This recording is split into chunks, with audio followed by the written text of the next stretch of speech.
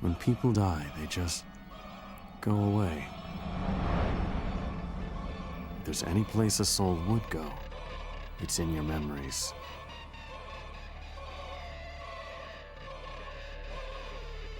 People you remember are with you forever.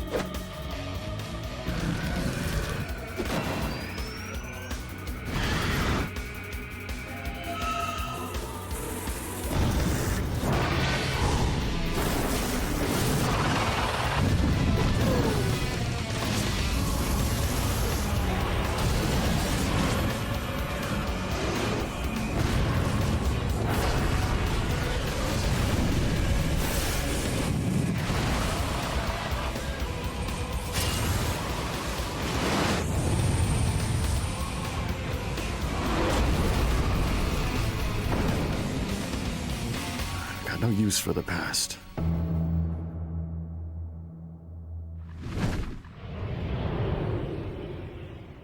What is up, dudes? Welcome back to Lost Odyssey, now on a brand new system. Well, brand new second-hand system, I should say. Courtesy of Gypsy for helping me get hold of a relatively cheaper replacement Xbox 360 so we could continue playing this game. But unfortunately, the struggles are not yet over. I started installing each and every single disc so that we had less frame drops during the fights, as well as a little bit smoother transitions as well. And disc 4 of this game does not work. So I ordered a replacement copy of Lost Odyssey to see if that works. Unfortunately, it's a very common issue with Lost Odyssey as a whole. Star Ocean 4 suffers from it as well, and I think Final Fantasy 13. So basically this playthrough is guaranteed up until the end of Disc 3. After that, we'll have to figure out whether or not I can either fix Disc 4 by replacing it or by getting it repolished, recoded. And if not, we'll have to bench the playthrough until I find a working Disc 4. But it shouldn't be too much of a problem, to be honest. Like, I ordered a brand new copy earlier today and it should arrive around tomorrow, so we'll see. But yeah, welcome on in. Hope Loin, how are you guys doing? Good to see you. I'm a little bit under the weather, unfortunately. The hay fever is kicking my sinuses ass, and I'm a little bit sneezy.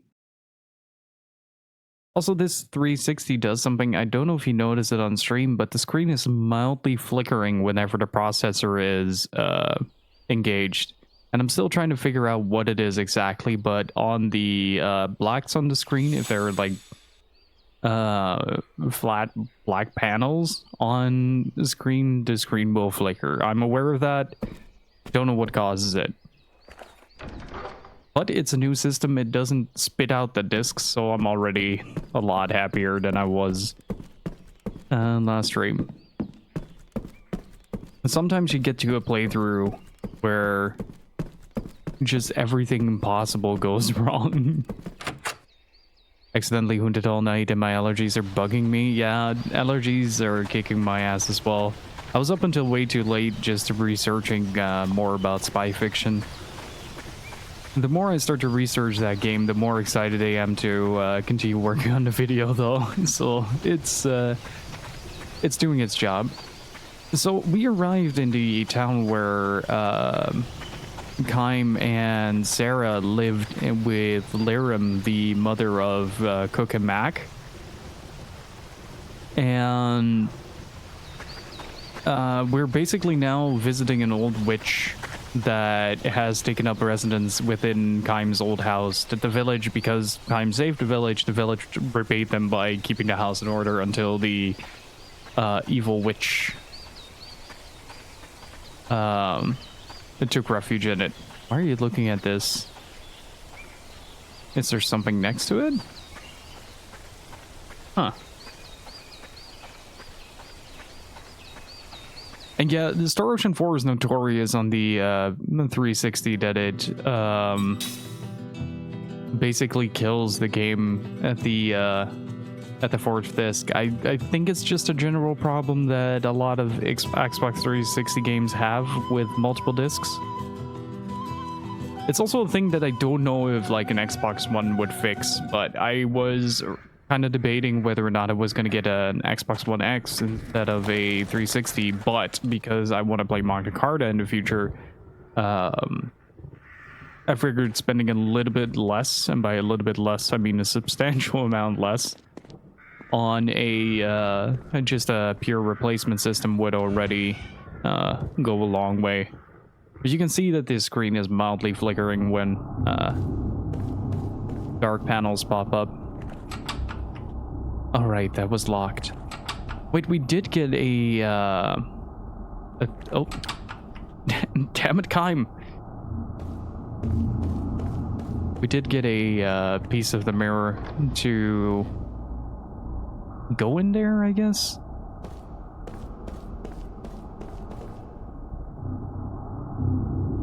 Looks like that gem was part of this mirror. Let's try putting it back. Placed large mirror jewel. Ah, up there. What's that light? This mirror looks kind of different from before, somehow. You're right. I feel magic power beyond the mirror. It's as if there is another world inside of it. The other side of the mirror. Hey, should we try going in? Sounds exciting. Not even waiting, just straight up walk into the mirror. Alright.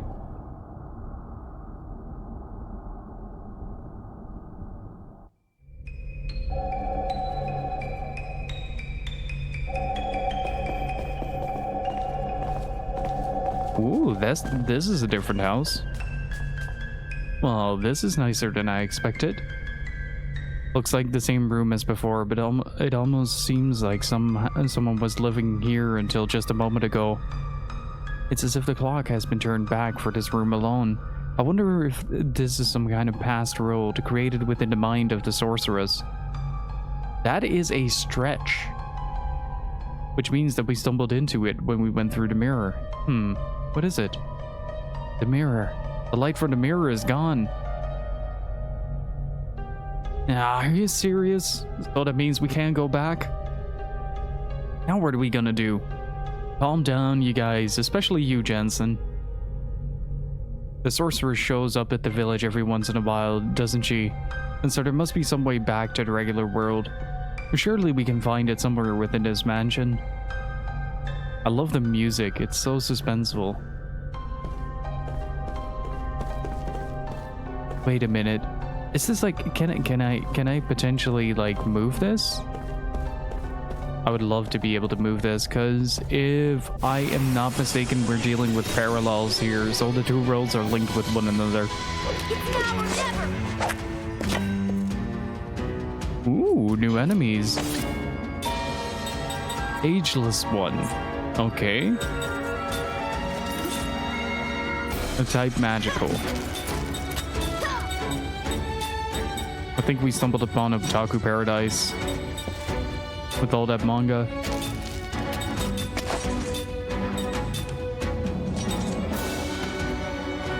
Oh, hey. That's odd. The character listing corrected itself. Huh. Interesting. The order used to be Kaim, Seth, Ming, Cook, Mac. And now Mac is properly listed on the front line. Hey, Shock, Joey, how are you guys doing? What do you mean no damage? Both of these people have magic. That's weird. Okay, so these are resistant to physical.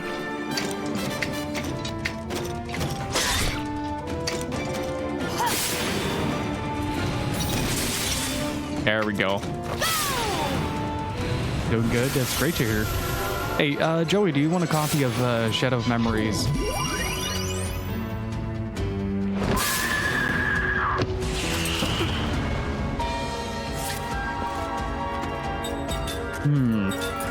Interesting.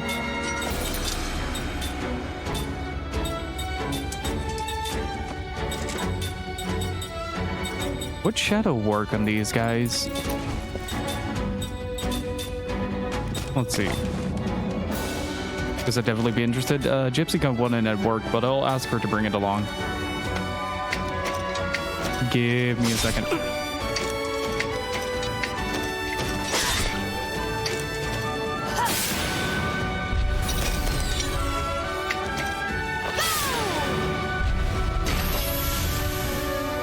Couple of bugs. Okay then. I'm actually quite amazed that Shadow does actual damage. That is kind of mental.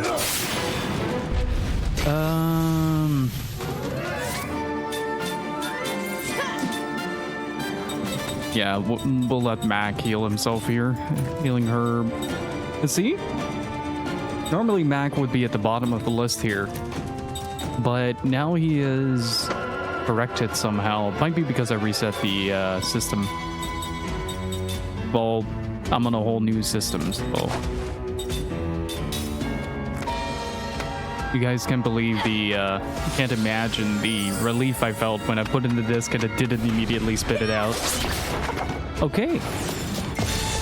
It's susceptible to attacks. Gotcha. What a waste of time. Couple of level ups there. I just realized, does Jensen level up with any of this? Level 4 white magic. That's pretty big.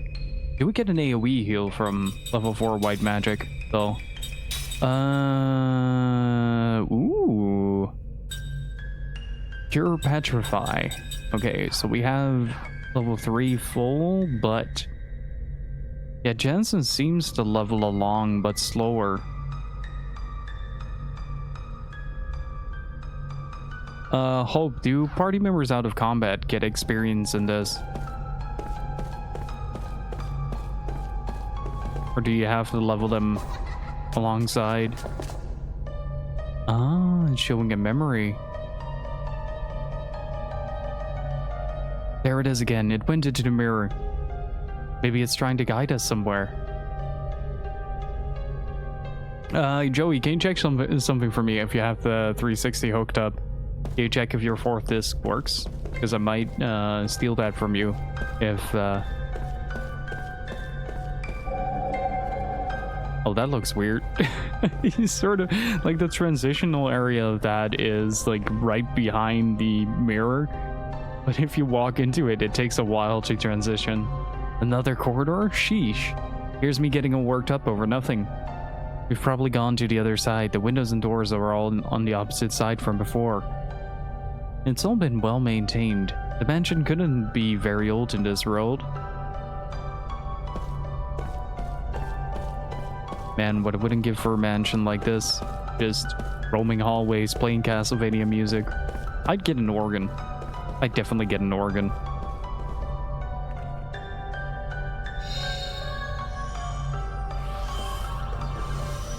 You can basically check by installing it onto the system. So if you start the installation, it should automatically locked from the inside. We used to never lock this. There. Oh. I see how it is. Thanks, man. Appreciate it. Is this supposed to be a clock? It just has strange symbols all over it, and no numbers at all. I think we can move the clock hand.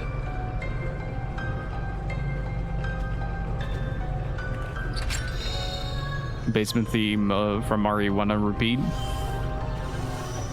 I heard the director. I've never experienced this myself, but I heard the director's cut soundtrack was ridiculously bad.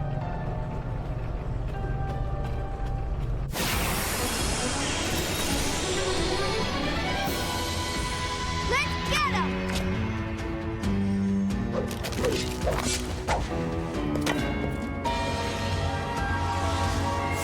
All right.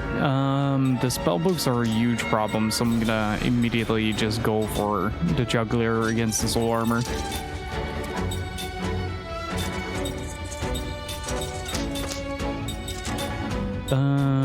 Shadow it.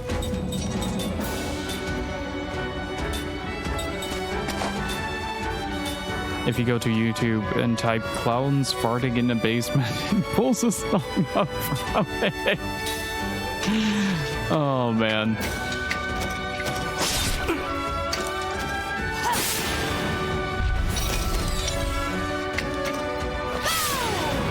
Joey, I have sad news to report. Unfortunately, the Shadow of Memories was already sold. Sorry about that, dude.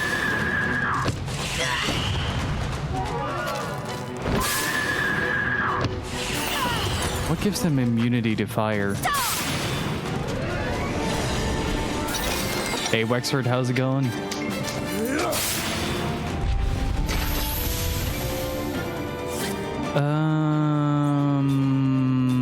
Let's take down the ageless one. I'm gonna have Mac heal himself again.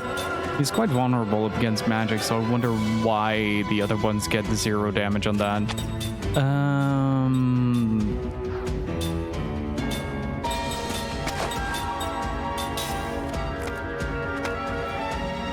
Shenanigans on Twitter with Tom Olsen.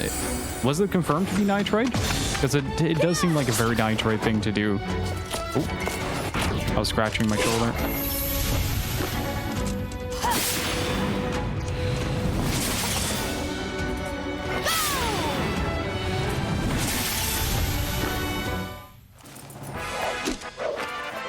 Like taking candy from a baby.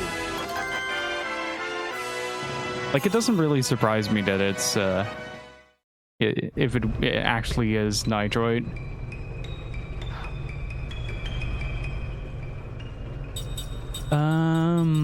Wait, we can actually do a status check, right? Next 100. Okay, so that is kind of a problem.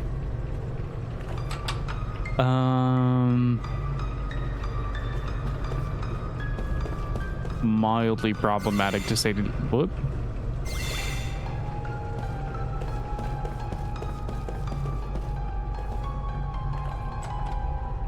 Yeah, I was thinking like, hey, that might actually be nitroid.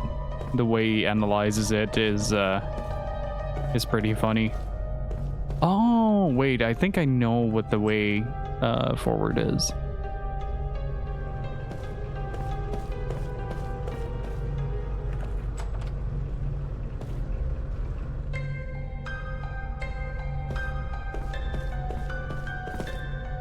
Look, the mirror. Some kind of strange light is coming from the top. So this mirror has been the way back to the regular world all this time? And it's sitting right at the opposite side of that first mirror.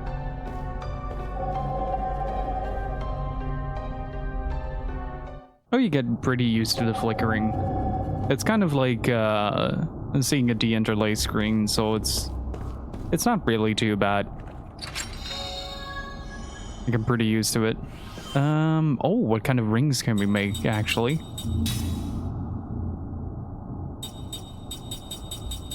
Osmosis Ultra. Magic Luring Stone Anger Ring. Absorb a small amount of enemy HP. That might actually be a good one. A Daydream. It slightly increases magic delay. A ring that slightly delays enemy casting time. Yes. Okay, that might be huge if we encounter a spellcaster boss.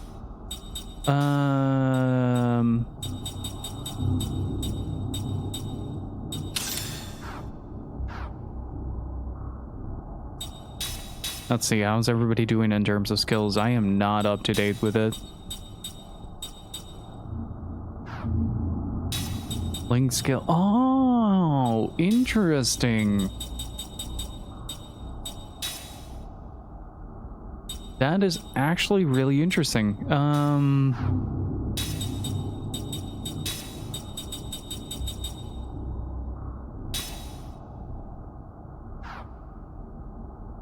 How about Seth? Okay, we're still learning wall.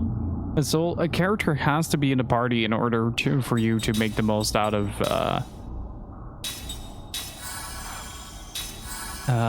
their kit. Like, you don't earn any SP from just roaming around and just doing nothing. You actually have to actively have them in the party in order to get their skills as an immortal. I still find that system really interesting in this. And also hope you were right about the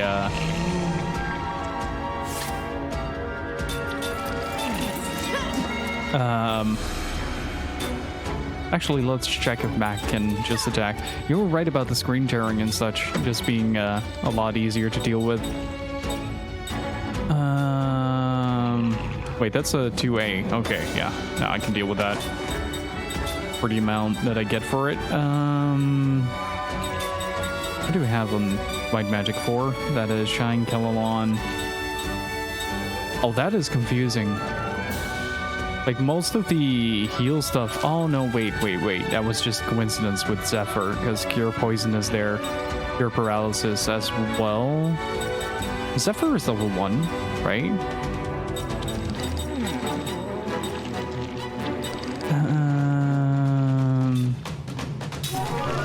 Yeah, it definitely helps with, like, a lot of the transitional screen tearing, so far, at least. Please hit. Nice. Oh, it's 10%. It's a flat 10%.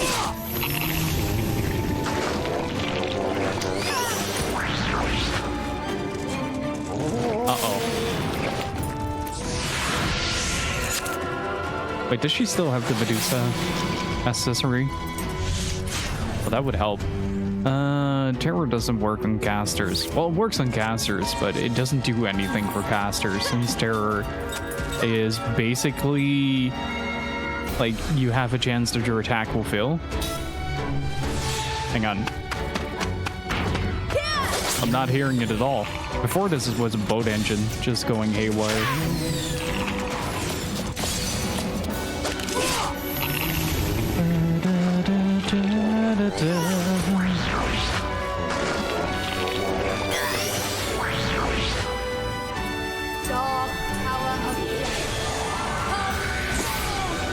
But it's amazing how much mental space something like a quiet disk drive or a functioning disk drive works.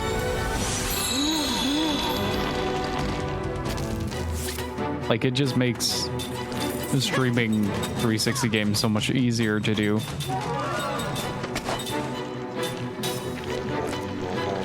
I do want to point out that it was entirely my fault that the thing broke to begin with. I'm amazed that it held up for so long. It's not entirely flat. Maybe it's 10% on a crit. Like, if you do a perfect. That was close.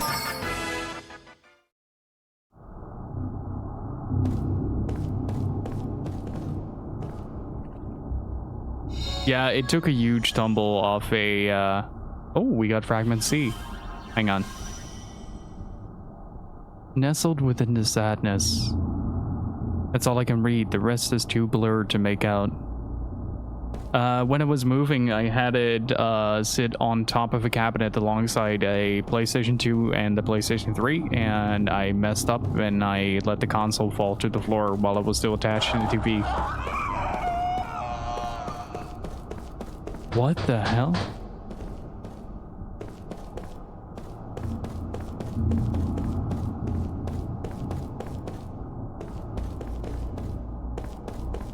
Granted, it still worked for 6 years after that. It just recently started going really bad. Was it made of Nintendium? If Nintendium means that if I stare at the thing, it just breaks apart, then yes.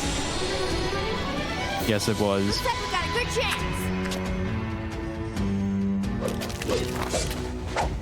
How's the sound balance, by the way? I'm noticing that the sound output of this one is slightly different than the other. So I'm hoping it's good. 3 tempters.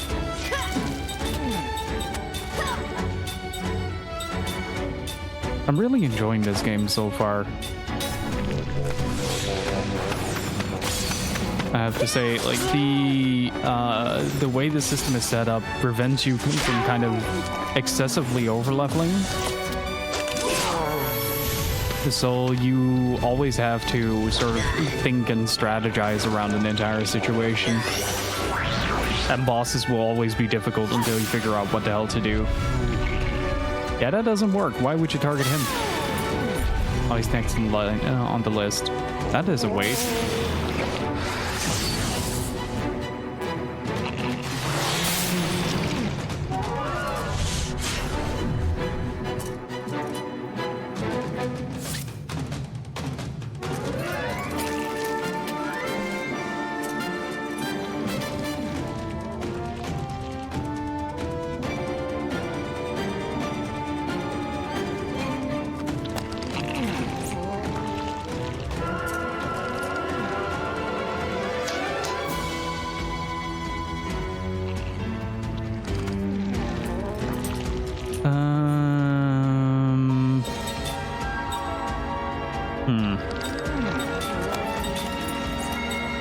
Wait, who am I praying as? Is Kain? No need. Wait. Oh, they're frontlining as well. Okay, that explains a thing or two. Spell.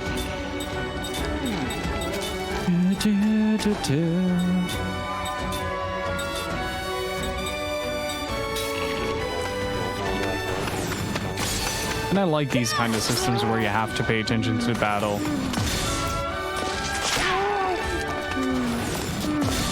It's one of the things I really liked about the Shadow Heart series as well. That you're basically non-stop paying attention to what's going on screen. Not very many JRPGs do that on this level. Just having something to interact with instead of like statics. I did not select him. That's weird. That's really weird. Why would you be weird? Game, explain.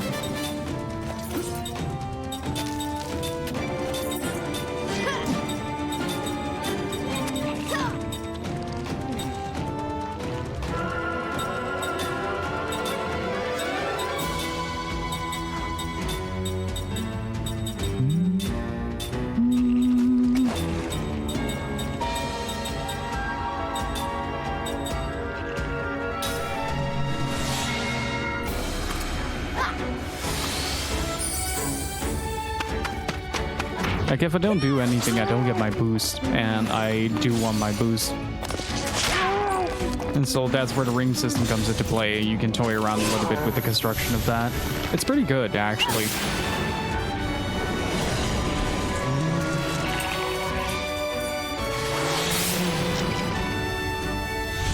I don't get why they would do that in the back row.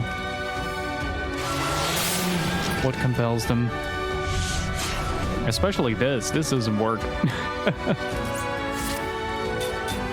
Well, luckily I have a damage booster on my magic skills, so I can...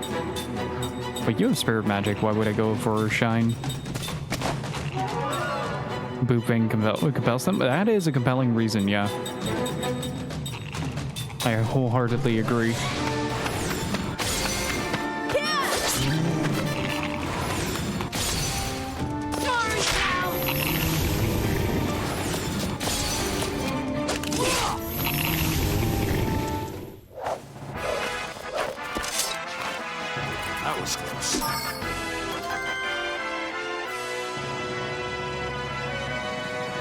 Let's see. Everybody's level 25, so I'm gonna continue with this. Oh, Seth learned wall. Nice.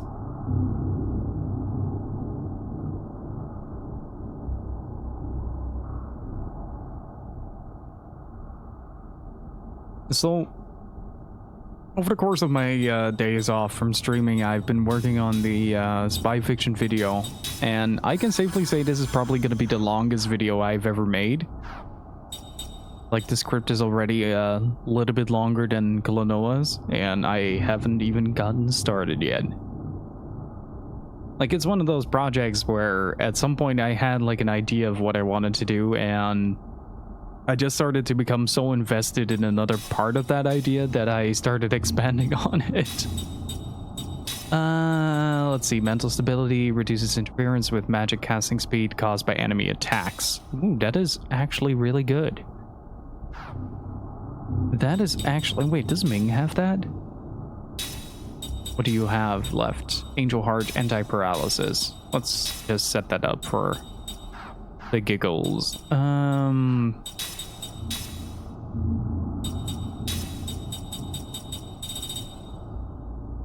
Let's see.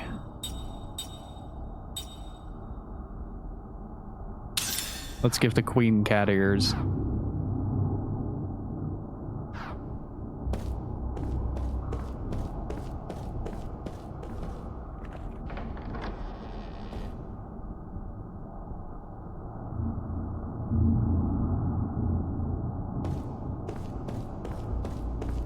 Okay, there isn't a way to go up there in this version, so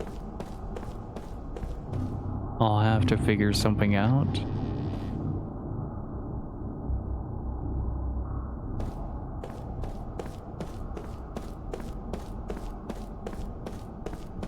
Oh, now this one glows. Gotcha.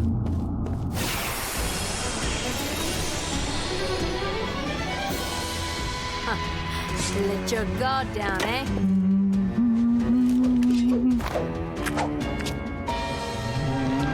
But yeah, it's amazing to see how different the two versions are. Like the Japanese version of spy fiction is genuinely something I would recommend as a game to play, whereas the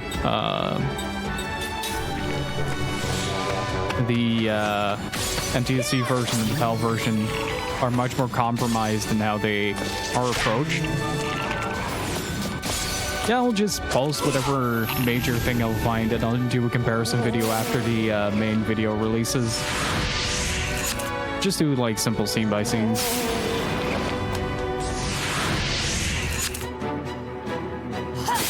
So we'll compare the opening and put that next to the original. I'll try to make the thread not super messy.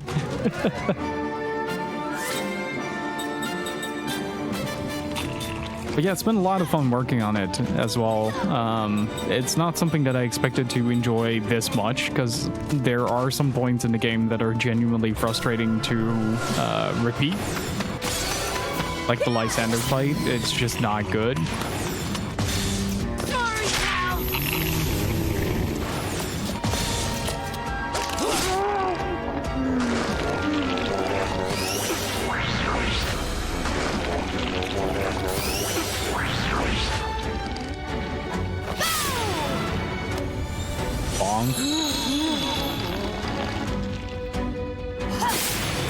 Your shine doesn't do too much damage. It's a very weak AoE.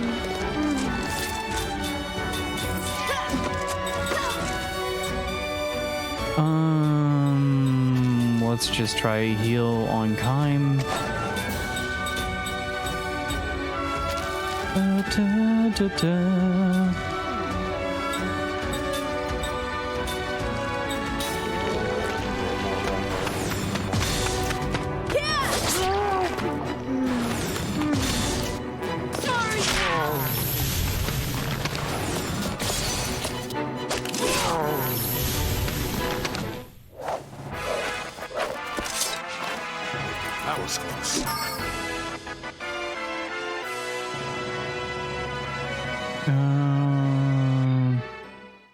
skill learned there. So you get a couple of different values in this game. Wait, why doesn't this work? Hang on.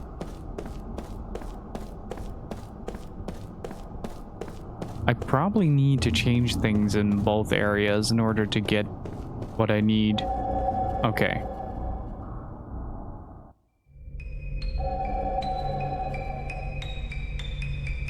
Yeah, I was looking at the into the Wayback Machine because the website for spy fiction is now completely defunct, and opened up the website and it said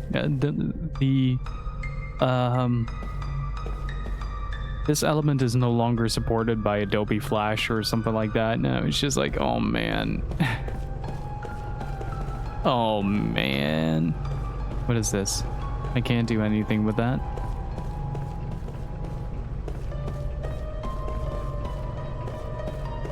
So I've been trying to see if I can run a local copy of the wait, what if I go outside, actually? That might be a fun thing to try.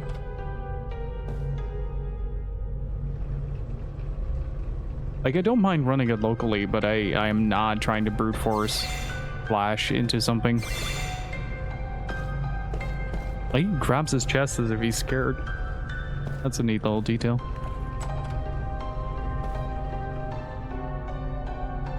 But apparently half of like the background story of a lot of the characters is hidden on the website, so I'm trying to get that to work. And a friend of mine, Hinengal on Twitch, is helping me with the translation of it.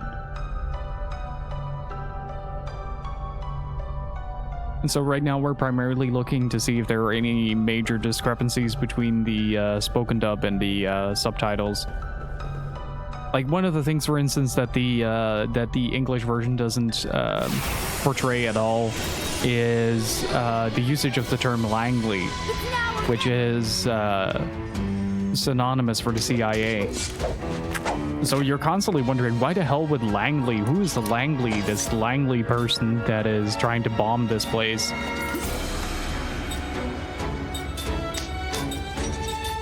But if you're playing the Japanese version, it also gets translated as the CIA. And it's a lot of like little things like that that make it fascinating to go through it. It's a fairly uncompromised view at Swery's directorial debut, and I really highly recommend going through it if you have like the time or the patience to sit through it. It's not a great game if you're playing it for the first time, but the more I'm playing it, the more I'm enjoying it, so...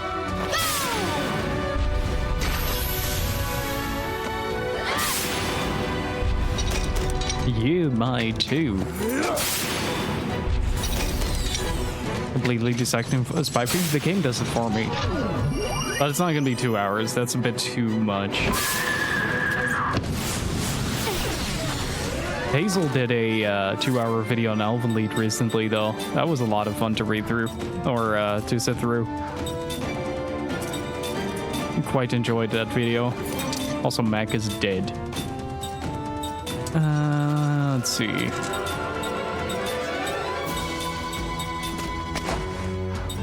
But yeah, I'm just kind of leaving the idea as is and just kind of making it whatever the hell I want it to be in the end.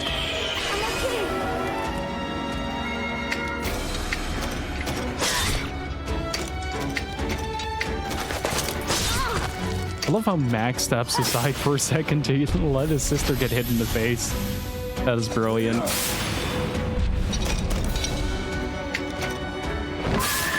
Okay, who's dead? History.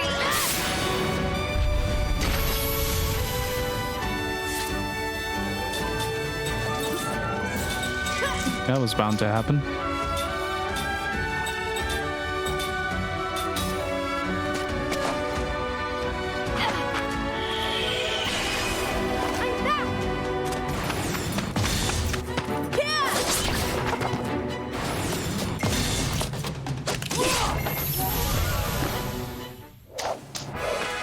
I love that these kids are just traveling around the world with their grandpa, and one of the main things that is happening is that they're just absolutely getting destroyed by a bunch of books. It's really good. Let's see. Jensen, please heal. Thank you. Ooh, Mac is getting some HP though.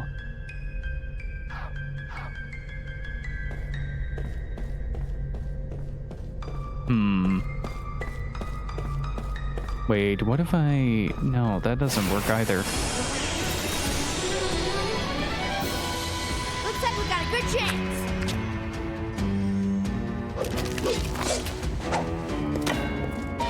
But yeah, basically what I want to do with the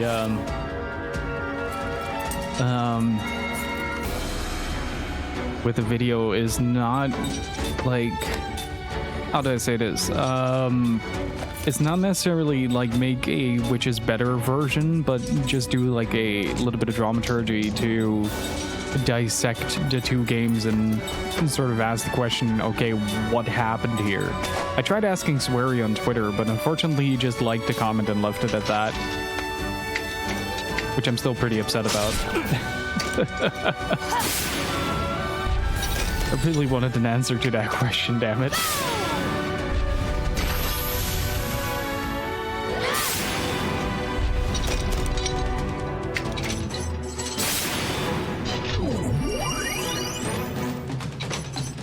And so I might actually have to pester Swery in the future to see if I can get him to answer a few questions.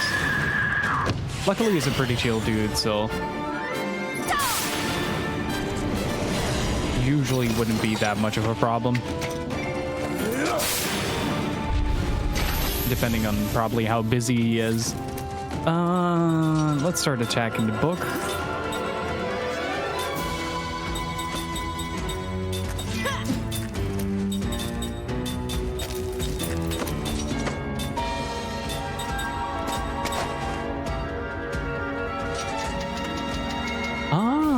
Sealed, I see. That's no problem.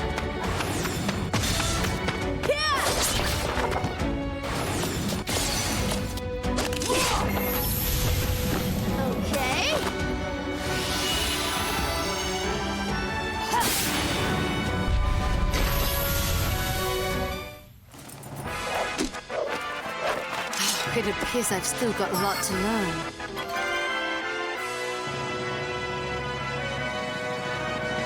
Okay, Kaim level 26, Quality Iron Sand, Seed of Terror. And lucky damage. At the very least, I'm getting a lot of really good experience from this.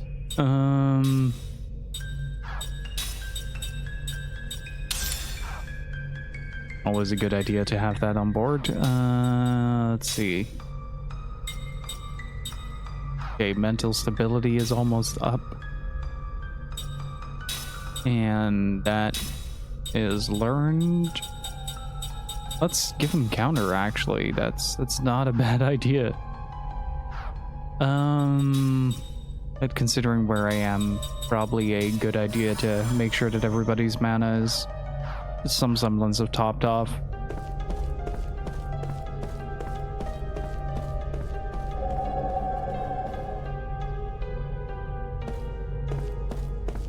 The past within the mirror hallway. Okay, so they're confirming it as the past. I was oh, finally we get the grab icon.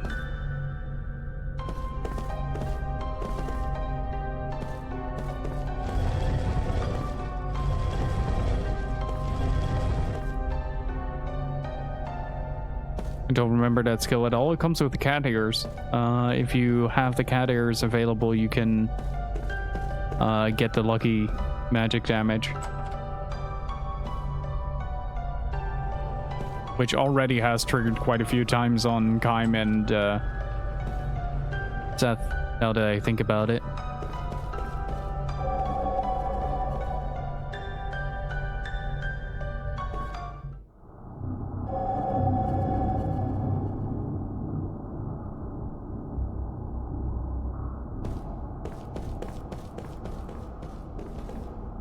I just love how this place looks. All the cobwebs everywhere, the cracked walls, everything being rusted over. I really like this aesthetic. What I don't like is that Twitch changed the /me command. It's now kind of not functional.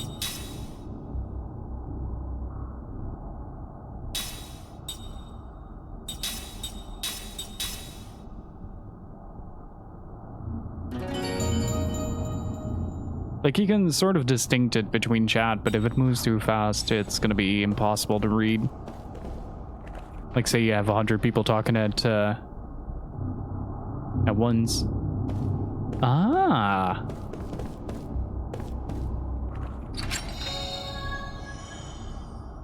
A celestial plate. Wait. Can I check the valuables?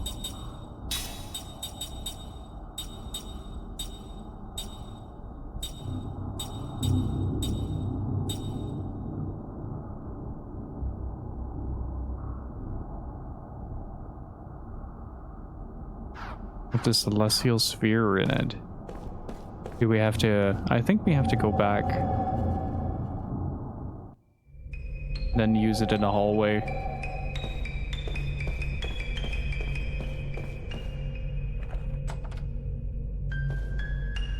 I mean, what would be the problem with that exactly? Like, you fall for it once and then you're the wiser.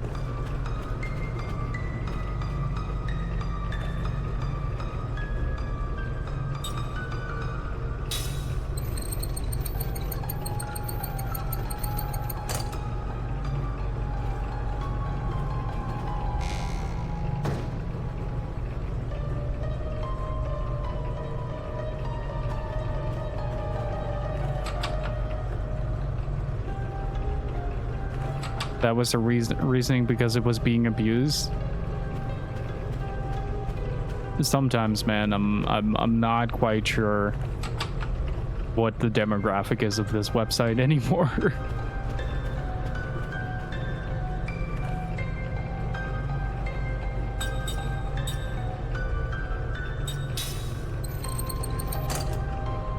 Let's see what happens if I do this.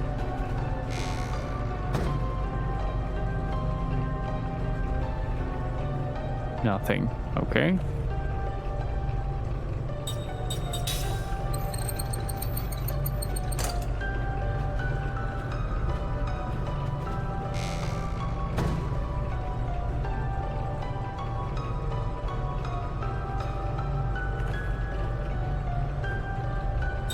This is odd.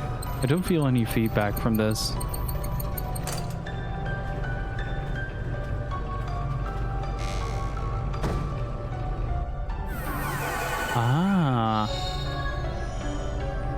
Red copper band. I don't trust this. Look, the door. Weird. It must have been some kind of mechanism. The music in this area is really good. Very eerie. I like it. Ooh. Can I open this?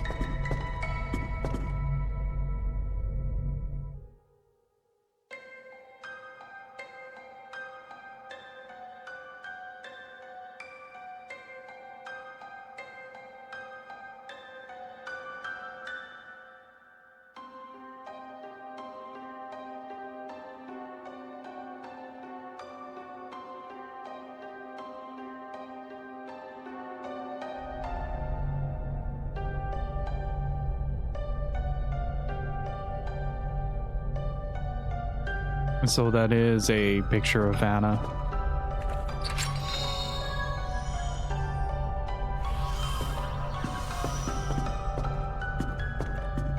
Okay, so now we have the celestial plate, we have the wheat plate, and we need the pot and the bow. Still, gotcha. At least I think that's a gotcha. Really depends on what's in this treasure chest.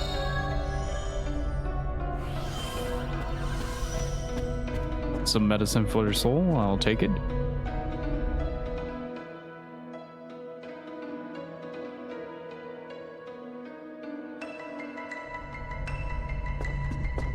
It feels really weird. Kaim seems so distant in these cutscenes, like not the loving pair that you imagine them to be.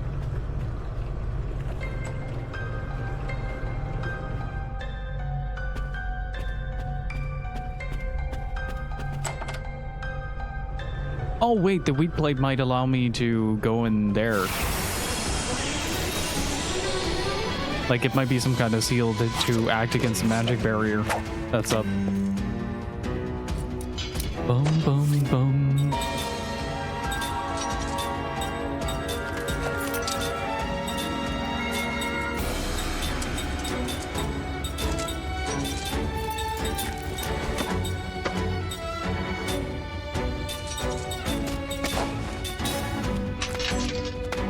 Let's see if this works.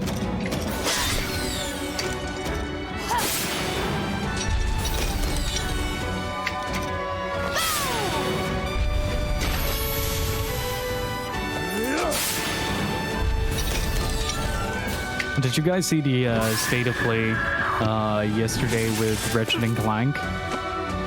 Because by God, that looks incredible. Oh, they really ate Kaim today. The seamless transitions with the rift jumping is incredible to see.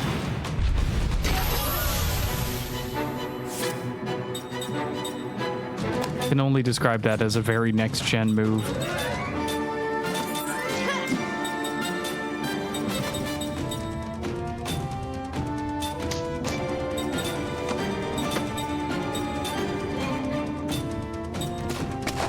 I didn't bother watching. You missed out, man. There's some real great tech on display there. Real great. I watched a bit of Returnal this morning. Giga Boots was playing it, and it seems like a really good game as well. Like some of these games reach graphical fidelities that I couldn't even dream of when I was younger. It's so cool to see.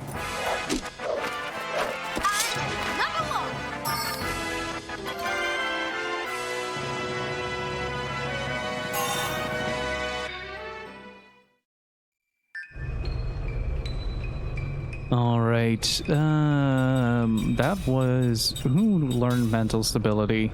That was Seth, right? Yeah.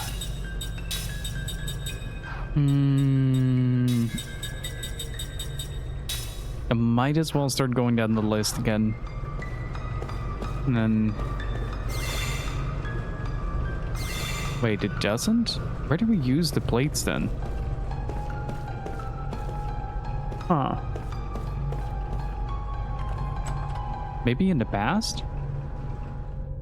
Or in the normal time?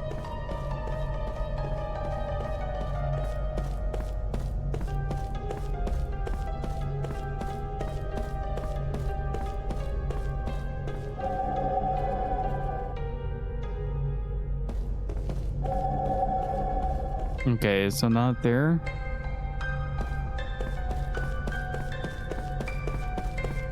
How much money do we have by now? 9K again? Oh. If it's a fight you want, you got it.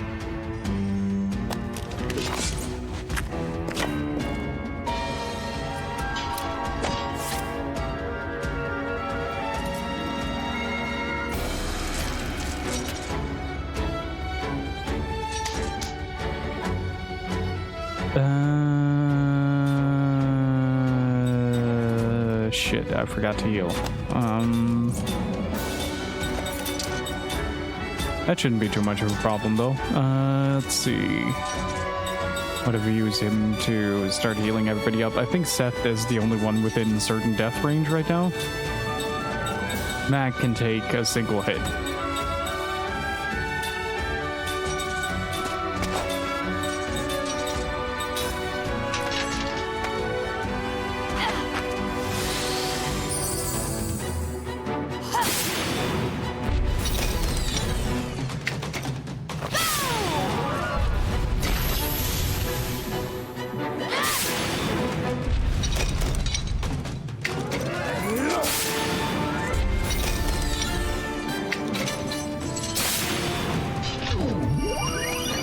Oh, okay, that might... Okay, who are you sealing? Ooh.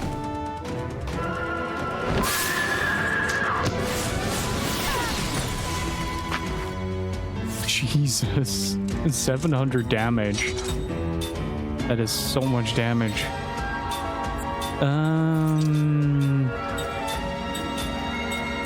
Let's see if there was any variance between...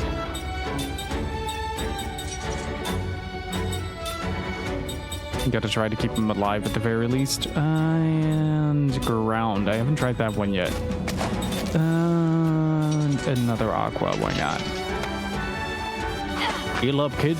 You're gonna need it.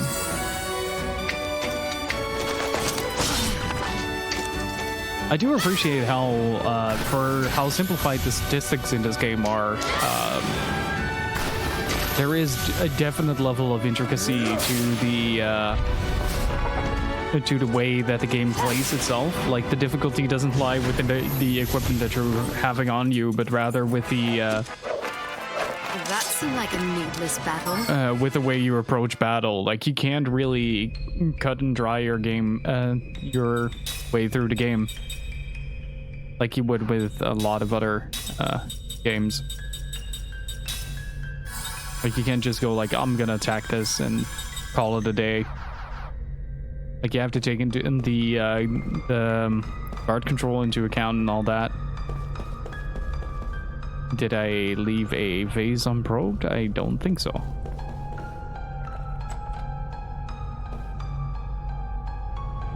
Okay, so both of these entrances are locked.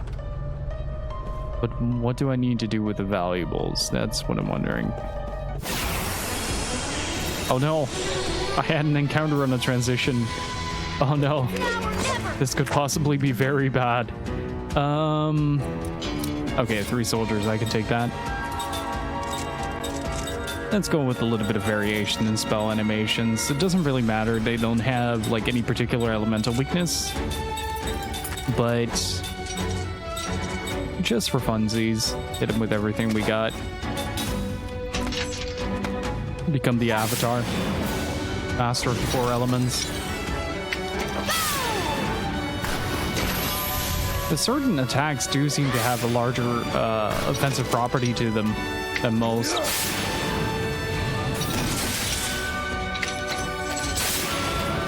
Oops, somebody's about to die.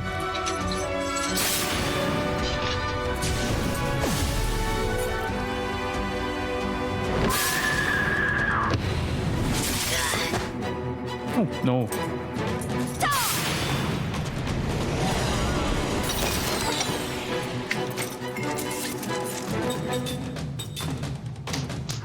What if we start attacking the ageless one in the back?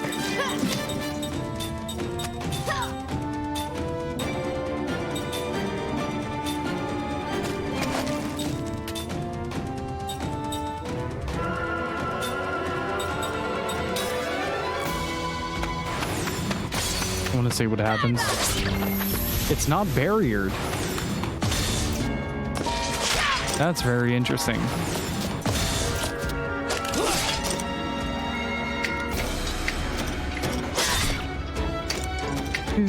Okay.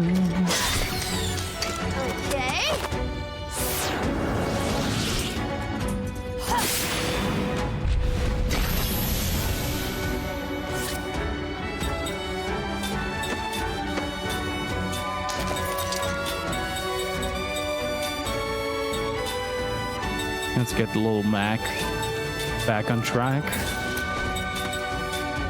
Da, da, da, da, da, da. Shit. Seth is the one with the low HP. Damn it. I read that wrong. It appears I've still got a lot to learn.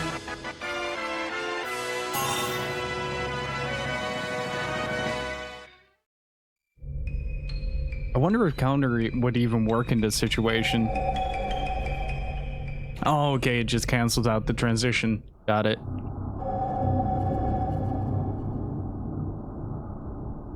You don't really see it in the recording, I think. A little transitional flickering. Odd. I'm gonna go back to town and get some more healing items as well as just kind of heal up for a second. And I think I know what I need to do with the plating. I think it's primarily just to get up top there.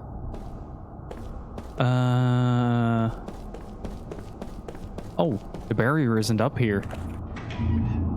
Oh, that is open now. I probably should have saved. Well, this is a garden, all right, but the circular thing on the ground and that fountain, there's something fishy about all of it. I bet something's supposed to go into round holes. Ah, that's where they come in.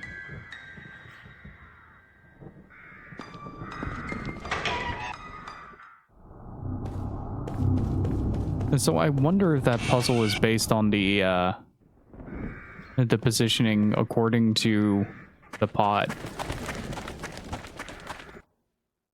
Wait, the pot was to the right.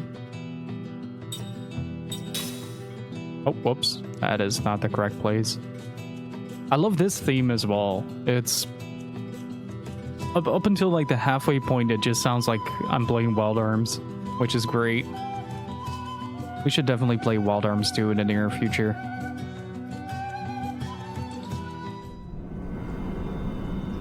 I just hope that at some point we'll be able to fix the fourth disc. We won't have to cancel this near the end.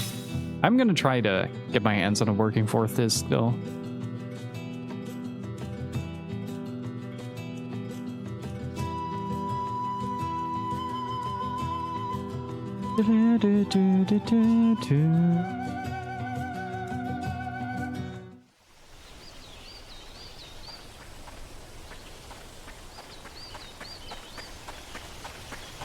Did we? I don't remember if we found more seeds in the mansion, but definitely worth another look over.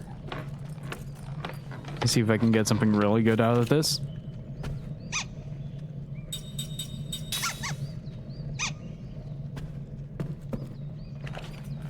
I wonder when that ungrateful little shit will give me another weapon. Probably at 40.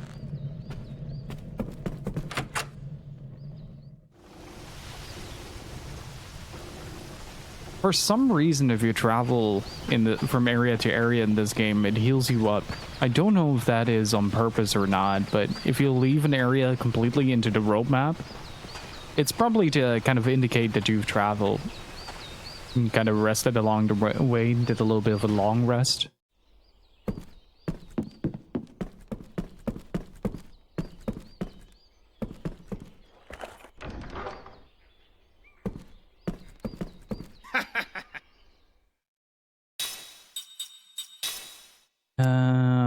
Let's get about 15 of these. And I'll make it 20. Mana herb. Another 8. Is there anything else? This is always a very good thing to have on hand. Like, getting to have too many angel plumes. Reminds me of the time in Tales of where I started buying apple gels by the max. You can just buy apple gels and never stop buying apple gels. It's a great time to be alive.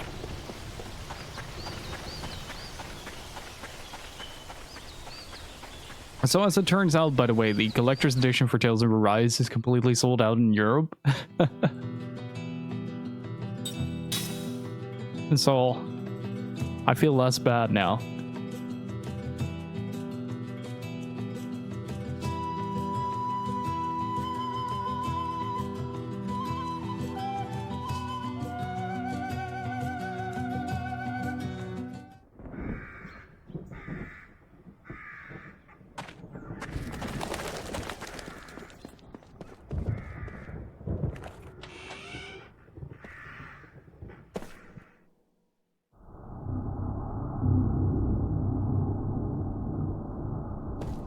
Monster Hunter Stories 2 CE, also sold out near instant.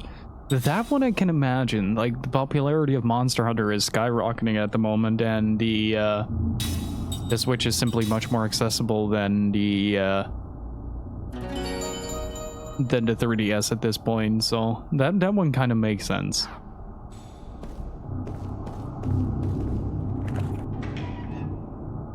Local shop near me, speaking of 3DS, recently stocked up on all the Dragon Quest games on the DS, and it looks beautiful.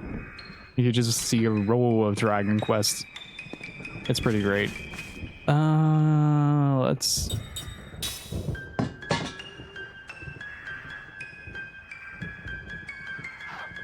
Oh, wait. No, that is in the correct spot. Wasn't the bow up top?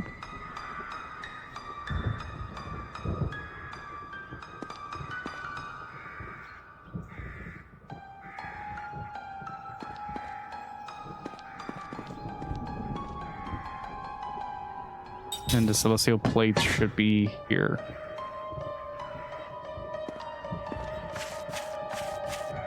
We'll try to bow on the right in a bit.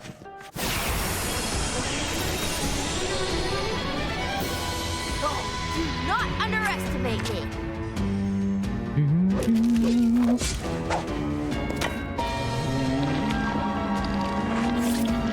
Probably because an amiibo is included. Maybe.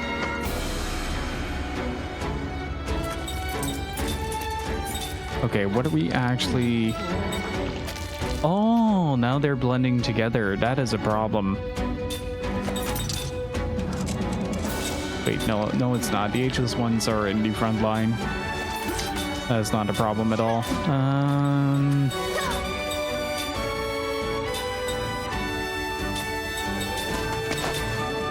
I love that idle animation on Cook. It's so good.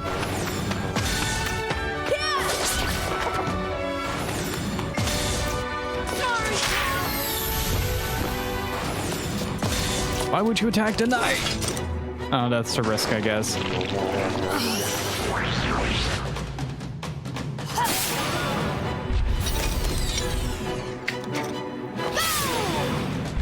Be gone, knight.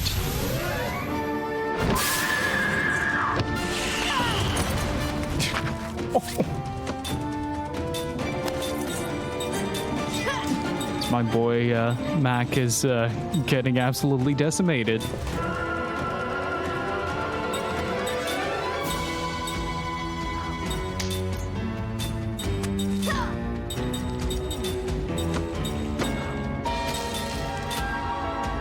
Yeah, it doesn't matter in this case. I am gonna try out the new healing spell on Mac. Yeah, for Ming it doesn't really matter.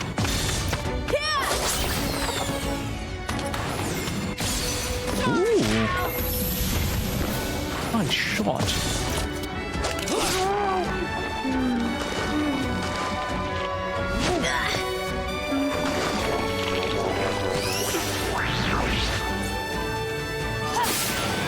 Also, I'm stupidly excited for the new season of Castlevania. That final trailer looks incredibly good. That is a lot of HP healed. Holy hell.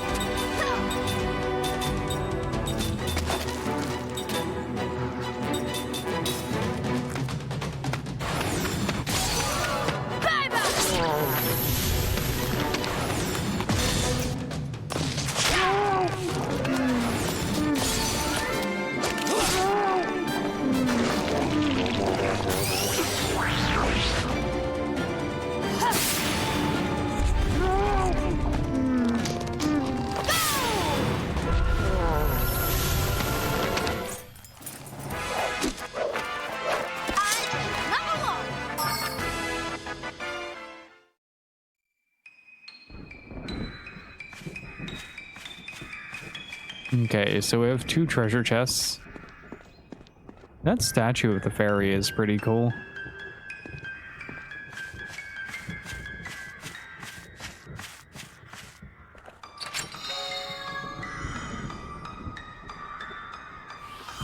Wonder if that last treasure chest on the left then is the one that we need. I love those little sort of particle effects that are dwindling about from the little lights that are flying around. And the bow blade. There you go. There it is. It's just that unique aesthetic that a lot of the later Final Fantasies kind of adopted, which is something that I really liked.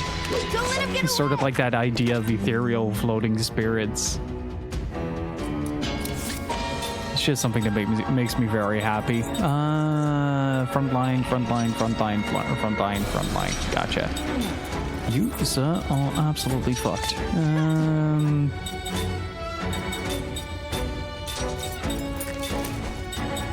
Let's composite this. All flare.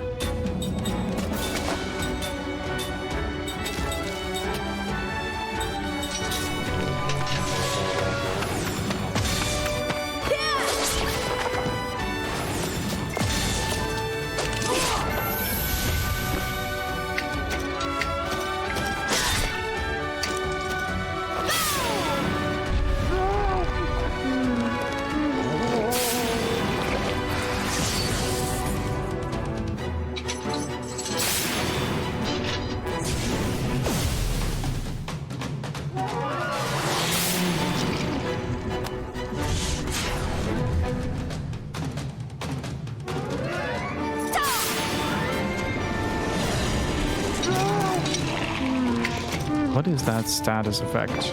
I know of Seal, but that isn't terror, is it? I think it's terror. Hang on.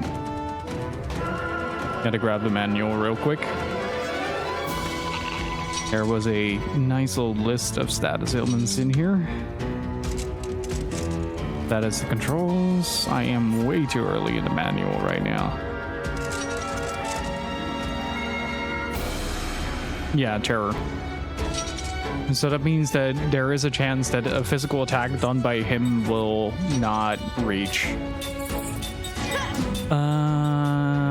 But that's okay. We'll just keep on doing this.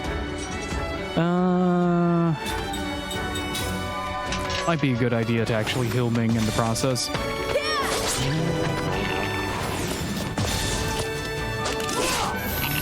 Got him. I think Final Fantasy X is kind of the one that introduced it, right? That sort of floaty particle effect, and it's something that was kind of a homestay with the Final Fantasy franchise ever since. Oh. I've still got a lot to learn. Ming wasn't kidding about the scorched earth policy.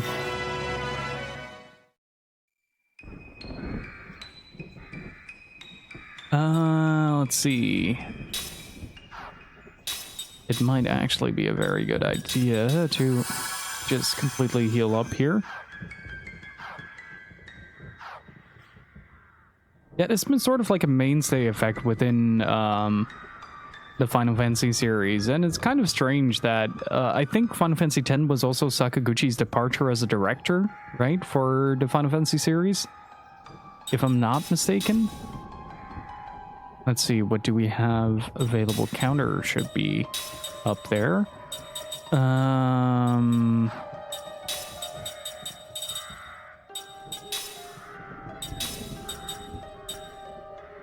Let's see. Power hit, steel, prayer, angel heart, factual analysis. Do I have someone else with factual analysis? Because I think I do. No. I'm going to keep that, but I'm going to replace steel with counter. Can I replace this with level 3? No, I did not, actually. Is it because I didn't equip the item for it? I didn't. That explains a few things.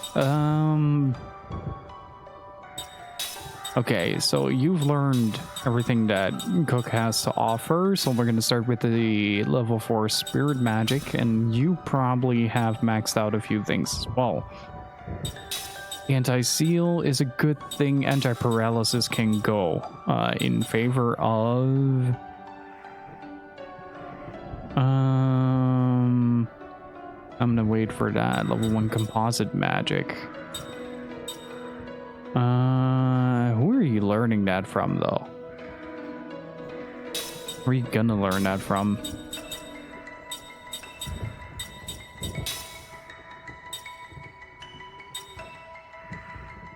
Yeah, this might be a good setup. MP max up is on the enhancement. Level 4 white magic is available as a linked skill right now, so technically she should be able to use that. Gonna save it up just in case a boss appears here.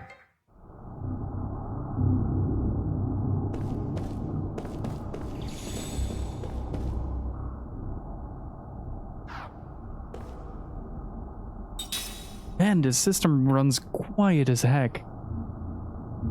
It's incredible. Last time we played this and I got to the second disc, I could hear it from the other room. And now it's just kind of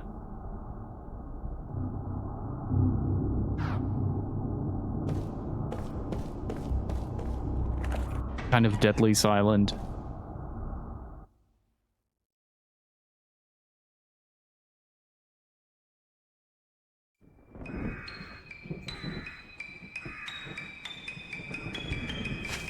The perk of installing. Can I put the plate in the ground? Time.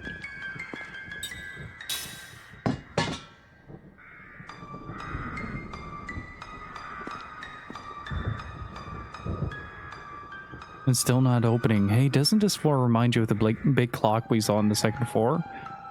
Maybe the way the clock hand is pointing has something to do with it.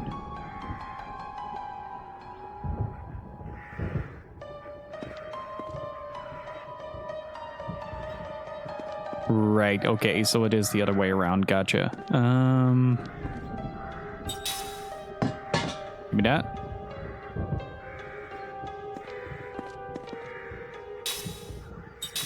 Give me that.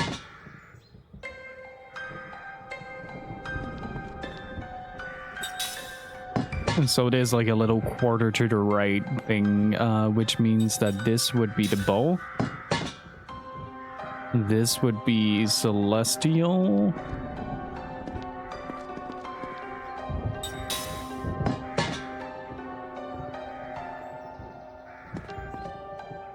No need to remove. And a wheat plate.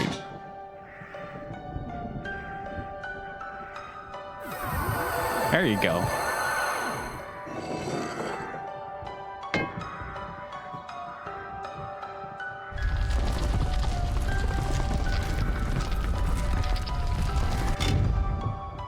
Oh, it's a descending staircase. That witch must have put in a lot of work here to make this happen after Kime left. Poem Fragment D. I will be back. This is kind of hard to read. I feel like I've heard this somewhere before. I wonder why.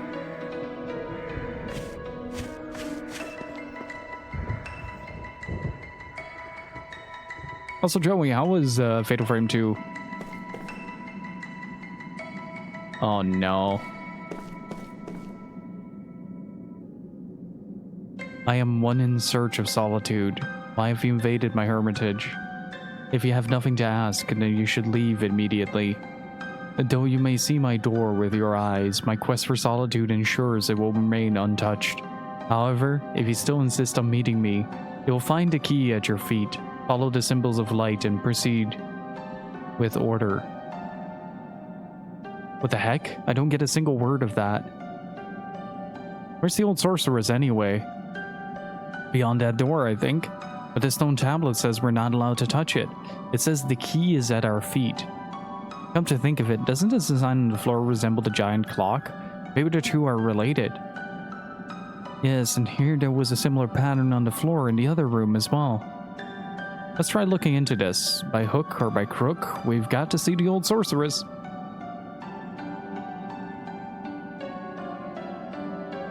And that is a light. What happens if I interact with said light?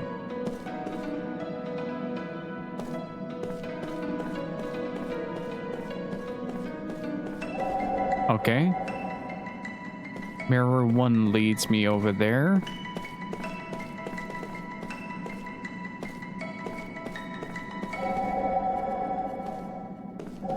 Wait, there's also like a little nook here. Okay, there's nothing here. All of them have the same motif, so I shouldn't really bother too much with looking at that. What if I use this? Ah, I see what the game is doing. The clock follows a specific route, and it should be that is on Celestial Body, and then it should be on Bow at some point. Or, hear me out, I am completely wrong on this.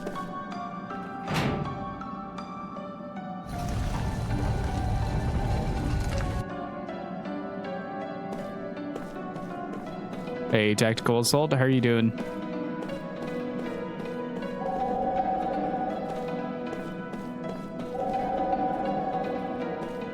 Okay, that plays an opening there. Wait. Oh, wait, I'm on the other side. Okay, gotcha. That makes a lot of sense, actually.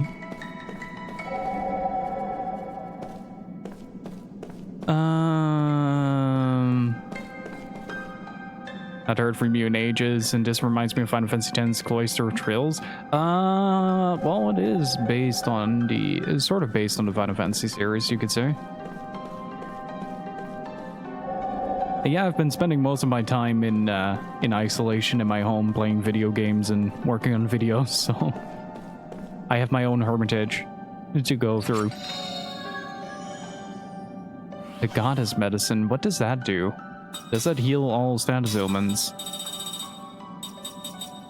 Oh, we got one more slot seed. I don't want to waste that yet, though. Mythical Medicine that revives a KO'd ally and fully restores HP. Nothing really different, though.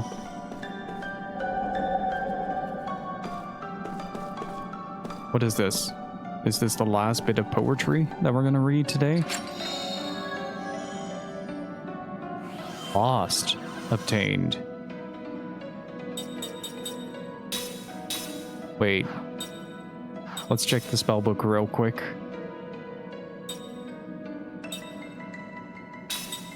It's level 3 spirit. Expels one enemy away from the battle. Interesting. You can just bop it out.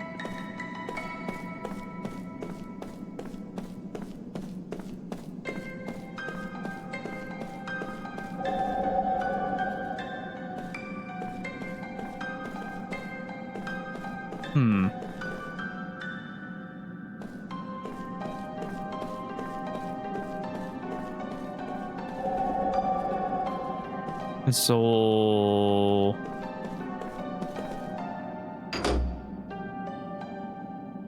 the light's got something to do with it, I'm sure of it. Yeah, I feel faint magical vibrations in the air too. Ah, interesting. Then another light is glowing here, which is the weed. That's the pot. Okay. Ah, okay, I see how it is. I see how it is. I have to find the... That's the bowl. I have to find the correct one with the correct panel. Yeah, there you go.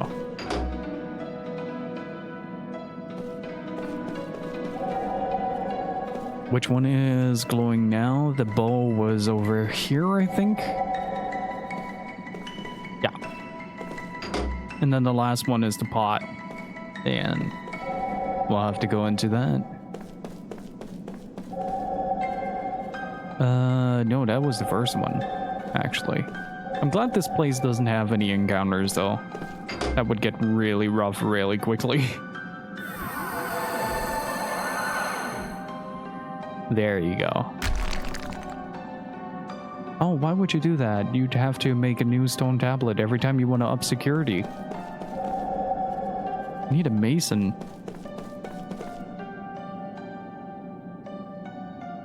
Just a moment. The magic energy is strongest here, on the other side of this door. She's here. I feel it too. Come on. To battle.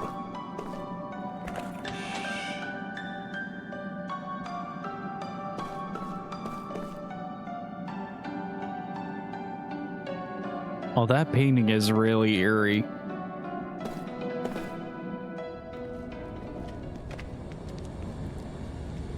I have a favor to ask of you. Oh, sad. What? So sad. Hello, the sorrow? What the? Magic energy. He's freaking. It's overflowing. What kind of magic energy is this? You mean you don't know?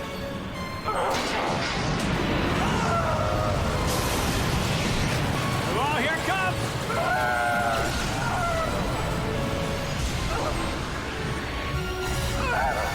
What's she doing? She's attacking herself.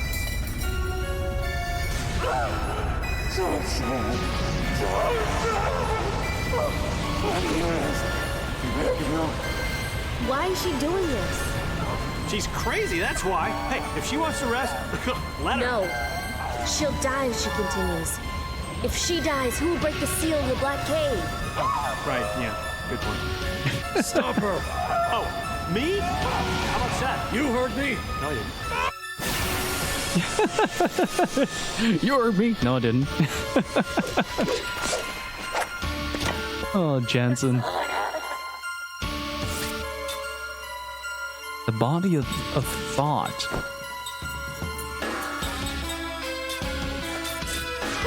Ooh, this is good. Ooh, I like this. Oh, wait, interesting. Hang on. Where's my elemental chart? There it is. You're Earth. So therefore, I am going to whoosh you.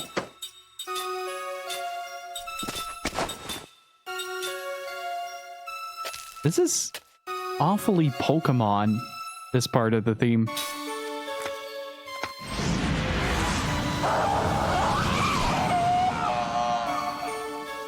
Oh, son of a bitch. Hey, Steve, how are you doing? Ow.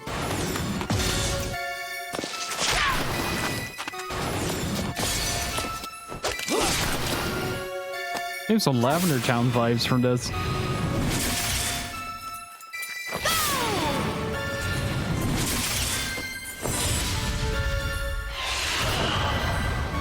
Okay, so we need to make sure that the sorceress doesn't die. Lament. Holy shit. That's gonna be a race to the finish.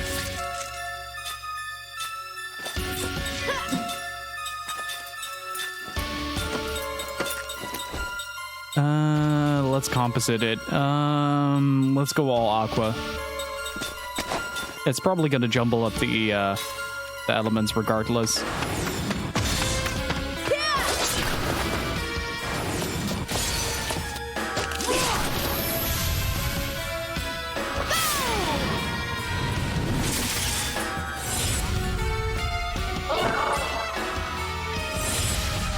And so far, Enrage is doing a lot of damage there. Look at that, almost halfway.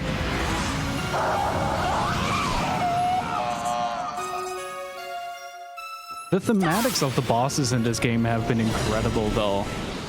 I do have to say, it's been fantastic to see what some of the bosses have in stock.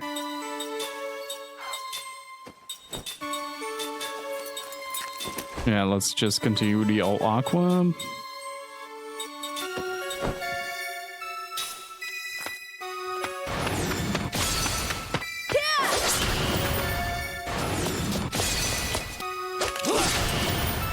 Dark power of death. Come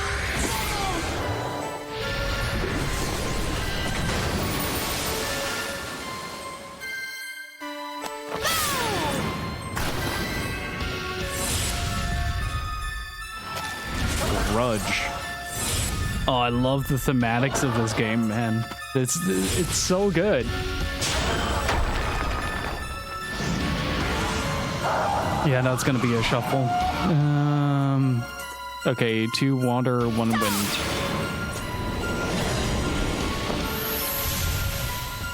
Okay, one of them down, 2 more to go. Body of Thought sea to water, so I'm just gonna do another shadow to get both of them. Water was earth. Yeah, it doesn't really matter. Like, usually a boss fight that you do has a sort of mechanic that involves a bar in the top left, either filling up the MP or a status of the boss, then they do a big attack. But this is really cool as well, where the old sorceress is literally casting out the negative emotions, and the negative emotions take their own sort of form and start attacking the sorceress. Really cool way of doing things.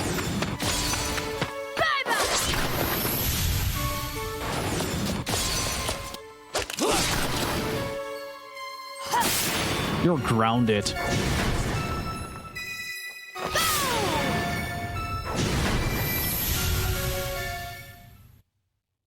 And we'll probably have to...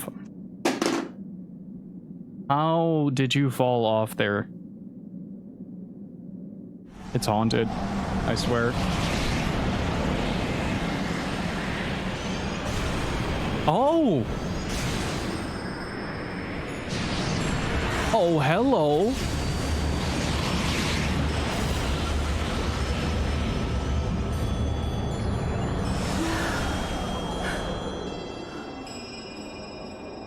Sarah! What? This is Sarah? This is our grandma? Our grandma?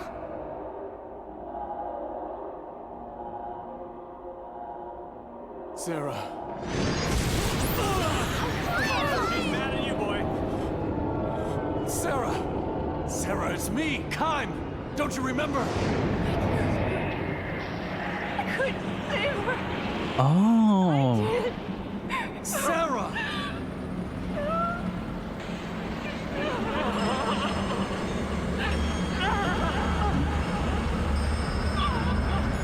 It's not working. Gungora's trapped her the same way he did me. She's punishing herself because she's convinced she killed Lirum.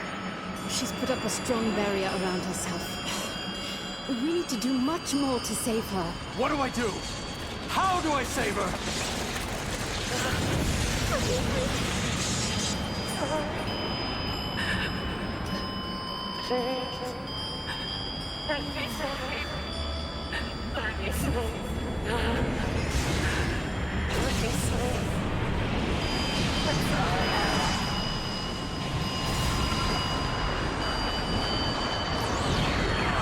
Oh, she's getting ugly. Oh. Sarah, no! Oh, the kids have an idea. Oh, listen, Grandma! You ready? Waves coming just like the morning comes. Things come and go, but soon they'll disappear into the dusk.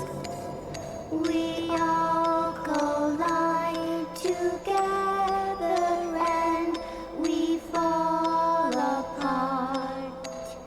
Then it all goes away. But there will come a day that our light will shine.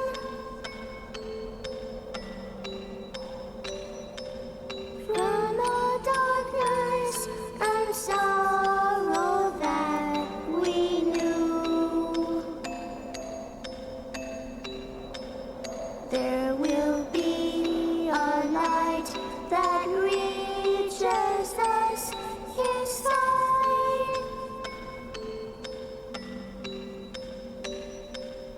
To a new world full of love that sees us through.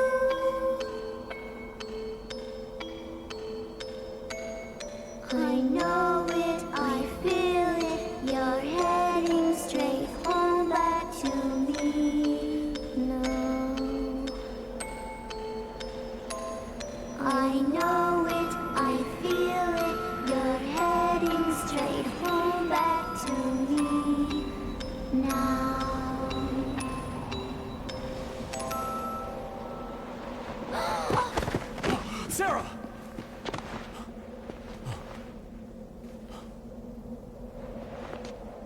Sarah, it's me, Kaim. Wake up.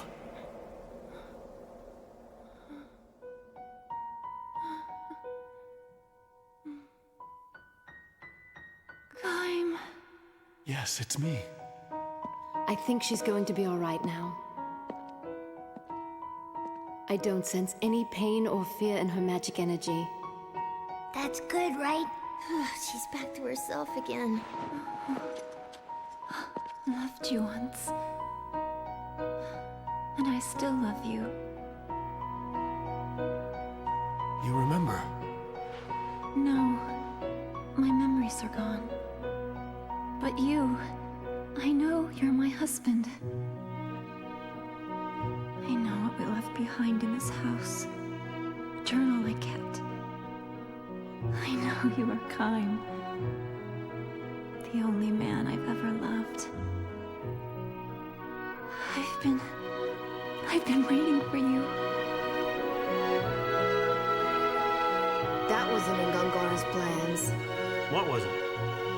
Record keeping. Even though Gongora erased her memory, Sarah was driven back here by the longing in her heart and returned to her home. The home spirit called to her. I could live here. The journals she left behind provided a record of her 1,000 years of living. Nice. Welcome home, Kaim. I remember you. I remember how much I loved you.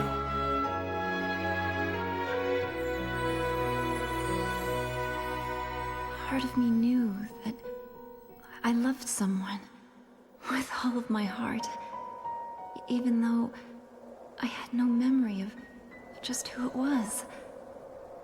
That and the feeling that I'd lost someone precious to me.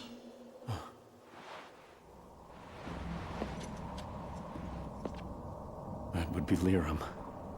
Liram, our daughter. Liram is no longer with us.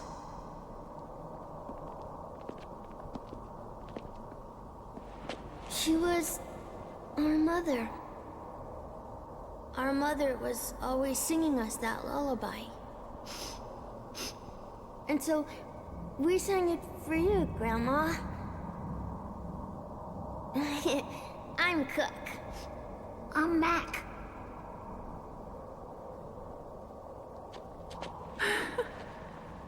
Nice to meet you. Cook? Mac?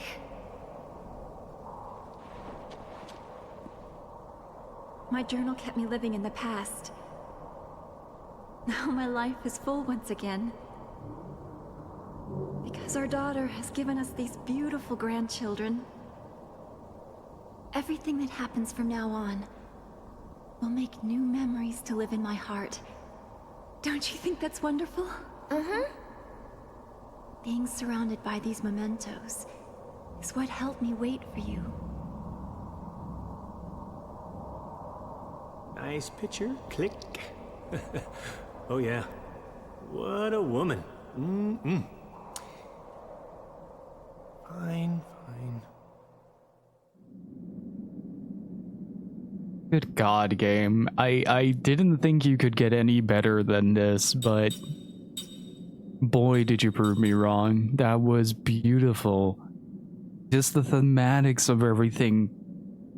Just the house literally manifesting itself into the ugly form that is Sarah's negative emotions, and that just kind of absorbing everything around it, and her just being absolutely wailed on by manifestations of this negativity, this guilt that she feels towards losing Liram. That was incredible. Okay, you are a caster. What do you have?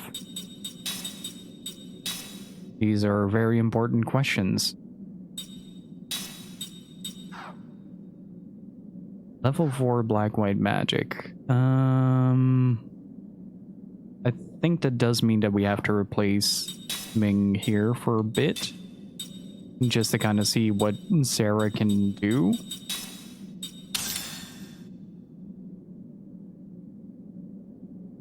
Just keeps refreshing me on what I loved so much about this game. It's an incredible experience. But geez, man, I did not like after the Lirim death scene. I kind of figured to myself that there is no way that the game will like top this in terms of how they're going to implement this. And the kids just walking forward and starting to sing the lullaby that their mother sung to them, it just has such massive ramifications for how that scene progresses. And literally Sarah being torn out of that guilt into the here and now, kind of shaking that barrier that has been holding her back. It's incredible.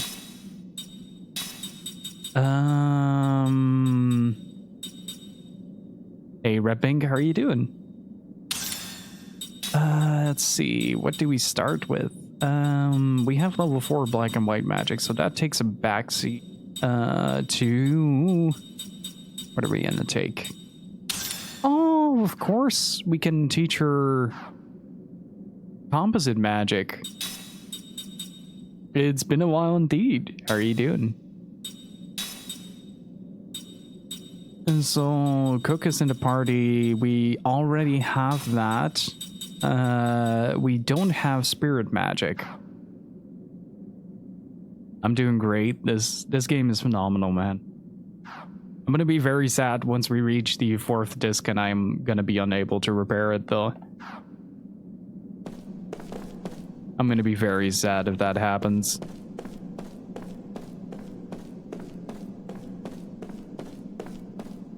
Oh, this is really cool. Just having this here. This is the clock plate.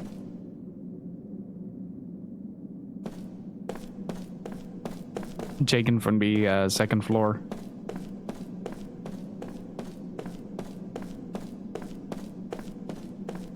But like, it starts off as such a tragedy. Like, everything in this game feels like a heart-rending experience.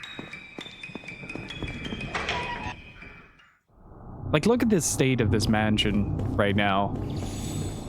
And just kind of imagine this as like a physical manifestation, and then going into the past is the place where Sarah's mind actually lives.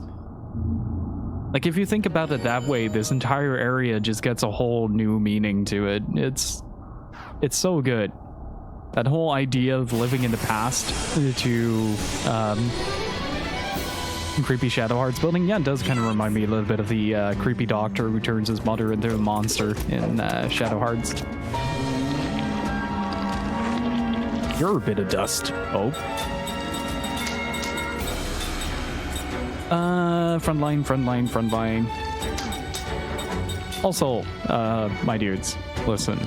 If you want the most wholesome streamer on Twitch to be on your follower list, and an absolutely excellent dude with the coziest vibes in the chat, go check out Hope. He is a great dude, and I am going to shout him out because shouting yourself out is a little bit awkward. But please do go check him out. He's currently on a Adelair binge, and it's a fantastic watch. Look at that character model, though. The amount of detail on the what do you call that? The little neck piece that goes down the back. That looks really good. And look at that staff. I really wish this game had a model viewer, like in Shadow Hearts, where you could look at the models.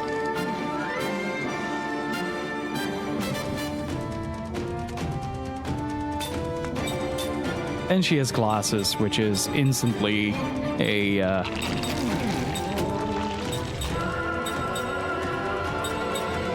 little bit of bonus points right there.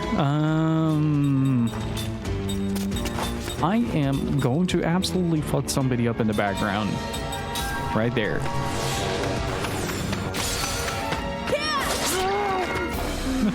He sounds so surprised. And going into battle not expecting to get hit.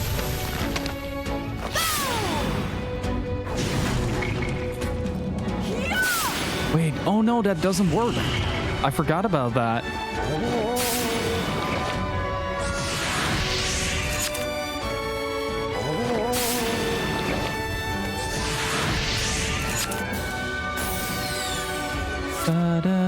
That was fast. Holy shit.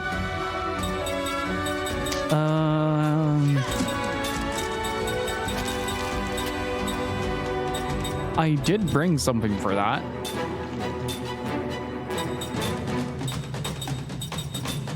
You probably have shine, right? Yeah, there you go. Yeah, I'm loving this soundtrack, man. It's kind of hard to describe, but so far it has been feeling a lot like it's kind of Motoi Sakuraba, God damn it, every single time, Nobuo Uematsu, but without the sort of shackles of Final Fantasy holding it down, if that makes sense. Like, it's not necessarily a bad thing that he has like this sort of thematic overlaying when it comes to Final Fantasy, but you can definitely tell that there is a lot of experimentation that he wanted to do when he got to the point of doing this game. Like, that's how it feels, at least. Do I have something against blind?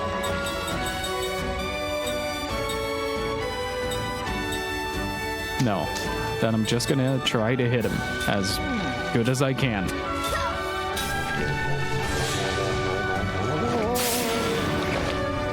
Yeah, you notice it a lot with like the instrument choices as well, where it just feels very different by comparison.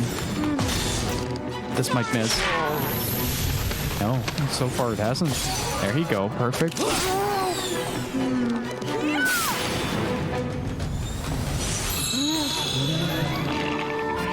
And once more.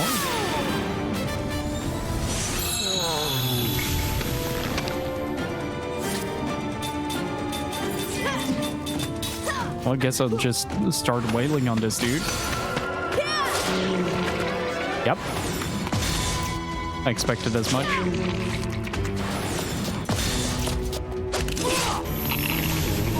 Oh, okay. That solved that fight a lot faster than I thought it would. Candy from a baby.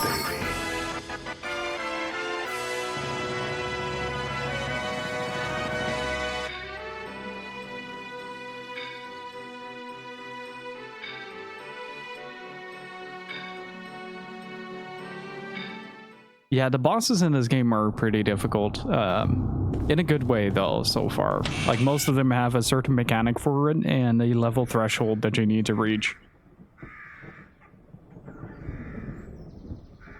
Sarah, we need to get to the Goatsen capital. We'd like you to unseal the Black Cave. That seal was set to prevent an invasion by Gotsa, so that Tosca wouldn't be caught up in a war. Yeah, but just, you know, your head was screwed on wrong then. Even with your memory gone, you acted to protect others. The longer we leave Gongora to his own devices, the more children like ours will come to harm. Help us, Sarah. Come.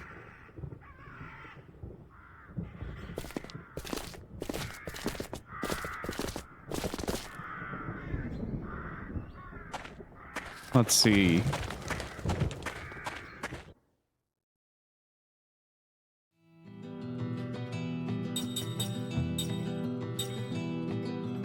And just listen to this music.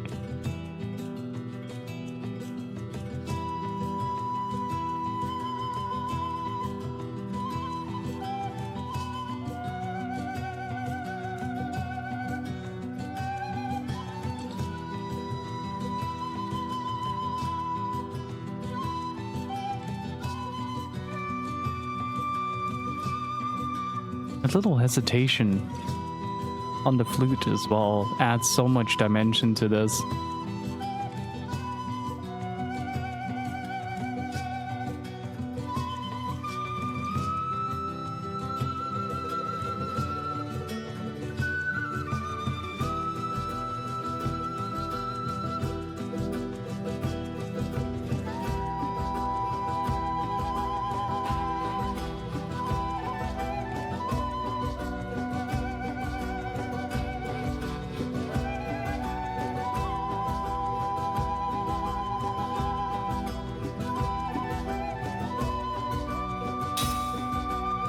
Let's see if we can buy Sarah a better weapon before we continue onward.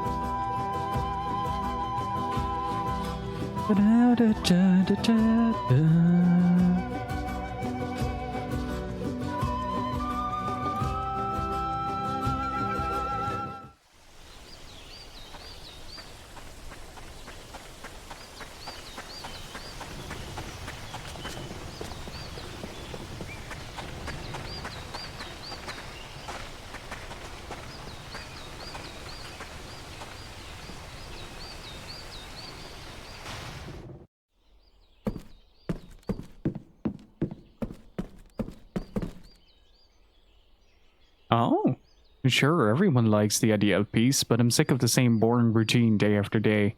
Gotta get out of this village. Not this again. Alright, I'm gonna take a really short break here to use the bathroom, and then we're gonna read out this story, alright? Be right back. Let's see what the 1,000 Years of Dreams has to offer this time. We've been having pretty gentle stories by comparison. Like, the one with Seth had a lot of existential dread to it, but it's nowhere near in comparison to, like, some of the earlier stories that we read. So I'm kind of hoping for a bit of both. Let's see.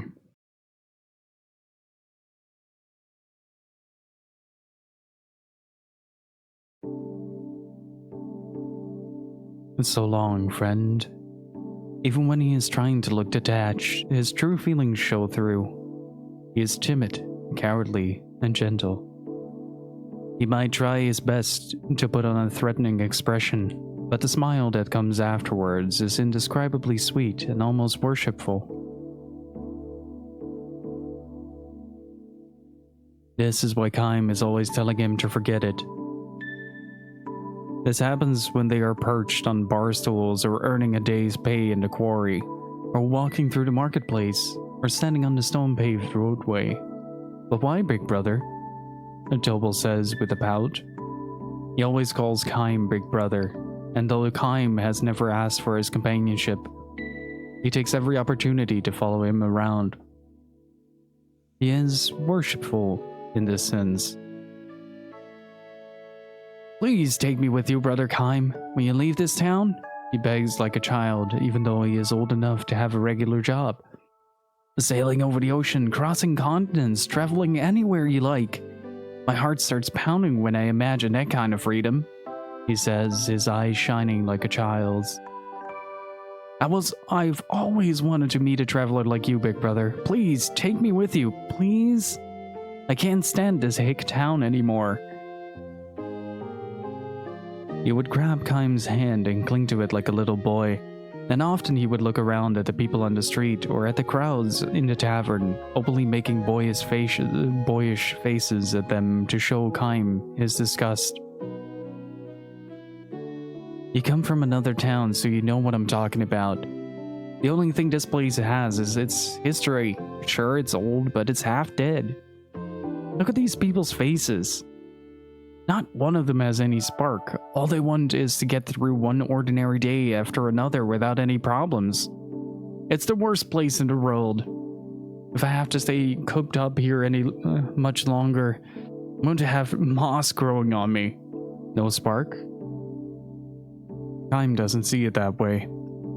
People here behave with refinement, a mild manner appropriate to a historic town known as the ancient capital. They simply have no taste for the kind of ambition that go with high hopes or danger. Having never set foot outside this place, where he was born and raised, Tobal knows nothing about other towns. Time knows all too much about them. There are those that used to be the left and right banks of a single town separated only by a river, but which now clash in hatred and intense and ongoing war.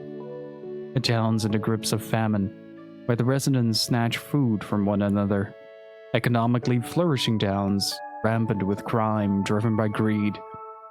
Towns of rotting houses abandoned by their people in search of wealth and prosperity, while just over the hill, There's sparkle boom towns where the people celebrate their riches all night long.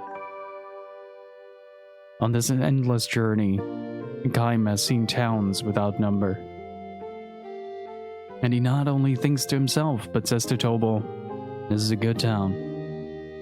But praise is the last thing Tobal wants to hear about his hometown. "You must be joking," he says.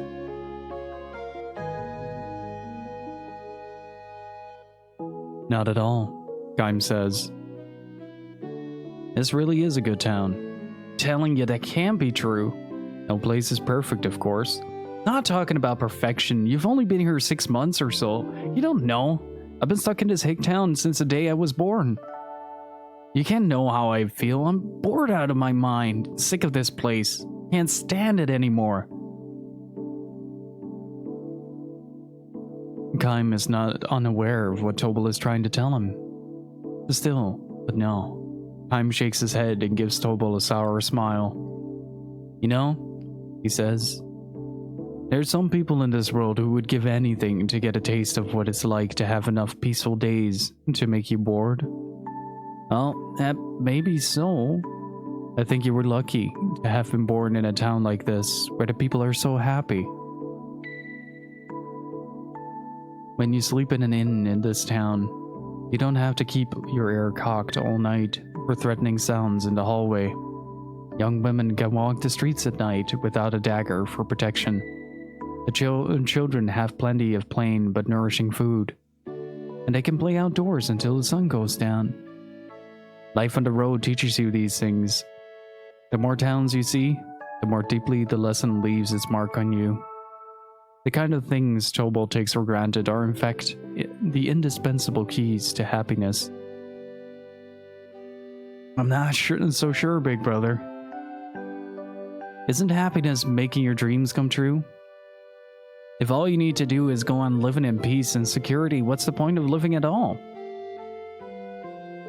And Tobal is not just being perverse and arguing for the sake of arguing. Eyes locked on Kaim's, he is asking these questions in all seriousness and sincerity. Kaim recognizes that Tobal is an absolutely straightforward fellow, and that precisely because he had a comfortable, untroubling upbringing. He has come to feel constrained in the town where he was born. The irony of it calls forth a twinge of pain in Kaim's breast. This in turn provokes him to challenge Tobal. "So, tell me, what is your dream?" "My dream? That's obvious, isn't it? To get the hell out of this place as soon as possible. And go where?" Anywhere but here." "And what will you do when you get there?" "I don't know." "What if you end up someplace that's not at all what you're expecting?" "I said I don't know, didn't I? Stop being so hard on me, big brother." "I'm not being hard on you. These are things you have to think about." "Oh, I've had enough. An outsider like you can't possibly know how I feel." Though he stalks away in anger, Tobal will be back in the morning as worshipful as ever of his big brother. He has the simple, carefree personality of a child. Tobal has a wife, the young, still girlish Angela, whom he had known since childhood. Angela carries within her the crystallization of their love, and Tobal will soon become a father. And Tobal's parents, relatives, and friends shower their blessings upon the young couple, who will soon be young parents. But Tobal says to Kaim, "I don't want this." Glowering, he all but spits the words out of it. He almost spits the words out as the two sit at the far end of the tavern's bar. "Don't want to be a father?" Kaim asks, which only increases the bitterness of Tobal's expression. Tobal nods. But as if to negate this answer, he mutters, "No, I'm glad enough to have a child. How could I not be happy about that? I don't know. I just don't want this." He can't quite put it into words, he says. He cocks his head a few times as if to explain himself, and then he swigs down his liquor. "You don't have a family, do you, big brother?" "No, I don't." What does it feel like to be all alone in the road? Kaim's only answer is a strained smile. And Tobal interprets Kaim's expression and silence to suit himself. You're absolutely free, right? Of course you are. No load to bear, no leg irons. You think kids are leg irons? In a word, yes. And to tell the truth, Angela is too. And my parents, when they get old, they'll be another burden. Working every day for Angela and the kids, raising the kid, and taking care of my old parents, and my life ends. That's what the birth of a child is. It's a life sentence. You're stuck. Time does not nod in agreement with this. Neither does he try to argue against it. Tobal interprets his silence too as he sees fit. I know what you're thinking, he frowns. Shut up, kid. You don't know what you're talking about. Kaim says nothing. Tobal, uncomfortable, looks away. I'm glad, he says, more to himself than to Kaim. I'm glad to be having a kid with Angela. I'm going to do everything I can for them. It's true, I wouldn't lie to you. You have to believe me, big brother. I really am happy. And I know I'm going to have to work hard. Yeah, I know, says Kaim. I'm happy, but at the same time, I don't want it. It's not that I'm embarrassed about it or anything, it's just that, I don't know. I want to give up this whole business and run away somewhere, far away. And so now the truth comes out, Kaim says with a laugh. What do you mean? You just said you want to run away, not travel. This is probably Tobal's true feeling. To which he gives grudging assent. I suppose so. How else can I put it? Kaim almost wishes he had been a little tougher on Tobal. How would Tobal answer if he said, for example, you know, Tobal, you started talking about traveling with me around the time Angela's belly started to swell. What would the look of Tobal's face be like if he asked, if a family is leg irons, why did you even propose to Angela? How would Tobal shift his gaze if he confronted him with, you know, Tobal, if you want to get out of this town so badly, you don't have to travel with me. Just take off by yourself. But Kaim doesn't have the meanness to ask such questions, nor is he given to meddle in people's private affairs. Instead, he drains his cup of its last few drops and says only, let's get out of here.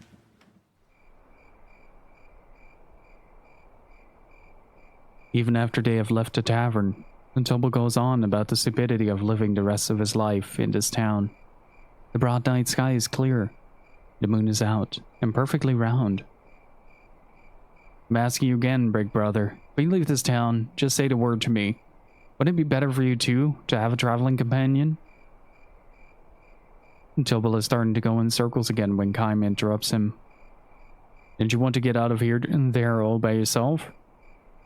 And traveling with a companion is not exactly a solo trip. No, well, you see, you're right. I'd just go part way with you. You can let me tag along a little while, and then I'll take off on my own.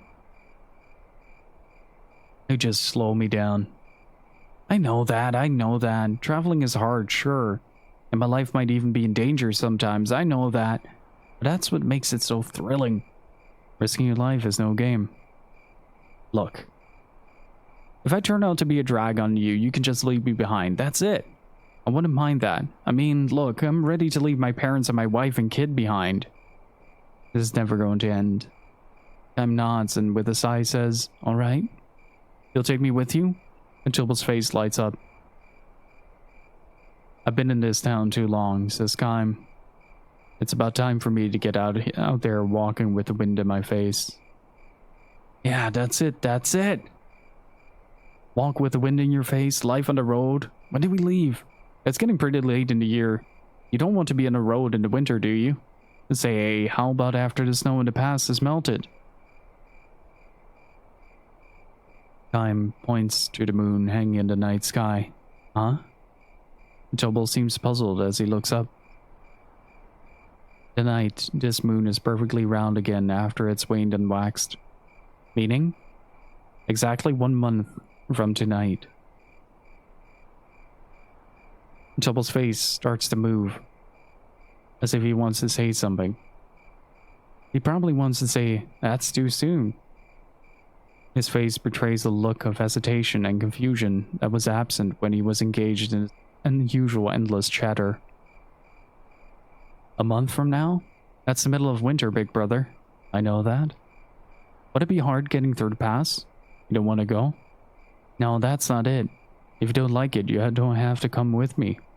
I'm leaving the night of the next full moon. That's all there is to it." "Okay then, big brother. I'll go. I'm definitely in."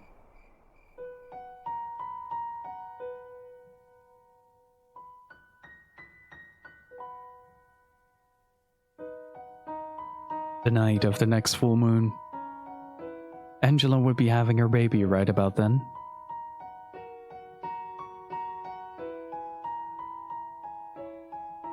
The months slips by, and toward the beginning, Tobal is excited, and then whenever they meet, he reminds Kaim, "Don't forget your promise, big brother."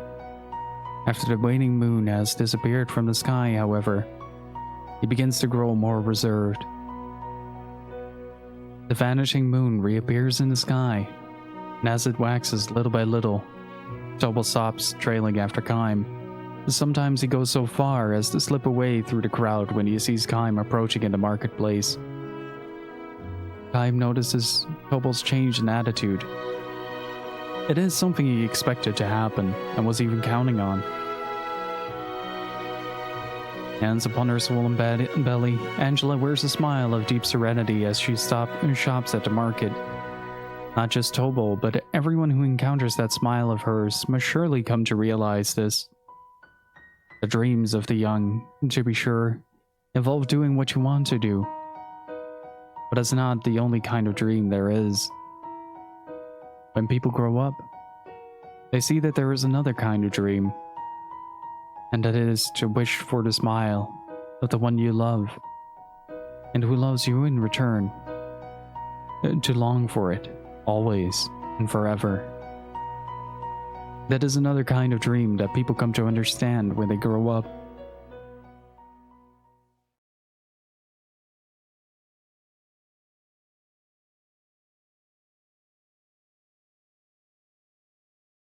The moon is full again. In its perfect roundness, the moon floods the empty stone-paved road with brilliant light. Tobal comes running, out of breath, to the empty room where Kaim has completed his preparations for travel. Tobal is carrying nothing. He has not even changed out of his everyday clothing. "Big brother, I'm so sorry," he pants, gasping for breath. He ducks his head repeatedly before Kaim in apology. "You changed your mind?" Kaim asks, trying not to smile. "No, not at all. I'm going to go. I'm planning to go with you, brother. Only..."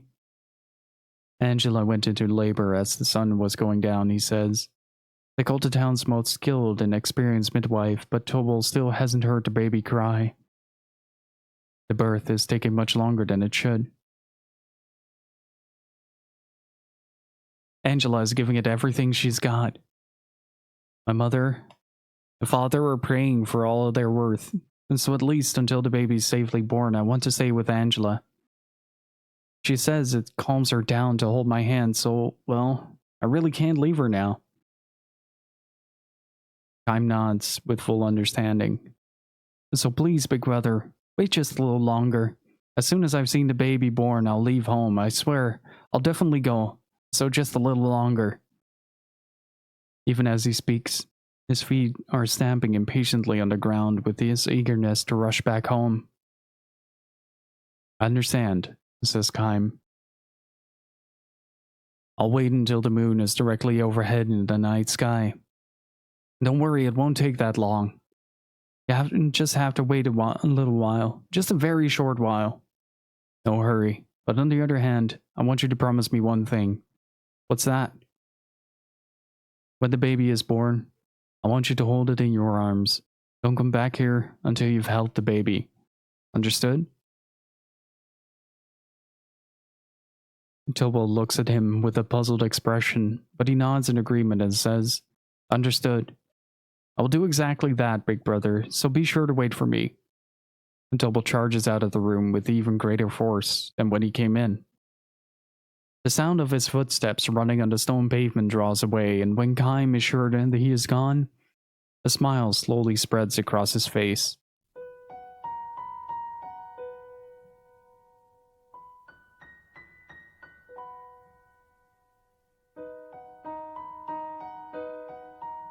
Tobo never comes back.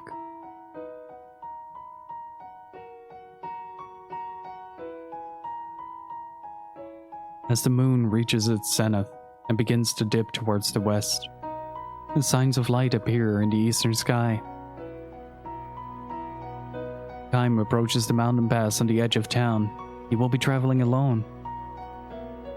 Heading up the pass, he walks swiftly as if to shake off the sound of Tobo's voice remaining in his ears. "Big brother Kaim, I'm sorry. Big brother, I'm sorry." He can imagine the voice all too clearly and Tobo bowing his head in abject apology. There's no need for him to hear the actual voice. Long after he has left the town, he will continue to see Tobo's worshipful smile in the eye of his mind. Tobo would not have provided much support as a traveling companion, but a journey together would likely have given them both much to laugh about. But never mind. This is just fine, Kaim tells himself, and ups his pace even more. He is not the least bit resentful or angry at Tobo for having broken his promise. Quite the contrary. He would like to bless Tobo for having chosen to stay in his native place and protect his home. All the more so because this is a dream that can never come true for Kaim himself. A frigid wind tears through the pre-dawn pass. If the cries of a newborn baby could ride on that wind to be heard up here, Kaim chuckles at the thought. Will Tobo abandon his dream to leave his town? Or will he start looking for another big brother who will help conceal his fear of going on the road alone? Kaim has no way to tell. Best to leave it unresolved. Tobo could not take to the road the night that his child was born. The hands with which he held his newborn baby were useless for travel preparations. If only for that reason, he took one step toward becoming a grown-up. "Let's go," Kaim mutters to himself as he crosses over the pass. "Look, Anja, he is smiling." The happy smile that Tobo fixes on his baby will be travel companion enough for Kaim until he reaches the next town.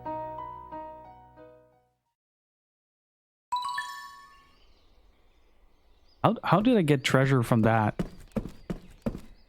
The real treasure was the babies we made along the way? Or something like that? I love how wholesome some of these stories are, though. It's quite nice as a contrast to the usual incredibly depressing and bleak narrative that some of these present. Let's grab a singular quarterstaff there. I can imagine how upsetting it would be if Tobo did indeed go along with Kaim.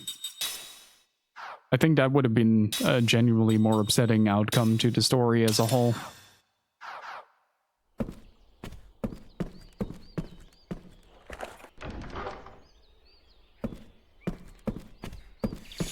Like if he did decide to actually take to the road and just leave his family behind. Just being a bit of a selfish twat in the process.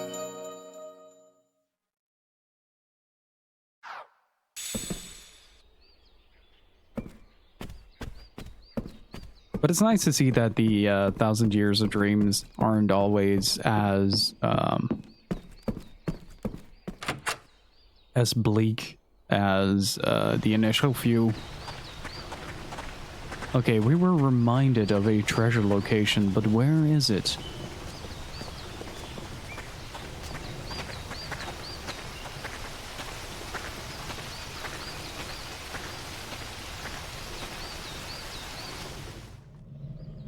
Not here. Wait, maybe it's on the cape. I wonder now that we have Sarah with us, what will happen if we reach the cape, though? I wonder if we'll get a special cutscene for it. Let's check. Because we got a few flashbacks from Gongora.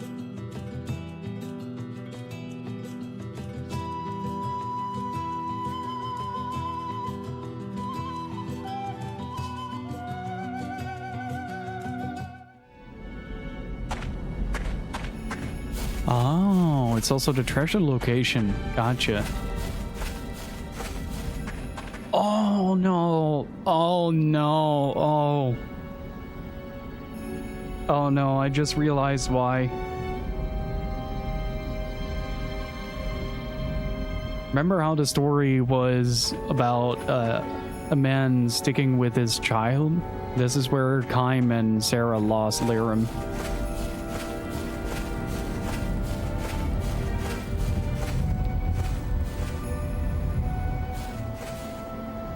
Like right there on that cliff. Ilmond Void. What does that do? Oh. Ooh, slowly. Ah.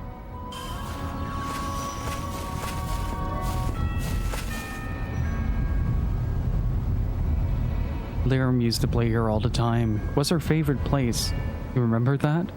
No, it was written in the diary. We went to Lirim's favorite spot again today. She must have loved all the flowers that bloom here.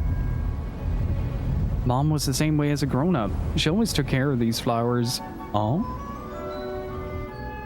Oh, that's nice. Like, she doesn't remember. That's gonna come as a punch later, though, if she realizes how she lost Lirim. But it's really nice that they bothered to make like an extra little outtake there. Okay, yeah, that is still the same. Gotcha.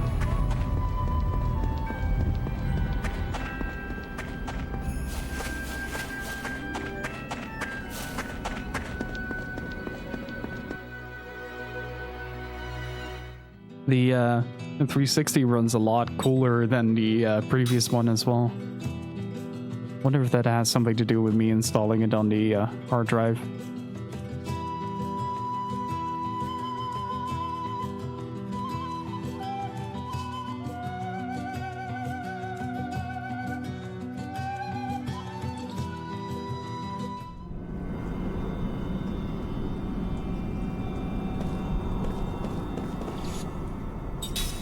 We're immediately heading into ominous territory. God, I love this game. The atmosphere, the stories, everything about it is so good.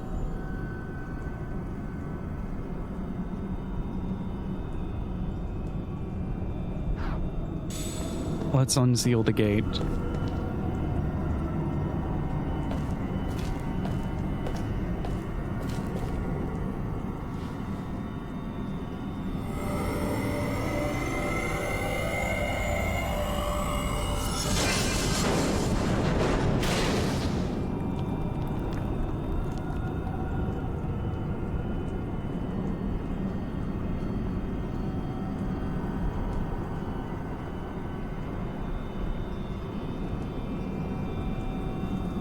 I like how all the flora in this place is just rotten.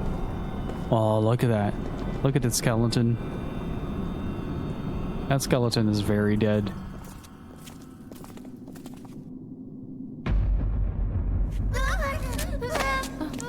Oh, don't worry. Nothing will happen. It's okay. What is this? Goats and soldiers? Were they coming to recruit men from the village? I imagine so.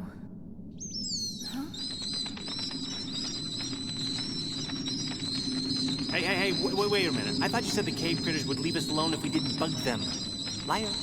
That's what they were supposed to do. Something's not right here. I sense something. Something terribly ominous. Stay alert! Oh, here we go.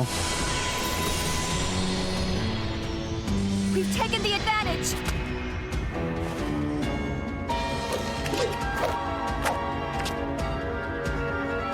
Let's see, what do we have? Ooh, Night Flyers and a Dark Source. Ooh, look at that model. That looks really cool. Let's see, aerial type wind.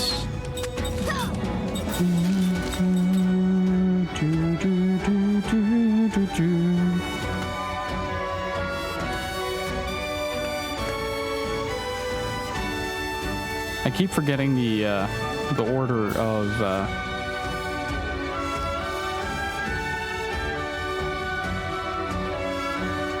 the elemental chart here. If they are wind, I should set them on fire.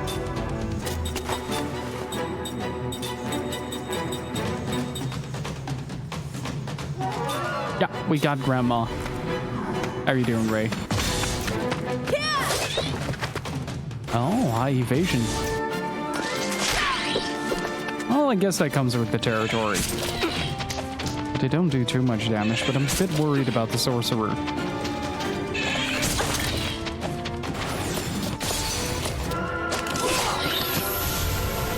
Oh, I love that. The lights just turn off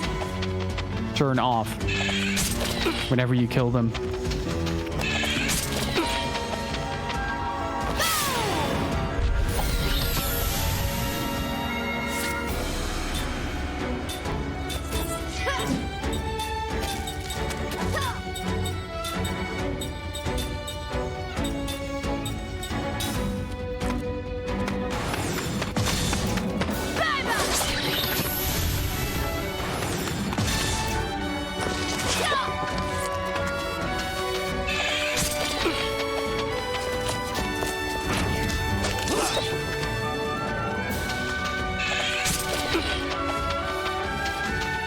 Watch Full Metal Alchemist for the full context on that.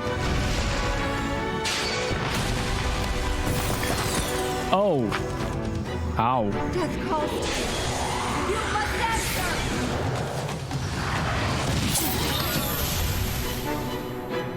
answer. Magic counterattack. Oh, okay.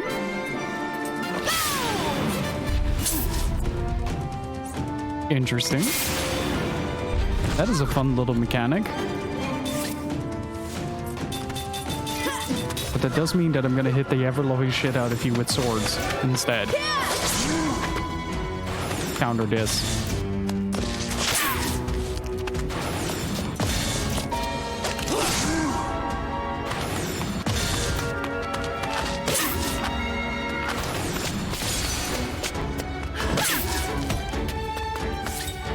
Good job, Grandma.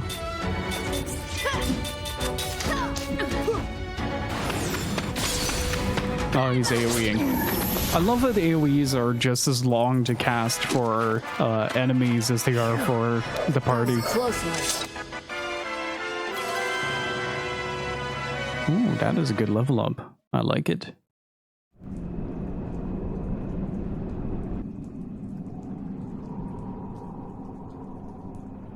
Who said they wouldn't attack? Because it wasn't me! Freaking Jansen. Some mysterious power was driving them, making them attack us. Didn't you feel it? But why? It must be magic energy. You mean Gongora? Not necessarily.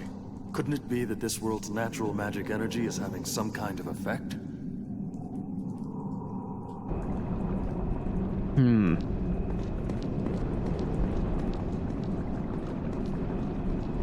I love the way this place looks.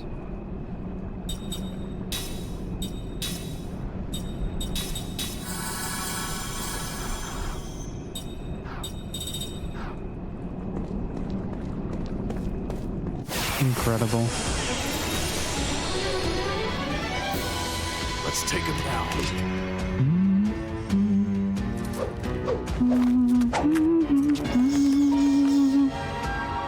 What is that?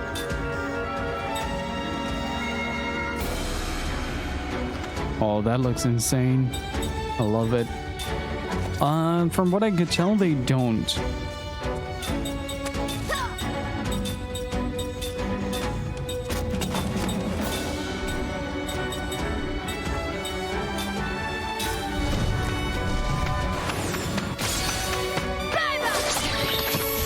Oh, one shot.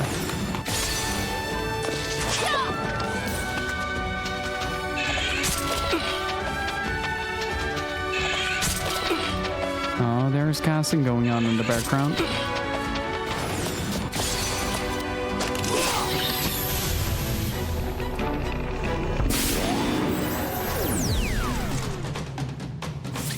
Oh.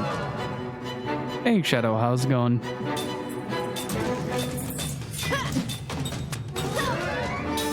Let's just go for it. I'm owning up to it. Here's an AoE beam caster. Nice hit.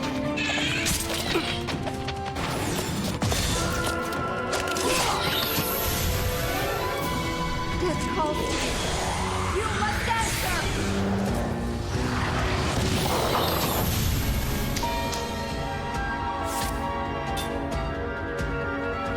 Type spirit magic. Can I even attack that? Wait, the upgrades. What element? Oh, it doesn't matter. Yeah, just continue to prism. I'm okay with that.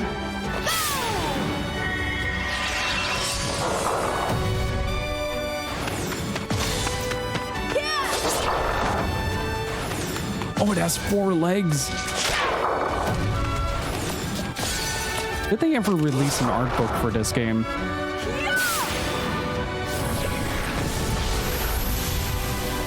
Because I would love to see some of the monster designs in the concept stages.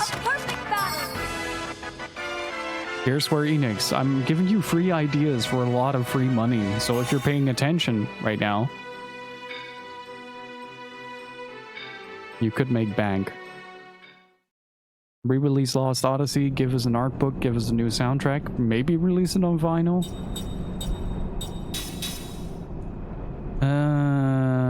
Link skill is done.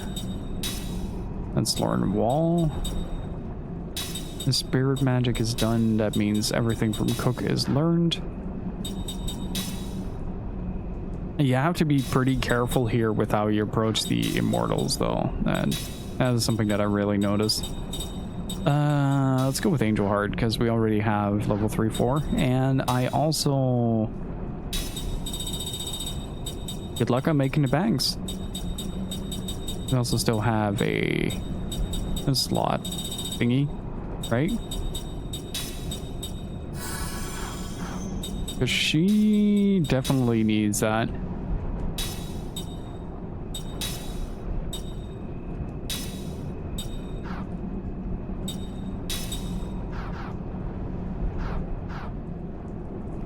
I wonder if maybe if they redo the entirety of the script, I'd say yeah, do Legend of Dragoon. Make like a retranslation of it. Because otherwise you're going to shoot yourself in the foot with... It's kind of like a monkey's paw, really.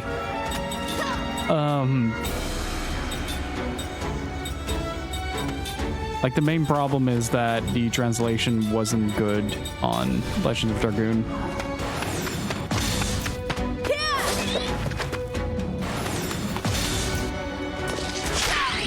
I don't mind a remake if they keep the original material intact. Just retranslate the script from the Japanese version. That's all I'm asking. Because if you don't, you get that super awkward, really poorly written script that was the latter half of Legend of Dragoon. I'm missing a lot.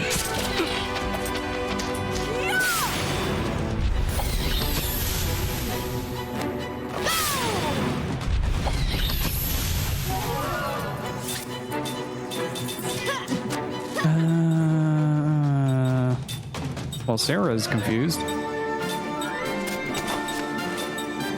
Oh, you don't get to pick a target.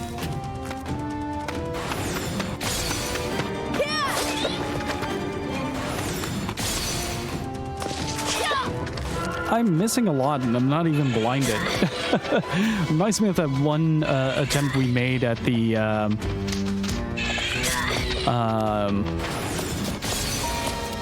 horse boss where I kept getting parried by the guards.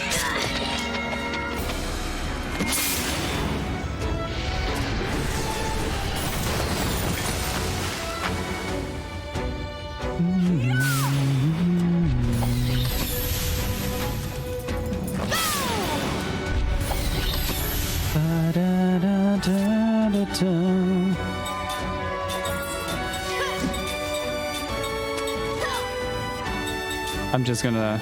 No, wait. I'm just gonna start attacking, and whenever this thing dies, it dies.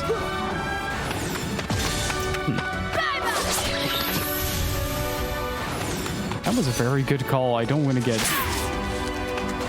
like decimated by this guy.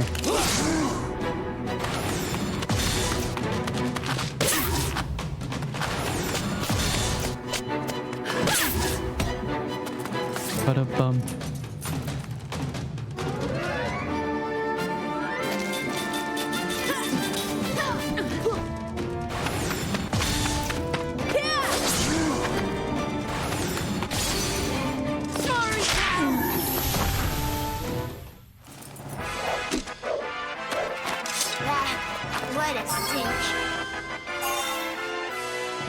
Oh, Gaim learned to level 3.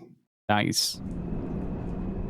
I'm starting to really get used to the flickering. The other 360 did not do that.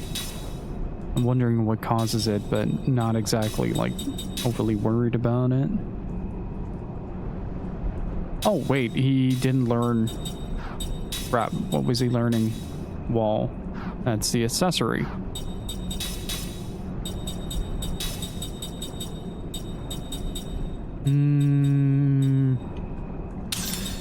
Yeah, why not?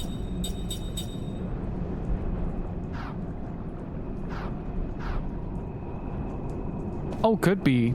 Could very well be. I wouldn't be too surprised, honestly. That it's just like a frequency thing. Or just something my monitor does now. It's not the best monitor. I bought this one on a very tight budget. I'm quite happy with it, though.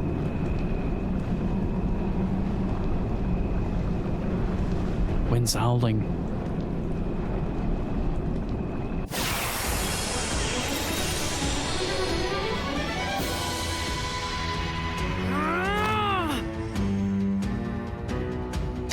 Bum, bum, bum.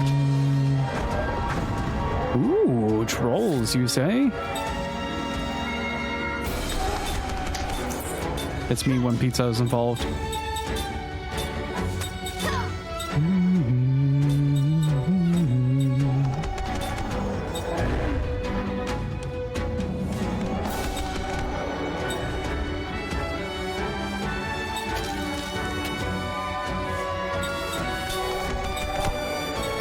This fight will be a breeze. Gotta be very careful for the sorcerers, though.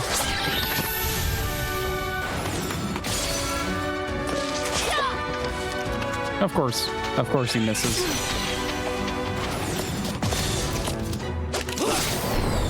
Ooh. Oh my god. Mac is getting absolutely fucked. Oh, that's the first hit over 1K. I'm okay with that. Hey, Nugget, how's it going, dude?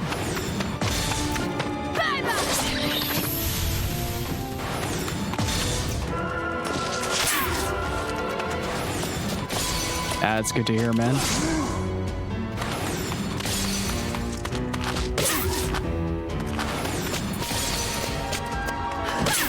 Bonk it. Uh-oh. Bye, Mac. It's nice knowing you. Okay. No.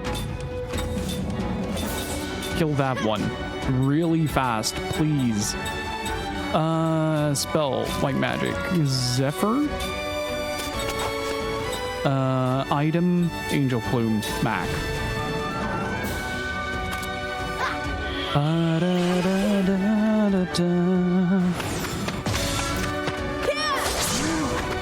Please kill it. Uh-oh.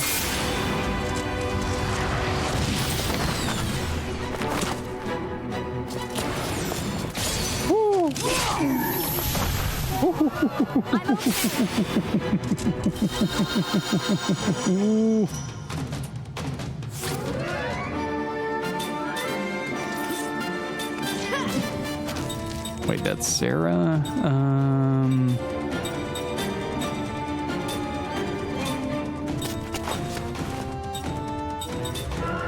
Angel Plume gets... Yeah, Mac is again the only one down. Oh, this might be devastating though.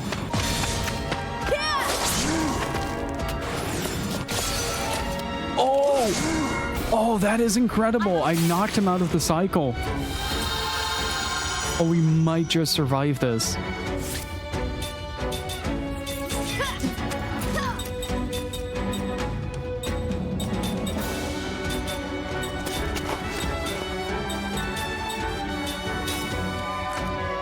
What a monster attack, though. Good lord.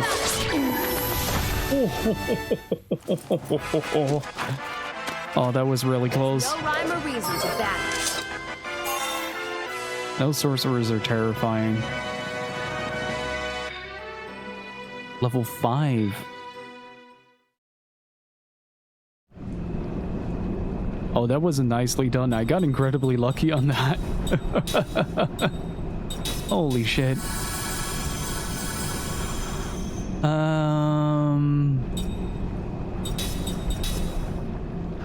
Right.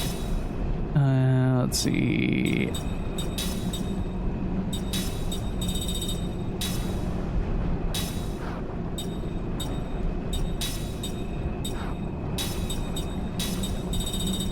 Let's grab the level 5 for this.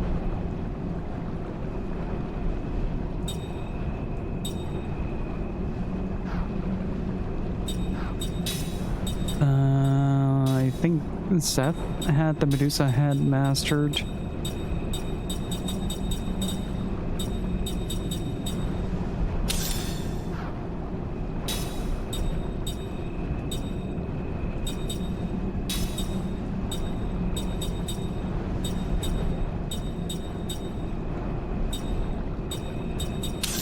Let's give the wife cat ears.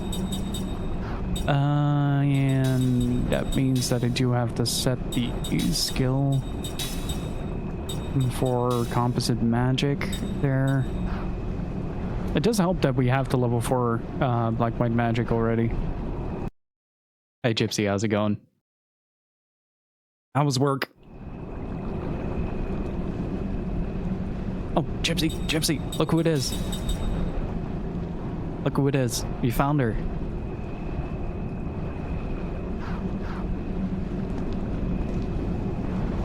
I am wrecked. Yep. Turns out the old sorceress lady was the, was Sarah all along. And let me tell you, it was a beautiful scene to see. And this area does not fuck around one bit. It's another one. Again with that same thing that we saw in the forest. Trying to eat curry with my hands. Uh-oh.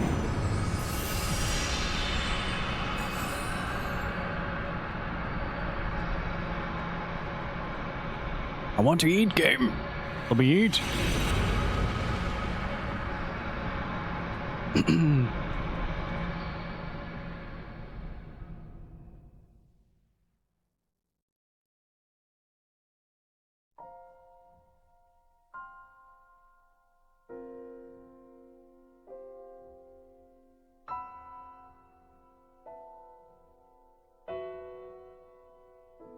Everyone knows this butcher and this general as the butcher. He is strong in battle. He is a skilled tactician. He has mastered the techniques of turning the specifics of topography and timing to its advantage. And he is outstanding, above all, in the skills of an individual warrior. Victory on the battlefield, however, does not lead straight to butchery. Many generals have been nicknamed for their military prowess: the victorious, the indomitable, the invincible, but only one is known as the butcher.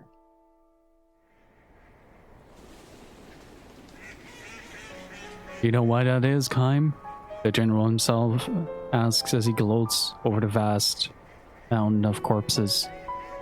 Kaim does not reply. He entered the fray as a mercenary, but his exploits far outclass those of the regular troops.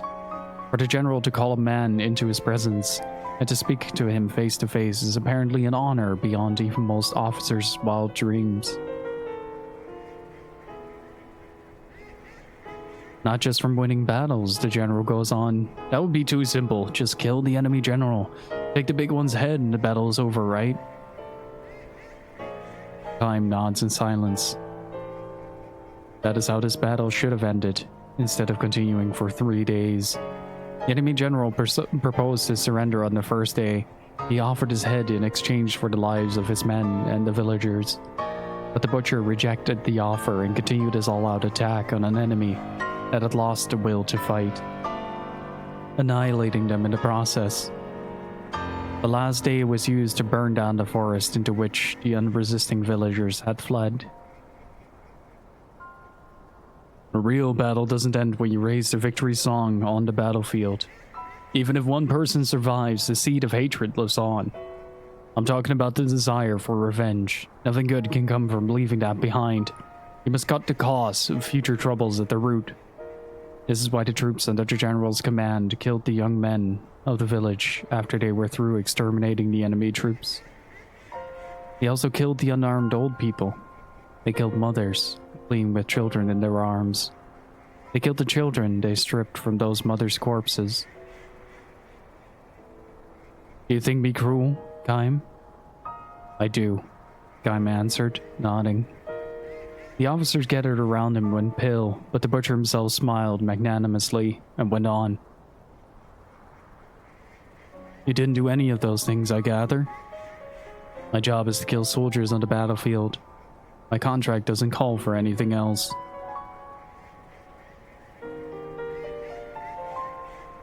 I'm saying that is a foolish line of thinking. The soldiers you killed have brothers and children. Do you plan to go on living in fear of their revenge? That is sheer stupidity. If you wipe out the entire family, you can live without such worries, you see? The general laughs uproariously, and the surrounding officers all smile in response. Kaim, however, his expression unchanged, starts to walk away. Where are you going, Kaim? We're through talking, aren't we? My contract has ended. Never mind that, just wait. When the general says this, several soldiers stand to block Kaim's way. Listen, Kaim, I've had reports of your performance from the front lines. What do you say to fighting under me from now on? You can exploit your martial talents to the full. I'm not interested. What's that? I will never draw my sword on an unarmed opponent. The butcher is momentarily taken aback, the shock written clearly on his face. I still don't understand, do you? You should try reading a little history. You'll find that hatred only breeds more hatred. This is what inevitably brings down even the most prosperous nations and powers, which is why I make absolutely sure to sever it at the root. If you ask me, General, war and butchery are two different things. What are you? The same goes for valor and brutality. You, a lowly mercenary, dare lecture me?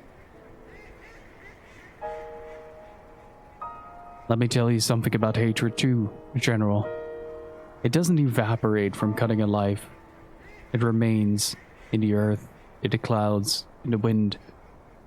I've lived my life in that belief and I tend to go on doing so. You stupid! But you raised the work of cowards. That is what I believe. Where do you get the nerve? The general glares at Kaim and his men draw their swords. At that very moment, from within the scorched forest, comes the cry of the soldiers. Here are some. 5 of them still left. No, 6. Over there. They went that way. Distracted by the shouts, the general commands his men. Hurry, capture them. Don't let even one of them get away. Hurry! Hurry! You can't let them escape. The man blocking Kaim begin to fidget. None of them thinks to stop him as he calmly walks away. Do you hear me? You must not let them escape. Even if one of them gets away, I'll have your heads, all of you. The general's calls are clearly those of a coward.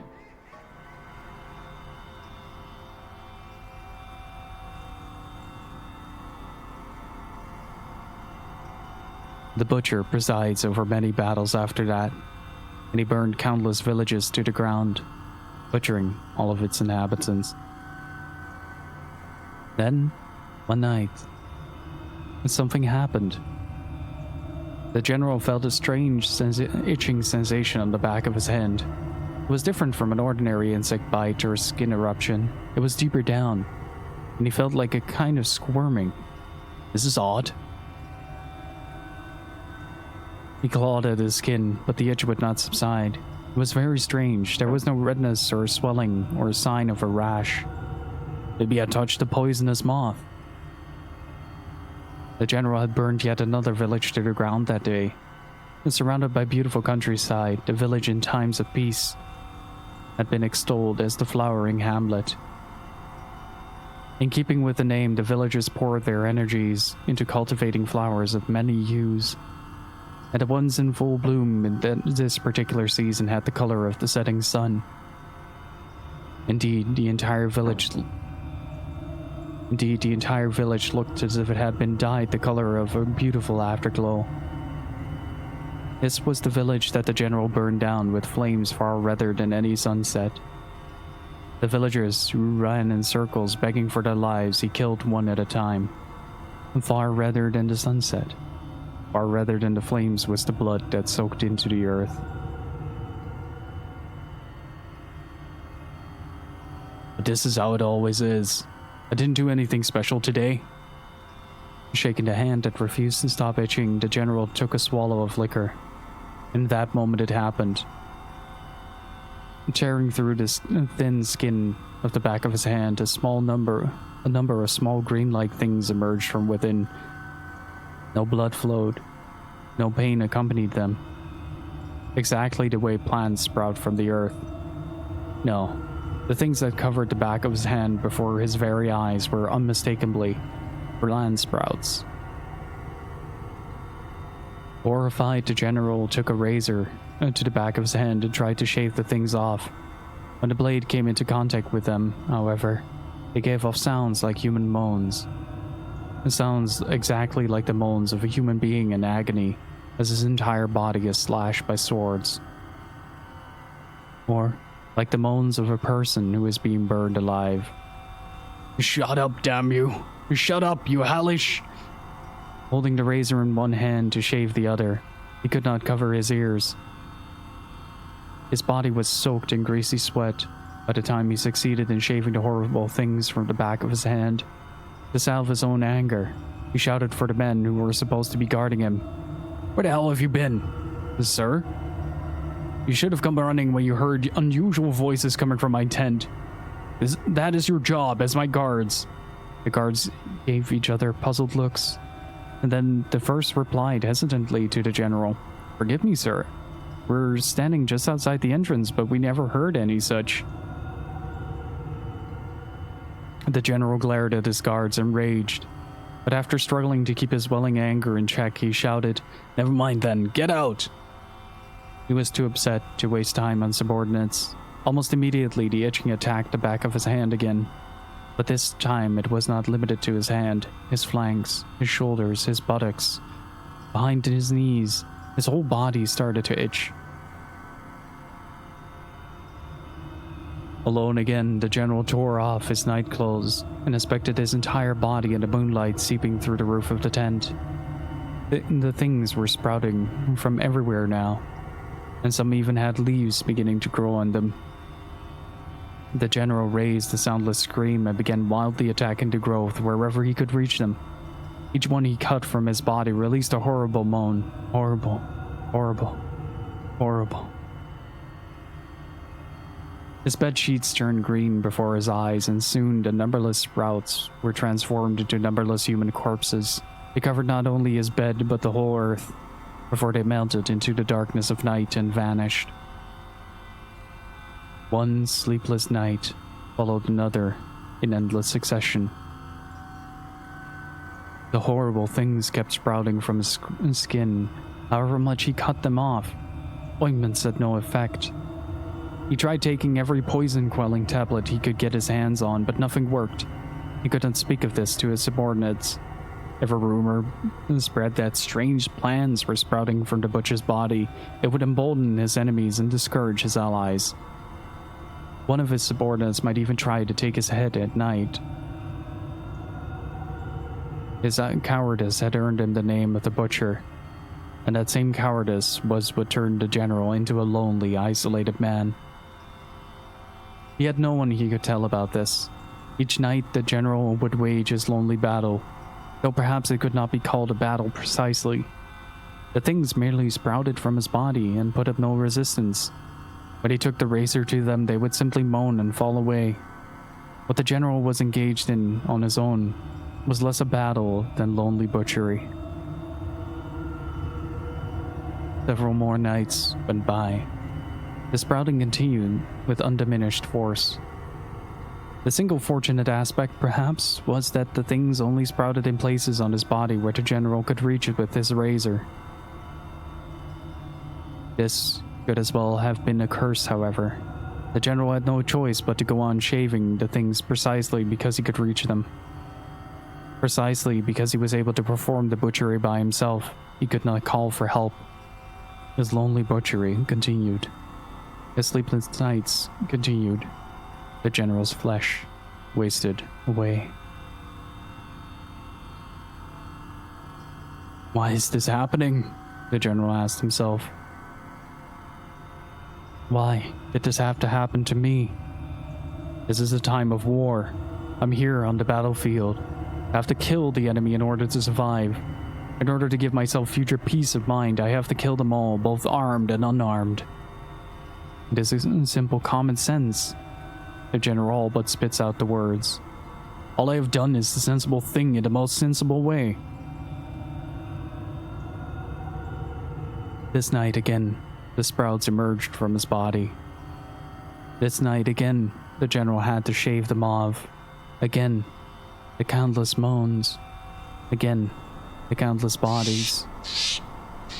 Again, he heard the cock crow to announce the end of the night. Again, the general passed the night without the comfort of sleep. The general's body, once superbly conditioned on the battlefield, withered away before his own eyes. But more than his body, his mind became unstable. He spent his days sprawled on his bed, eyes open or closed. He would see images of his past scenes of butchery. Now, he began to recall the words of a skilled but insolent mercenary. Hatred doesn't evaporate from cutting off alive. It remains in the earth, in the clouds, in the wind. The general wanted to see that man again, to see him and ask him again, have I been wrong all these years?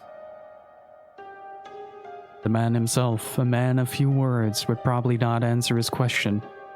Still, the general wanted to see him again, that mercenary, that Kime fellow. The sun went down. The night gradually deepened. As always, the itching started and the plans began to sprout, but the general, grasping the razor in fingers that now looked like withered branches, no longer had the strength to shave them off. His back began to itch. This was the first time that things had sprouted someplace beyond his reach, and as they have been waiting for this very opportune moment. Sprawled on his bed, the general let the razor drop from his hand. Enough. I don't care anymore. The sprouts kept growing, sweeping over him, and before long, they had covered him completely. At that point, his back split open and an unusually large sprout emerged. By dawn, the sprout had fully matured, and before the cock crowed, it produced a single blossom, the color of an evening afterglow.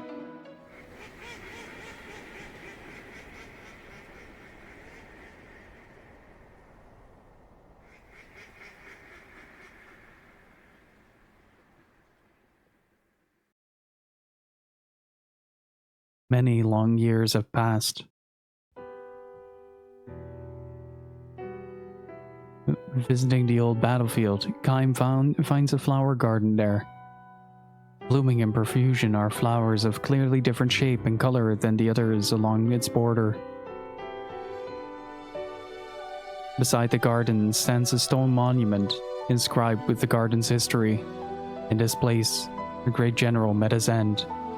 He was known as the Butcher. He died suddenly one night, and from his body grew many flowering plants. These were evening flowers, a blossom unique to a village the general had burned to the ground. An ancient legend tells us that the seeds of the evening flower lodge in the bodies of those who nourish hatred in their breasts, and the roots of the plant feed the flowers with the person's flesh. The garden's flowers, the color of the setting sun, and sway in a gentle breeze. Time stands there for a time, gazing at the countless flowers giving birth by hatred, before walking on in silence. It is said that in the very center of the garden lies a disintegrating suit of armor, but no one has ever found it.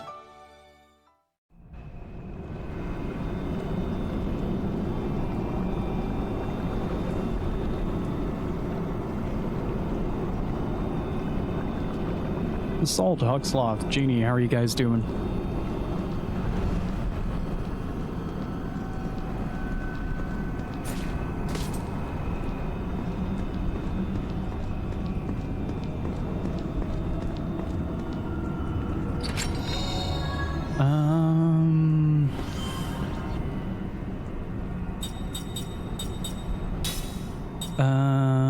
Let's see. This would make him the root of evil? Sort of? I guess you could see it that way.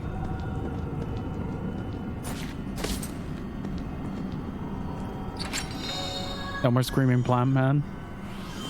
I did find some seed though. I'm doing pretty good.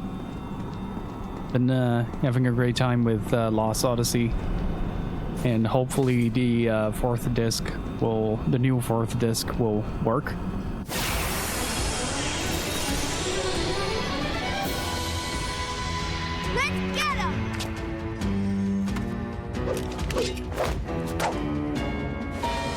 I've been really enjoying the stories.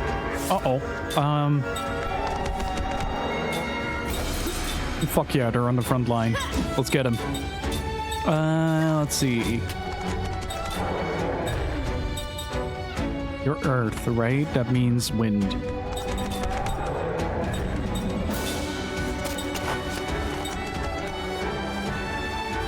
Yeah, I don't know what it is. It just doesn't read.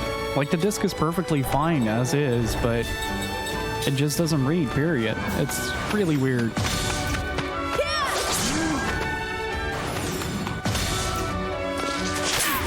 That might turn into more sense. That took me a second. Ooh. That took me a second. Oh, that was a cool animation there.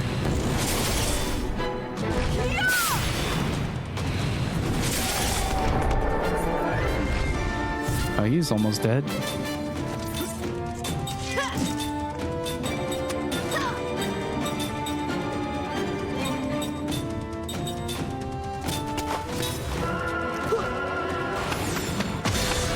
Sort of, you hold the right trigger to charge the ring power up.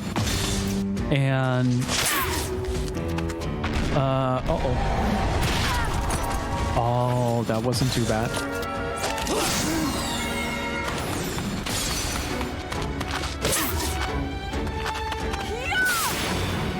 And you have to release the button at the right time in order to get a bonus from a ring, and that does a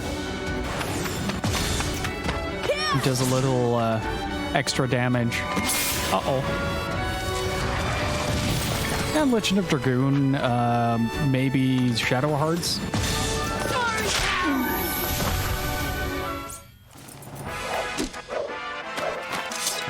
I wish I was stronger.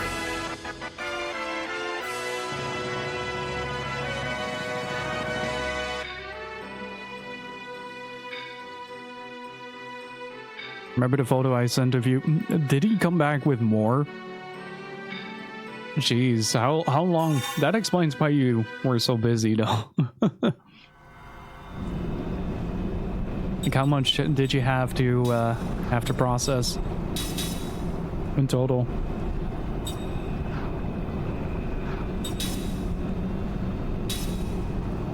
Yeah, like, I can see that.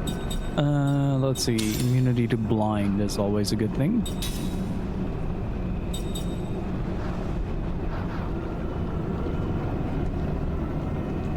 Well, if there's anything interesting in there, let me know. Wait, how do I get down? Oh, there.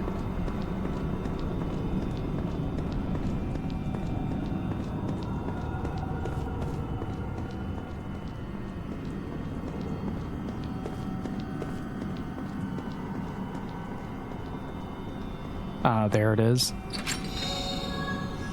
And Time Splitters, I think. Oh, that's fair. Well, Time Splitters is a lot of fun. Rest was all standard stuff. Was it the dude you told me about that basically brings the stuff from houses?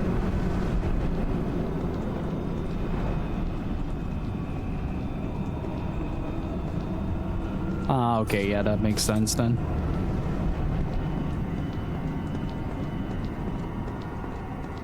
I love the decaying plant life just kind of enveloping this entire area. It gives it a lot more character. The foul swamp.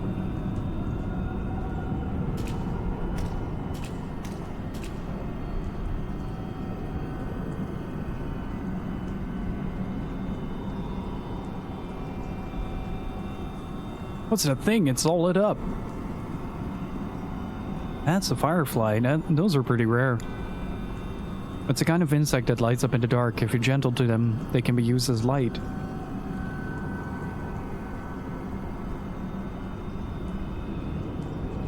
I'm not so sure about this. Oh, stop being such a wimp. Here, put one on your shoulder. See? It'll stay. With a cave like this, you never know where the pitfalls might be. They could be pretty dangerous, so we need to protect our light sources.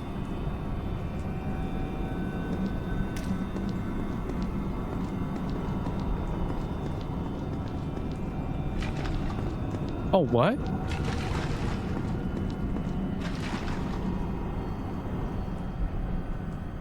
I wonder if this actually damages. Uh-oh. I am not at full health. If it's a fight you want, you got it.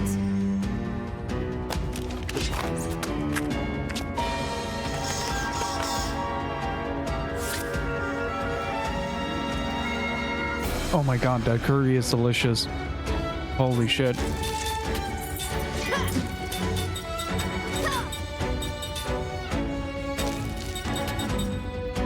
Diablo 3 was sold on disc both on the oh, was wind? Fire. On the PC and as a separate one. Ooh, oh, I'm curious to see how that turns out.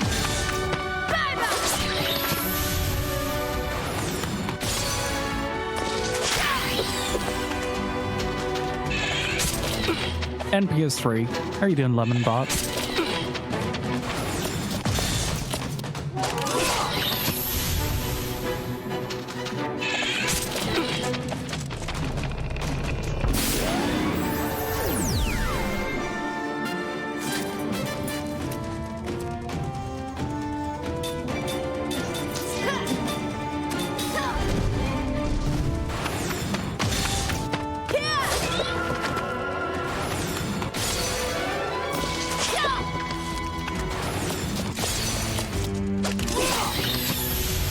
There we go. Death calls. You must answer.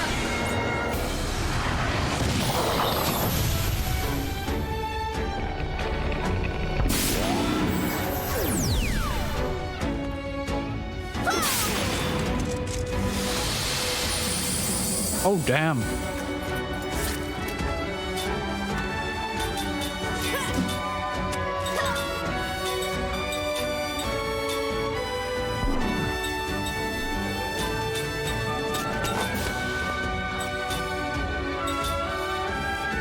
Hey, Glossover, how you doing? Lost Odyssey is going fantastic. We just got Sarah as a character with one of the most endearing character recruitment scenes ever. It was very exciting. Now we're making our way through the Black Caverns to go to Golza to get a better ship.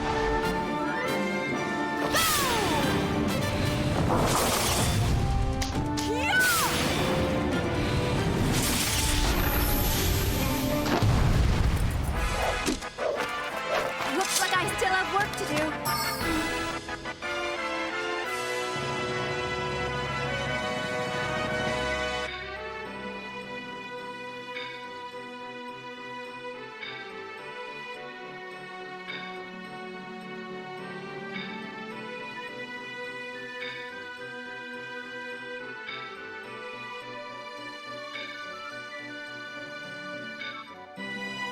I'm trying to decide whether or not to time Ray out for that one.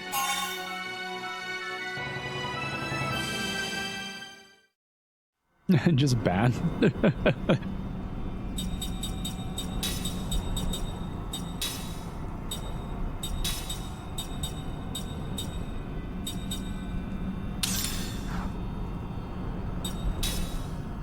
Not gonna ban my mods. They're good people. They help me.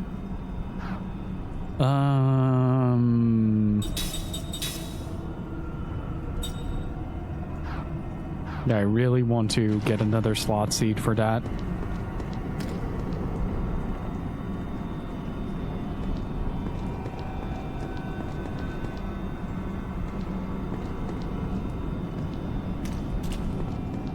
Oh, this is really cool. I really like the atmosphere of this place, especially with the howling wind in the background.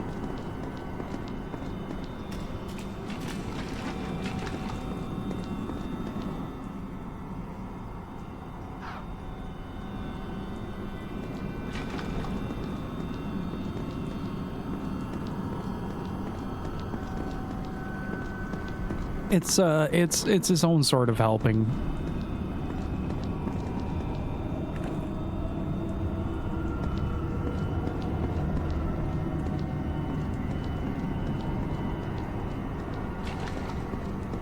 Oh, also, new video dropping after the stream tomorrow.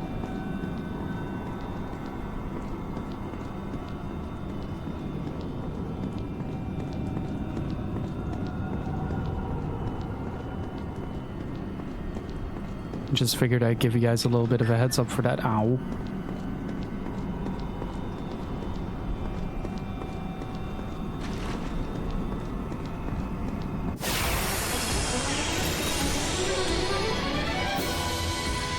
Looks like we got a good chance.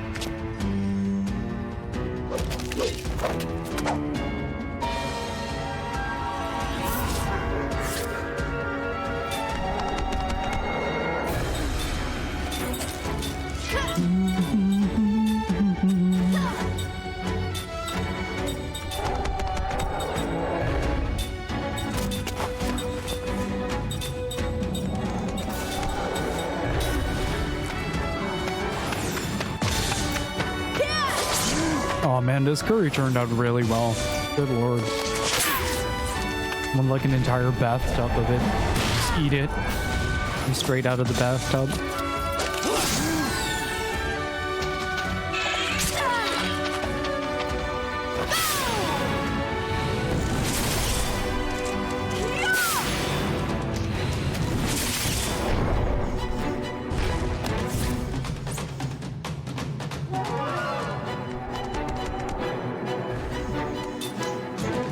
I do really recommend reading through the whole thing, though. It's really intriguing.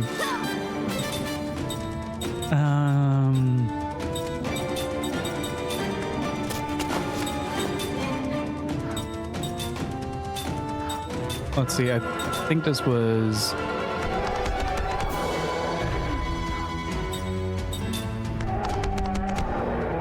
Yep, that's why I'm reading them out loud, otherwise I wouldn't bother. Okay, that's one down. Uh-oh, that might be bad. Good. Kime, now hear me out. Sorcerer. God damn it, Kime. Good job, Kime.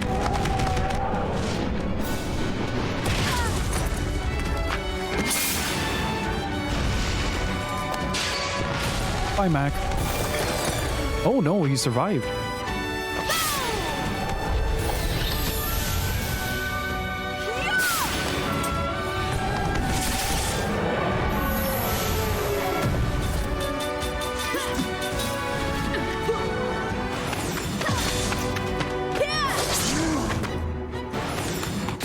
If it gets me more with this curry, then yes.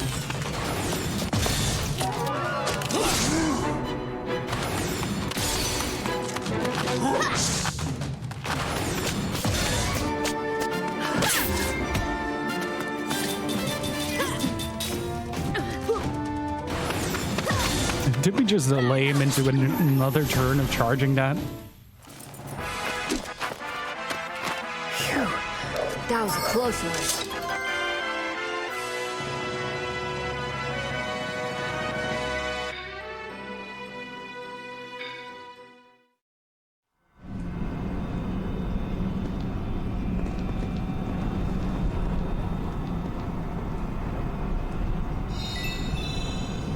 Hey.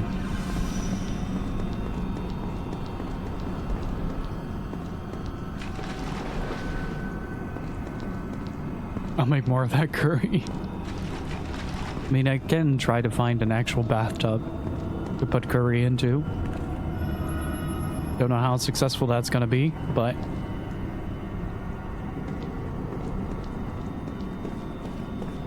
might be a fun experiment to try out in the near future. Ooh. Oh, shit. I forgot. Have a good one, Genie. Thank you so much for stopping by. Appreciate it. Let's get Jansen on the healing duty.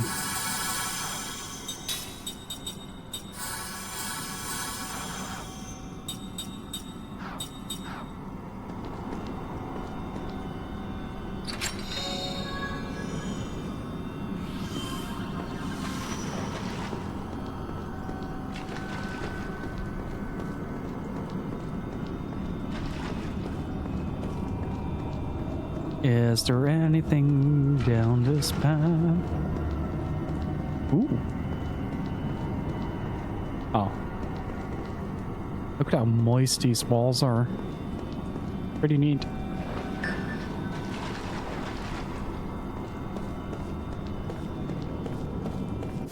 Probably not the best thing to put in a public Twitch chat, Ray. It's now or never!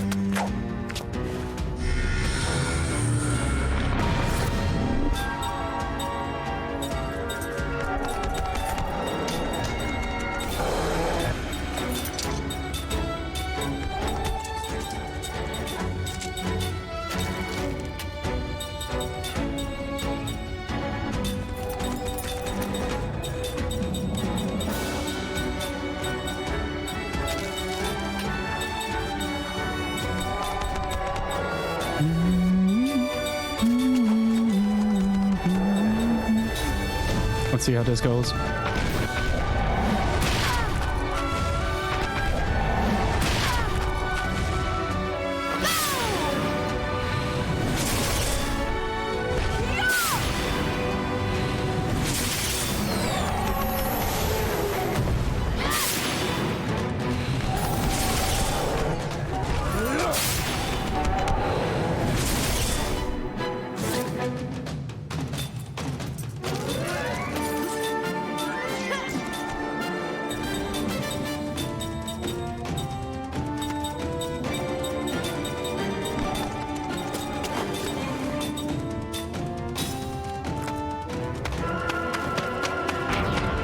Oops. Let's go! Oh, that spell is gonna hurt a lot.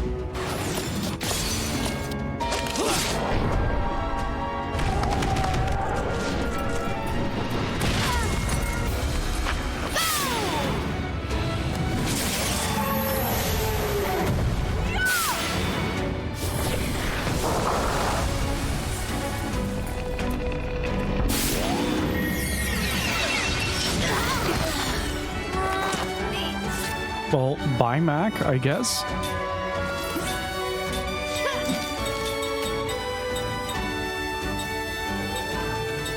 Wait, how did I drain my entire mana pool?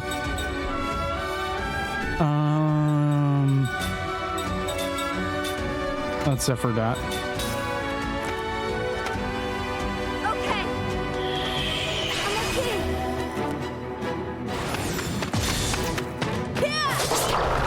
I love how that eye is looking at me very skeptically.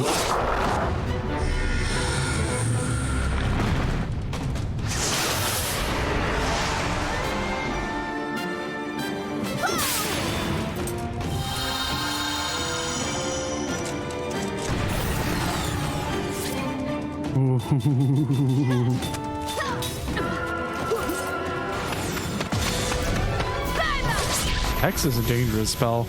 Good lord. Leap before you look, I always say.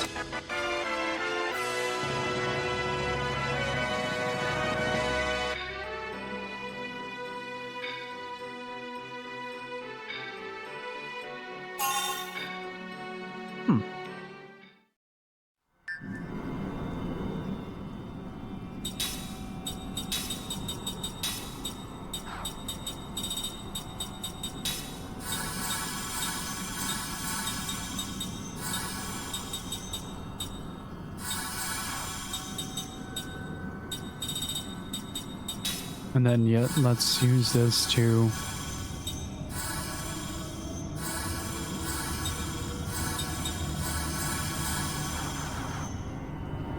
get everybody back to snuff.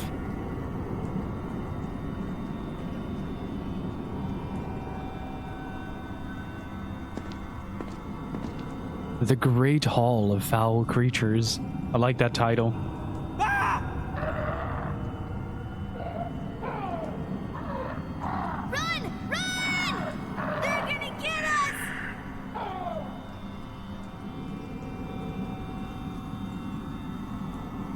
Just a second.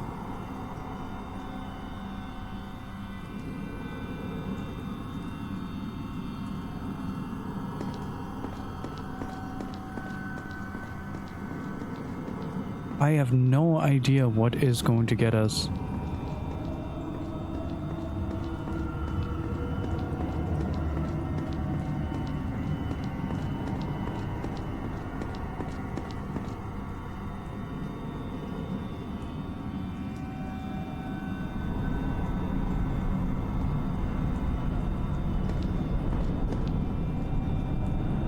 I love the I love the titles of this. It doesn't really make sense for a village to be right next to this cave, though. Like, at all.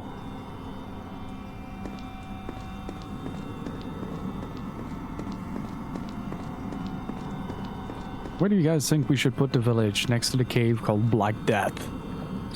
Sounds like a very good idea. Let's do it.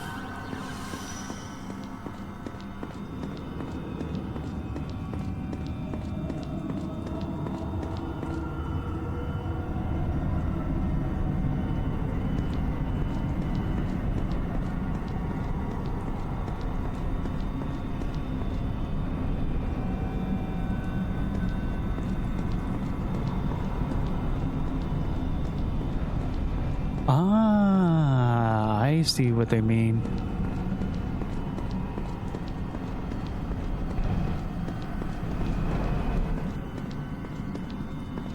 And so those illuminate the holes that you can fall into. Gotcha.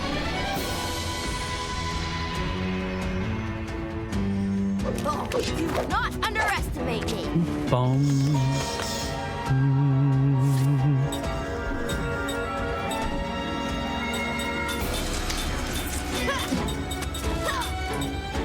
Da, da, da, da, da.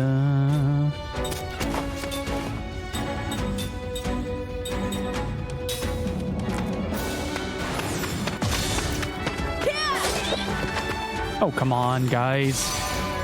It's not that hard. There you go.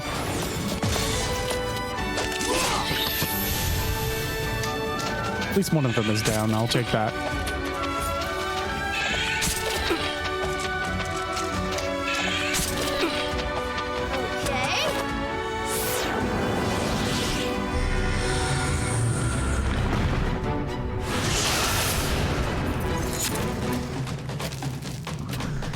Okay. You must answer!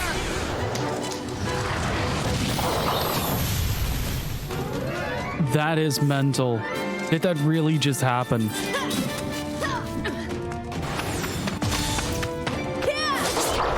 Please kill it fast.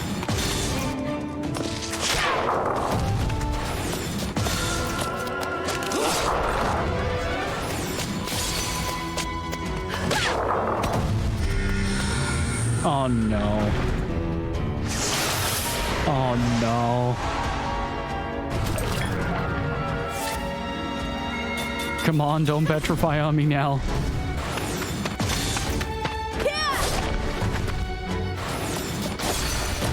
Come on! Oh. Okay. That was close. That was indeed very close. That is a very astute observation. And now we get anti-blind.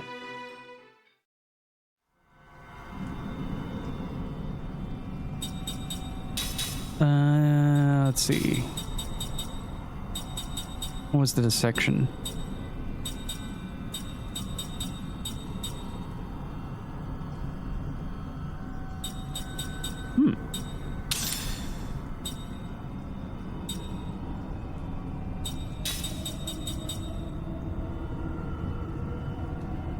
What's the bars in left? Guard control. It's basically you have a front line and a back line, and the back line is protected by the total HP value of the front line. If that goes down during the fight, the back line becomes unprotected.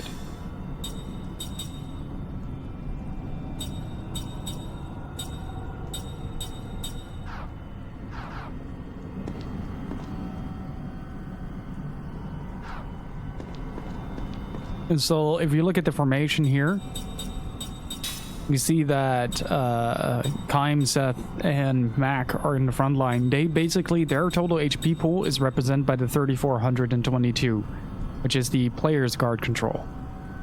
And if you look at the back row, you can see that their HP values are significantly lower than the front row. And so it counts for the enemy as well.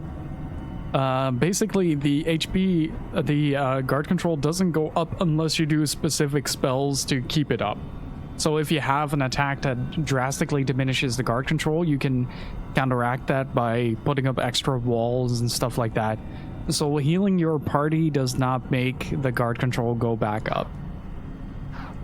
It's like a completely separate system, but it is based on how much HP your front line has in total. It's really cool. It also gives you a good idea of how strong the enemies are that you're fighting. Better say your prayers.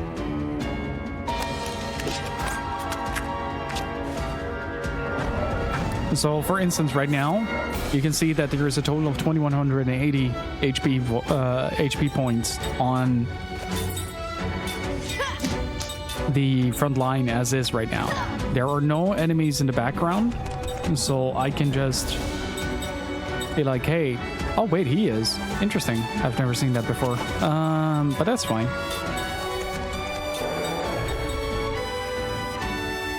Nope.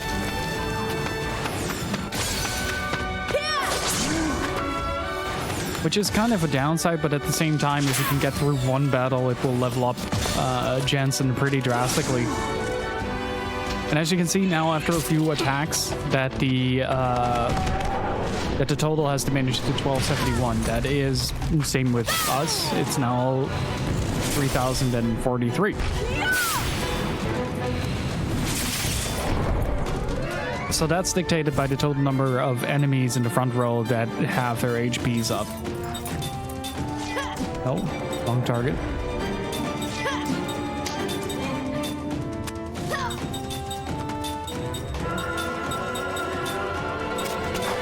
So you usually put your spellcasters in the back to kind of prevent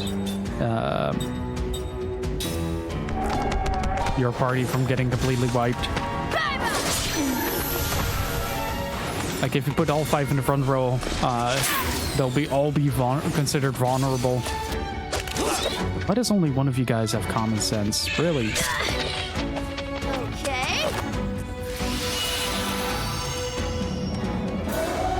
1 Oh, I love that attack effect. So good.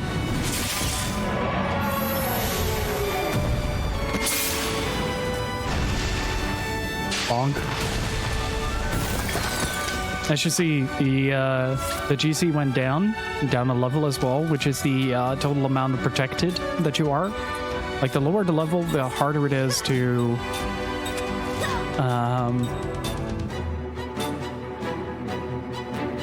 wait, is that? Yeah, that's flare. I still have to look things up. The harder it is to protect the back row, like there's a diminishing return on that. So if this passes into level 1, it will mean that the back row will be less protected. The percentage of damage reduced is lower. Oh, whoops.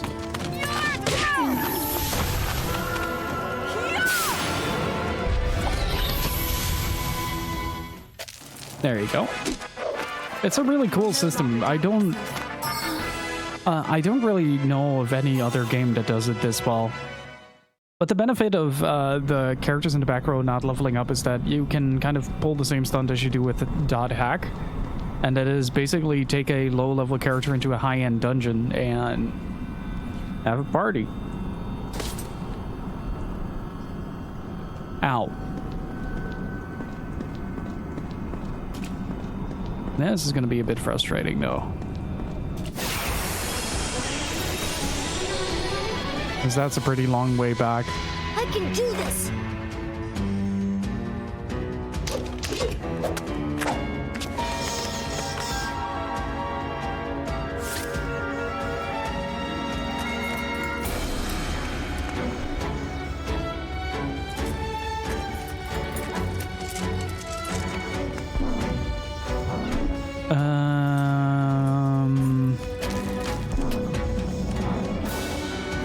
How do I want to do this? Oh, I know.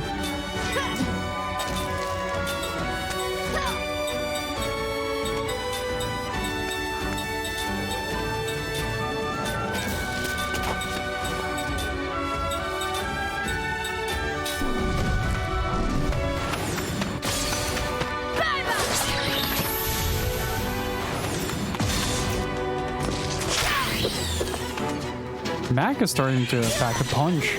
Good lord.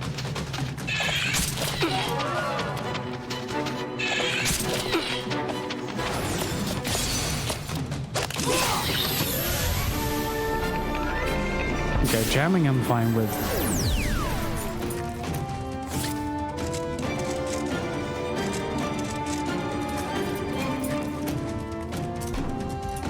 Seems like you want to keep people leveled up too, since mortals learn more skills from for the immortals as the others that level up. Yep. Shadow of the Tomb Raider at the moment feels like I'm getting somewhere in it now. Nice.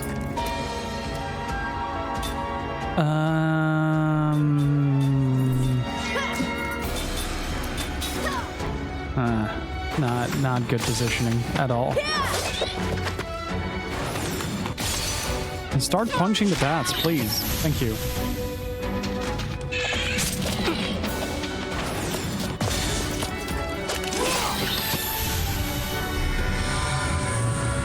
Oh shit. Oh, 3 out of 5. That's not too bad. And see, now that I've healed, the party gauge the guard gauge hasn't gone up anymore. I forgot if this dude countered or not. Nope. It just doesn't do a whole lot of damage. Yeah, okay, now I'm starting to understand why I burst through my MP pool as hard as I did.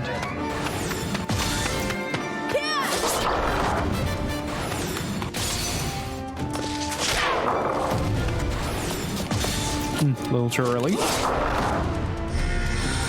Of course the Hex comes out. Of course. Oh, man.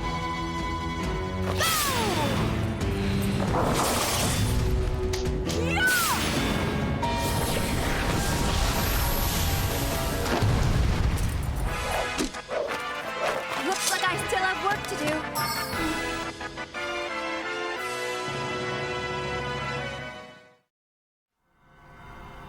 Man, Hex is truly a frightening thing in this game. The status ailments in general, like, you can't really block them all out, so...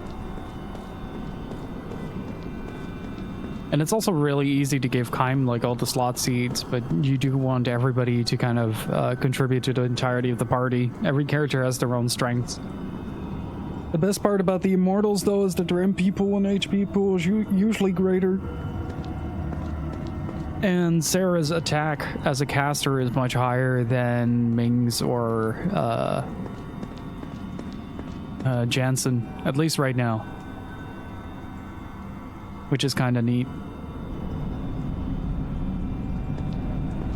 Let me grab one of these. I think if you go in there, they blow the... Oh, you really don't see that? Oh, that is mean. I understand the use of these guys.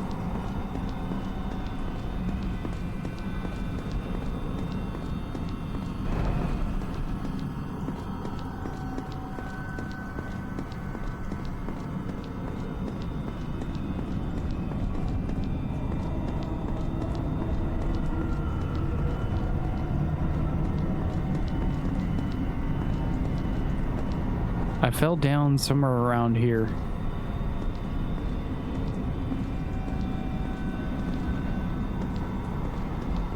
Yep, there it is.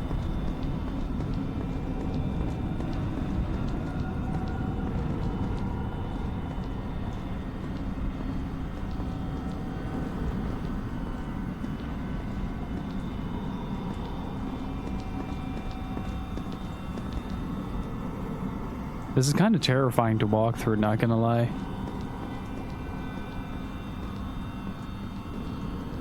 It does feel like you're stepping into a minefield.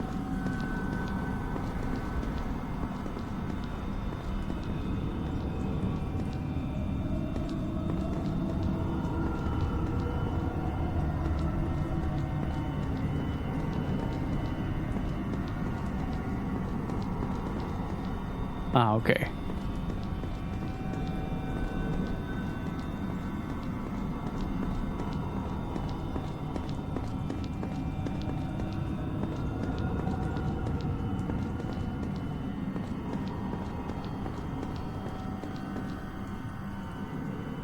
What's this?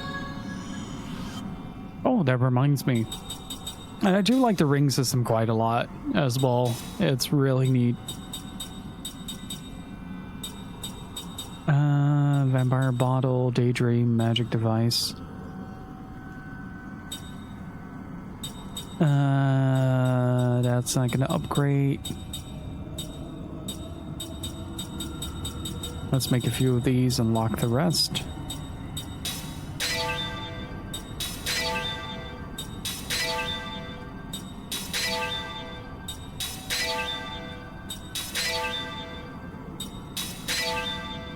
I have exactly 5 of everything. Damn. I already have one of these. Wait, didn't I upgrade the magic ring to magic ring ultra? No.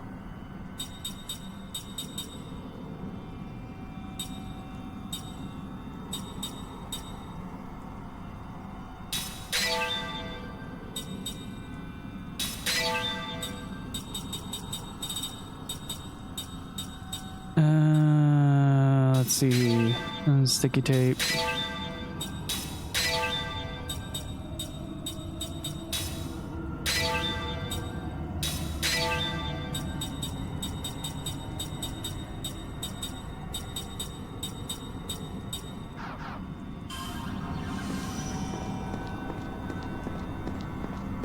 Okay, now I can start looking into various effects of the rings. Let's take him down. Yeah, Spyro being round is really funny.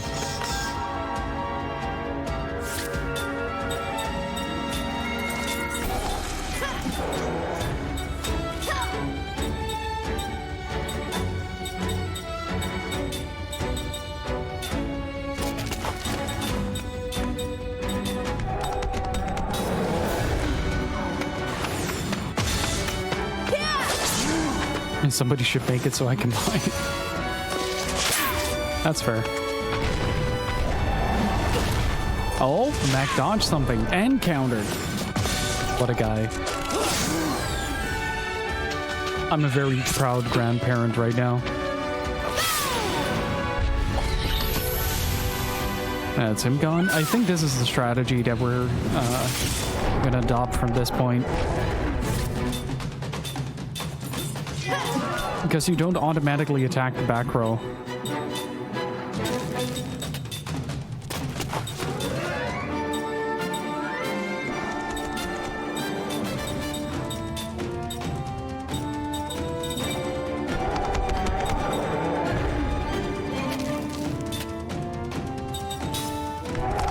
I'm gonna try that out.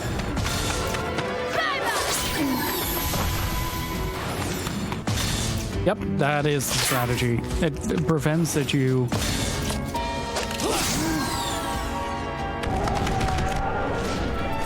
Uh-oh. Of course, Mac gets absolutely slaughtered. Oh, that's great. There goes the troll.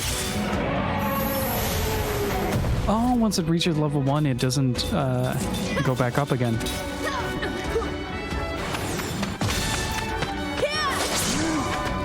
Ooh, if that was perfect, I would have avoided this. Ooh, damage guard. I like it. The precise number needed to kill.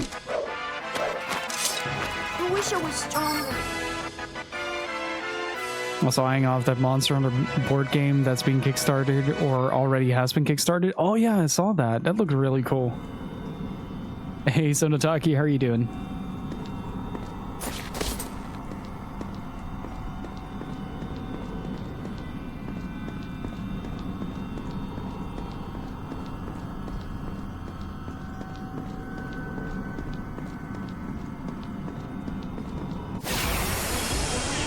I just want to paint the models, and to be honest, yeah, that's fair. Guess we have no choice.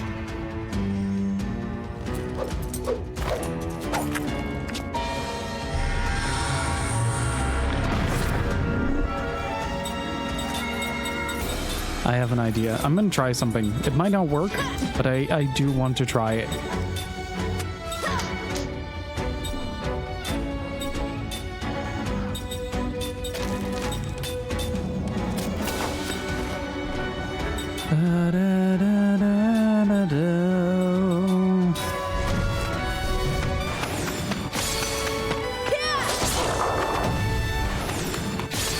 This might delay strike, actually.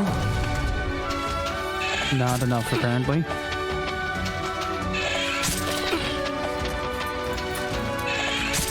Man, Kaim is turning slow. What a slow-ass grandpa.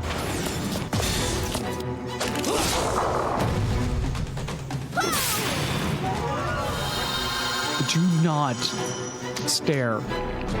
Okay, I'm okay with that. I'm fine with that. I can understand that. Please, for the love of God, don't jam. Or don't stare. You. Well, that's not good.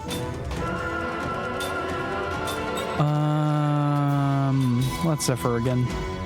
I'm trying a new strategy to take everything out at once.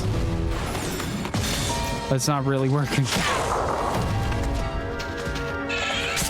Primarily because the one caster I wanted to use it for has been jammed and got shifted to a later part of the turn.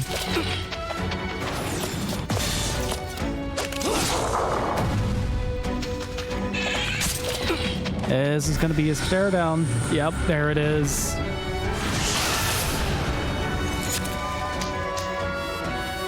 Okay, luckily it's only 2.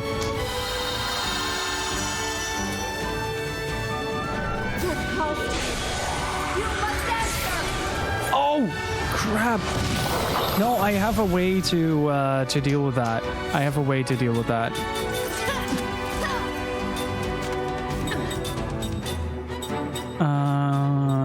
Let's throw a few black magic spells at that. Again, combat is active. Pay attention.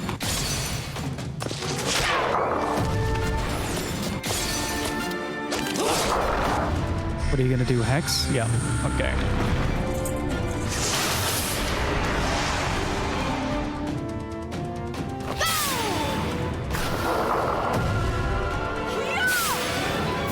Big splash.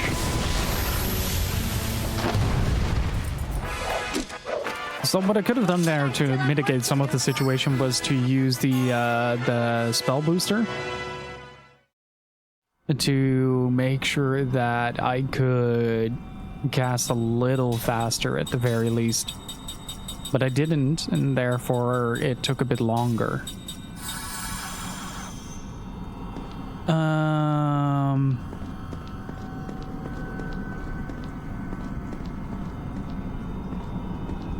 I don't trust this for shit.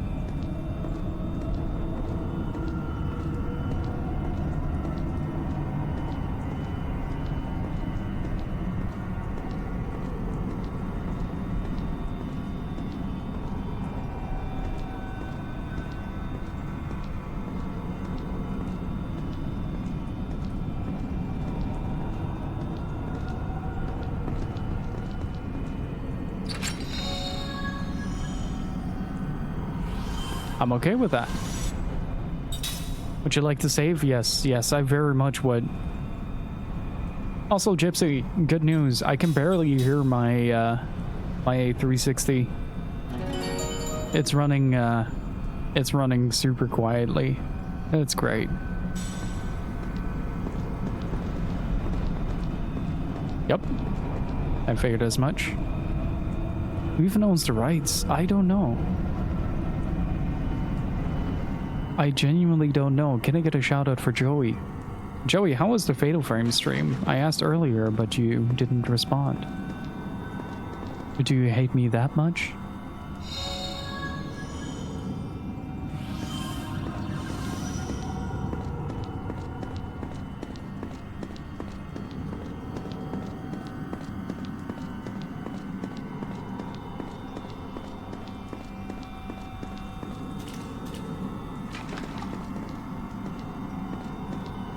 Just avoid large areas and you will not fall down.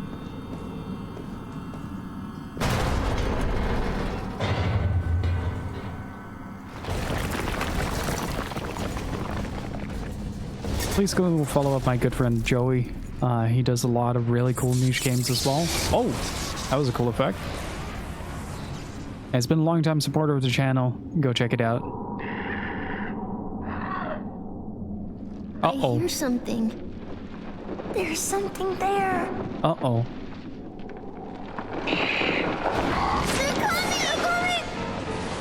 No way! You can't be serious! Now this is more like it.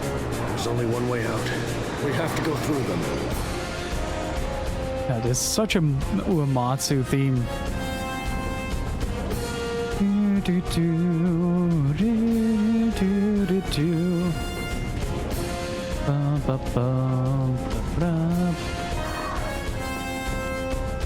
Especially a ramming piano in the background.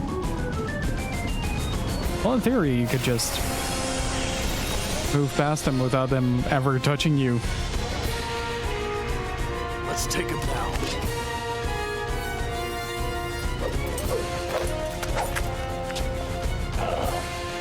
Yeah, I originally thought it was the Xbox as well, but it's not. Rough Eater. Okay, so here's what I want to try. Composite magic. What was it? Earth. Wind. Right. I keep telling myself it's Earth, Wind, Fire, as in the band. And then casting support on Sarah to speed that up.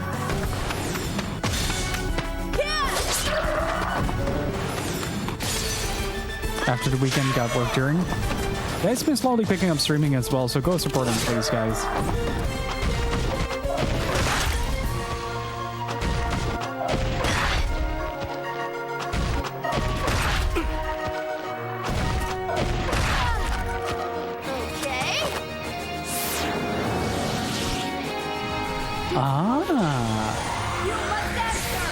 It costs a bit more, but hear me out.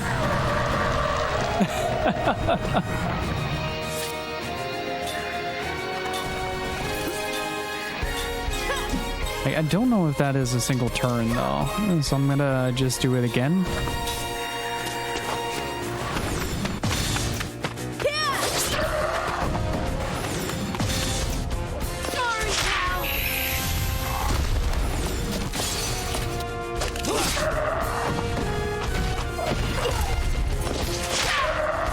Oh, good counter.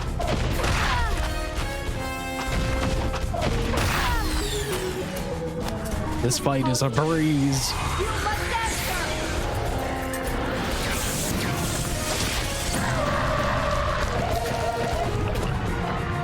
Why didn't I get a attack for Cook? I am just gonna cast All Wind again.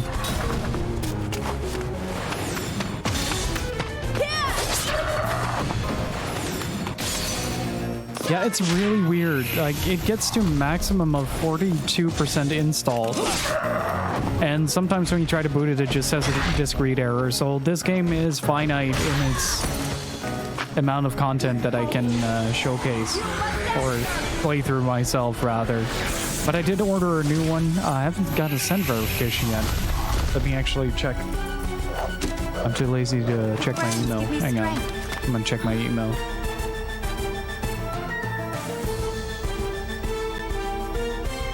No send confirmation. I don't know how that works, actually.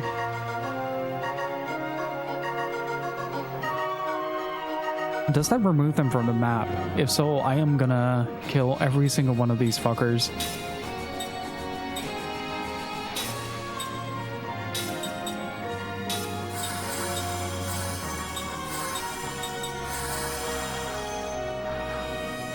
Yeah, luckily it's only like $4, but yeah, Star Ocean has issues with it as well. And just a few other games that just don't want to, well, I don't know. I want to know if more people have issues with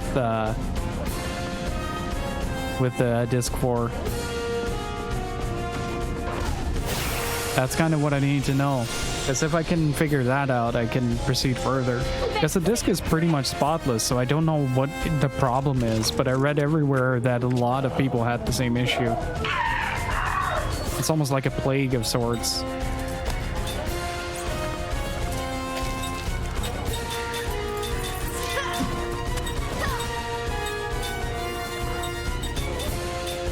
I actually haven't power hit in a while. All Wind. I think it's because she keeps supporting if you do this.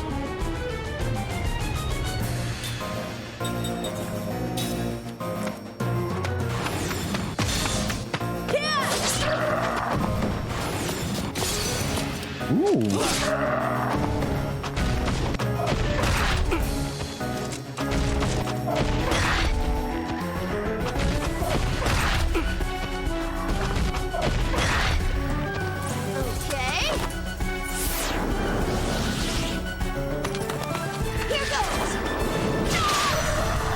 Sure you can.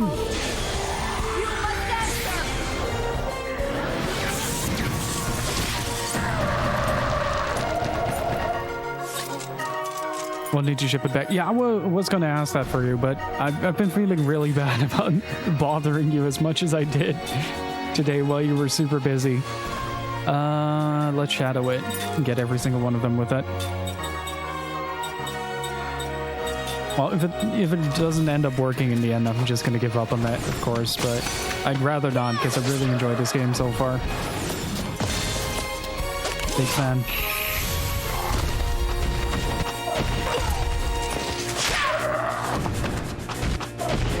But we still have a few days, and if it turns out that the other disc wants to install, then I'm all down for it.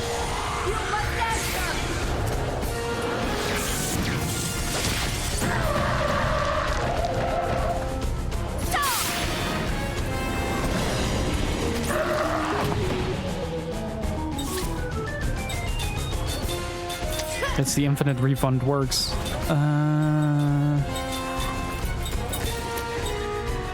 God, every single time I keep getting my attention drawn to that little leitmotif in the background. That's going back in the background. I keep thinking about Final Fantasy VIII.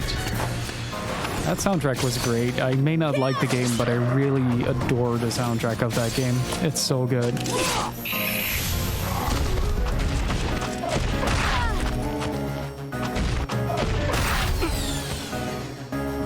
Death calls.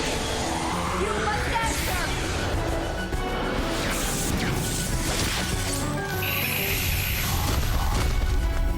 Got him. I did it! A perfect balance!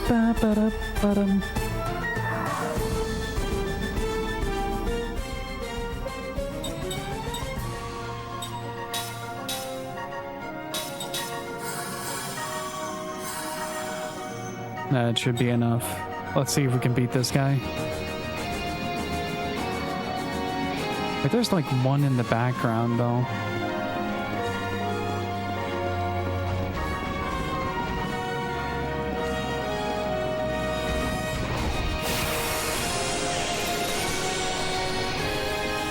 Don't let him get away!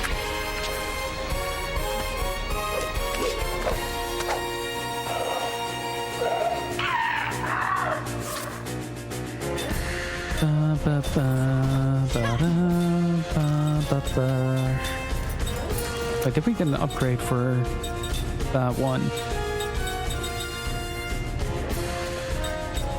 Wait, I have an idea. Let's see how hard we can nuke these guys into oblivion.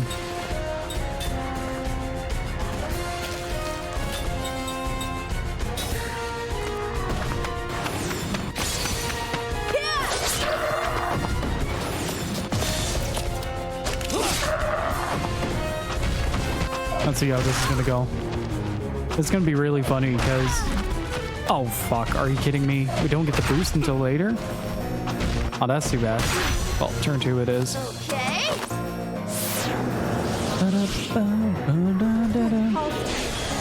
You must answer!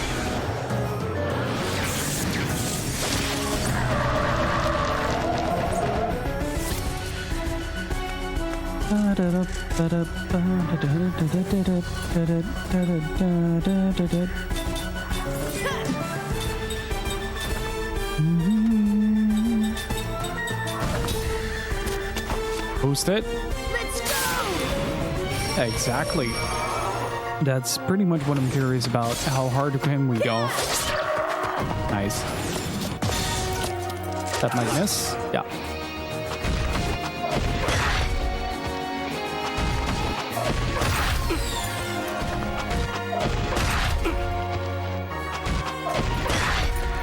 Yeah, if you take too long to adapt as a game store, you'll run out of business really quickly.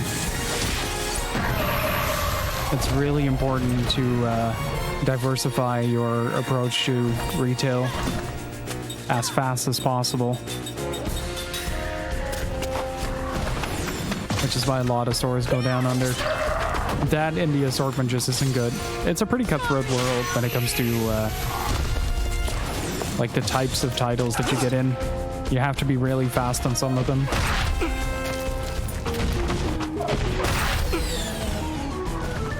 Death calls. You must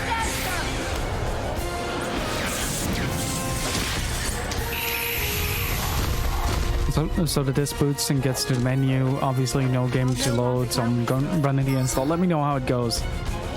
I might have to ask you if it's gonna be okay if you ship that to me real quick for as a loan. They're not a problem to take down, but this is just getting ridiculous. The leader has to be in there somewhere. That's the one we go for.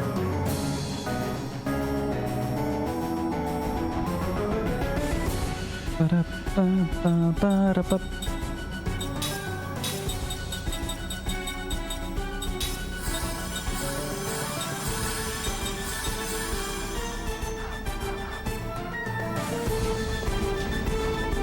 That one is really enthusiastic. Like, hey guys.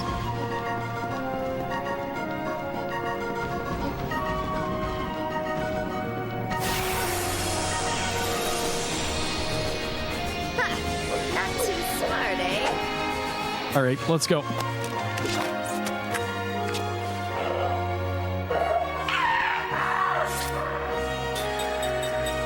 Rough Queen. Okay, everything is Earth. So... Also got Beautiful Joe today. Nice. Got both of them, or...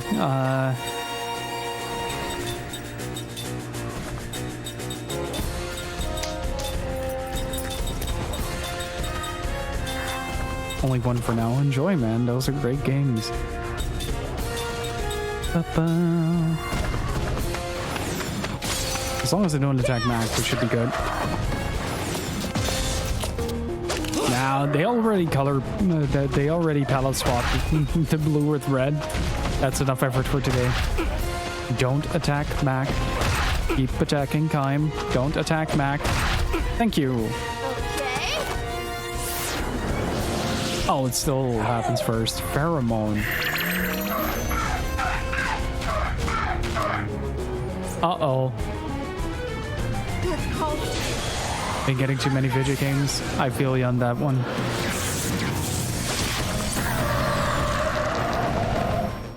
Let's go.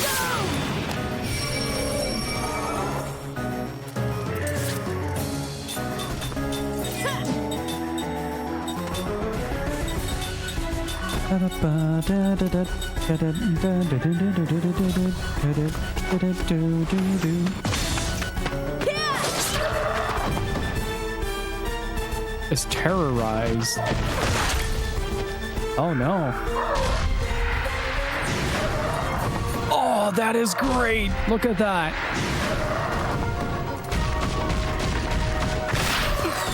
That is less great. Okay, so one of them basically gets a full enhanced power struggle thing going on. Okay, first one is down.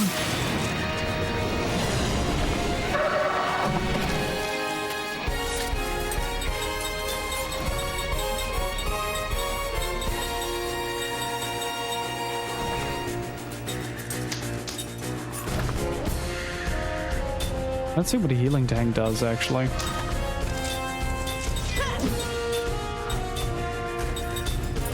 Wall 2400, composite magic, all wind. Okay. Ooh.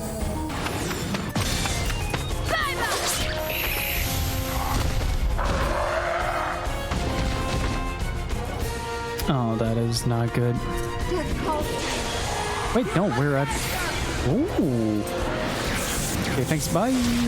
That wall is broken.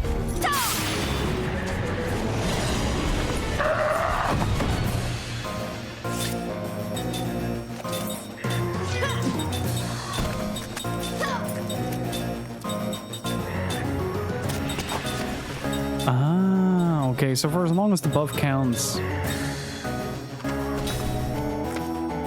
Wall's broken, buddy.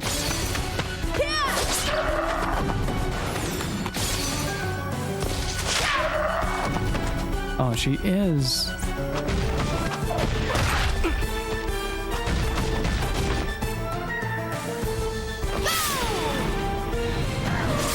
I expected a great many things today, but not for an enemy to just run away. But now I know, just blast the front row. There's no rhyme or reason to battle.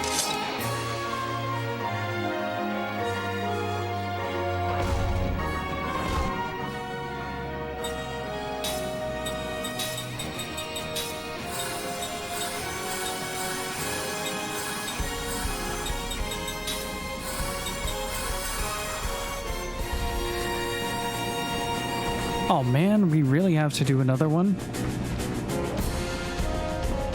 Where even is that queen? Looks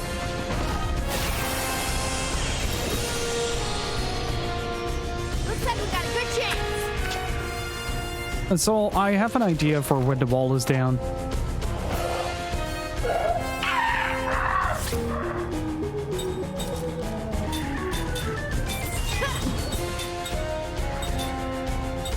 also a spell, shadow, spell, composite magic, all wind,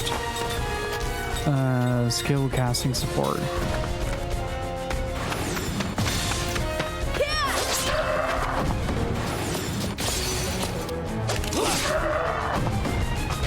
Would I have anti-organic rings, if I recall?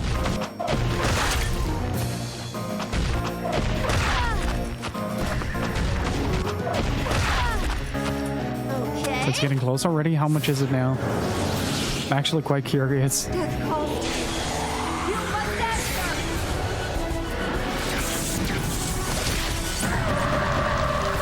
answer. A 22, Jesus. And type organic, okay. Yeah, I have an idea. Oh, this is not gonna go well. It should at least be one taken care of now.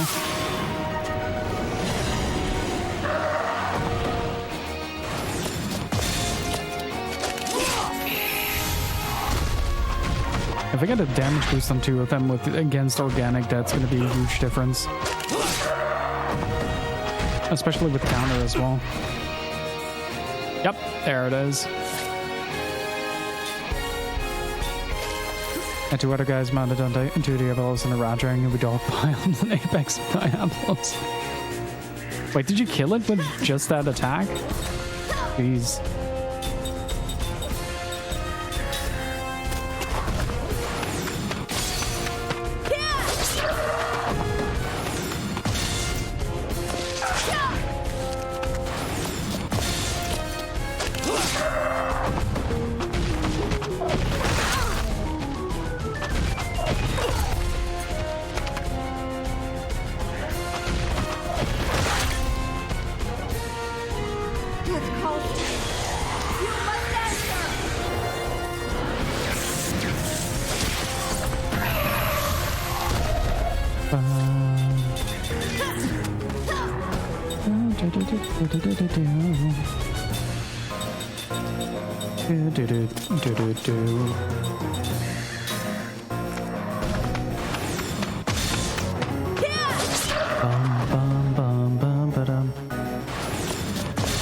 Gee whiz, I wouldn't have expected Mac to be terrorized.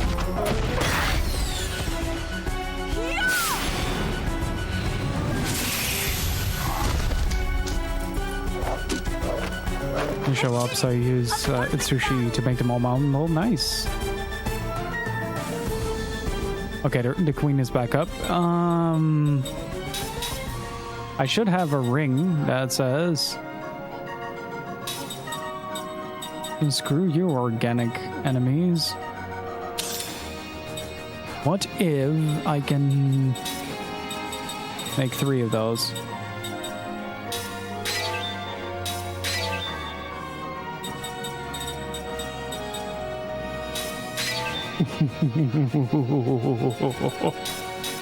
Time. Listen, about that one bio ring that you have, do you want a better bio ring?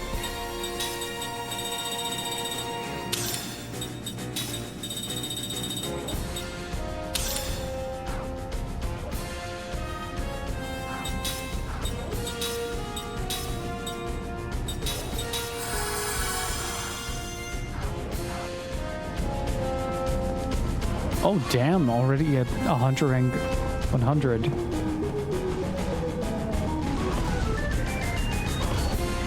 Hello? We've taken the advantage.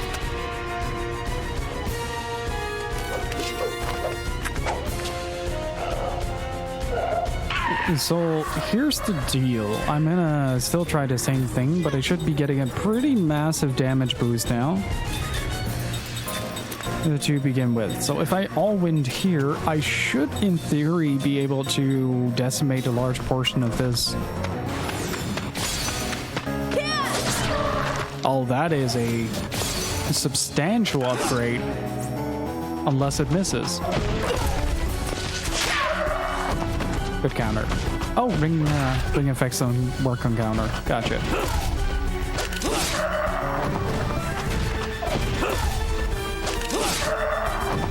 Okay. What are we doing? Okay, number C needs to be annihilated. Death calls to me. You must answer!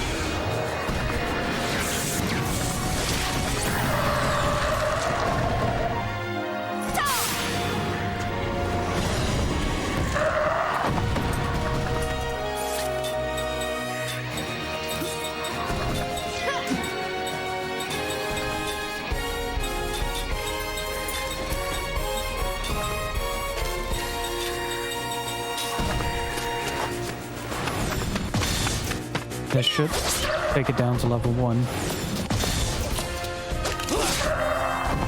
Damage up 1. That felt weird.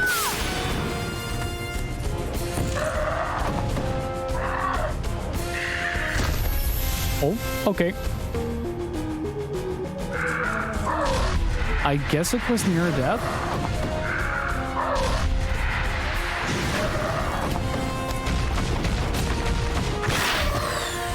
Oh, jeez. Oh, that doesn't really matter now, does it? Goodbye.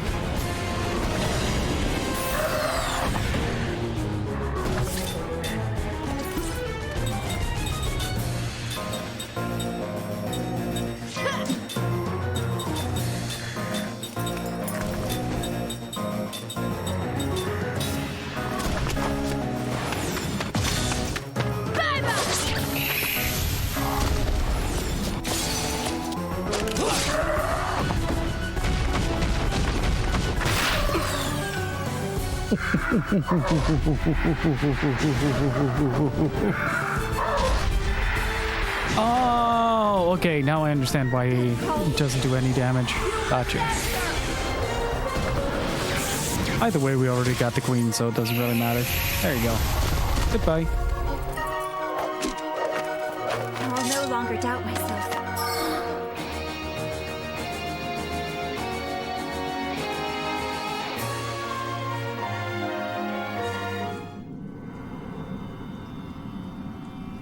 Hey! They're all running away! Hey, if you want to defeat the body, just cut off the head. Like with the general.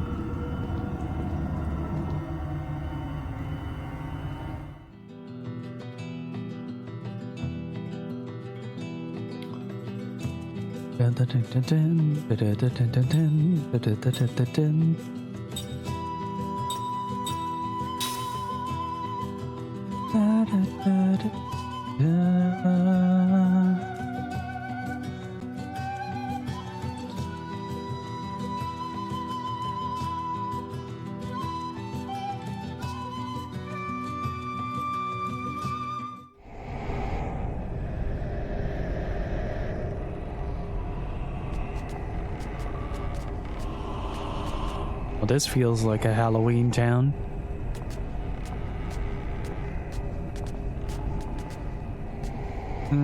Something is wrong with the kids. Something's not right with this town. It's strange, come to think of it. Saman is a merchant town. It should be filled with people from Gotha and all corners of the world. Hey, what is it with that house? Looks like a face. Please stop that. Now I can't not see it has a face. Thanks a lot. Hey, are you folks travelers? I'm amazed you made it here. Didn't the monsters attack you? Is there something going on? I'd say for a while now, starting about a year ago, we've been having all sorts of weird things happen in town. Furniture dancing around, children's toys causing havoc, and people are starting to wander around aimlessly like zombies. We can't get any help from Gotha either. Whatever it is that's causing all this also sealed off the Ice Canyon path that connects us to Gotha. You're kidding me. We're in a rush to get to Gotha. Well, don't look at me. That path is already dangerous, finding its way through the cracks of the glaciers. And the entrance is blocked by these huge ice columns. The only way to Goza now is by sea, but the only ship we have left that hasn't been sunk is just a tiny boat. It isn't sturdy enough to make it anywhere near Goza.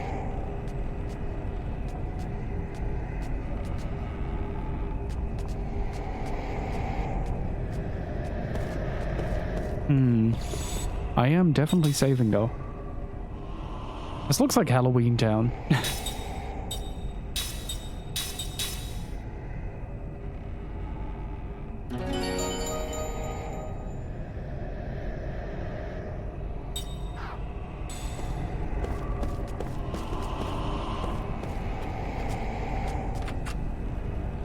Especially with the loud breathing that's going on right now.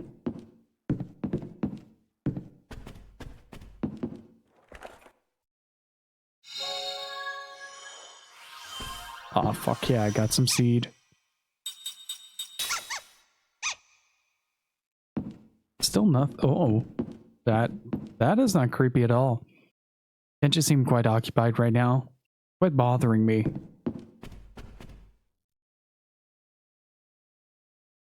Oh, that is eerie.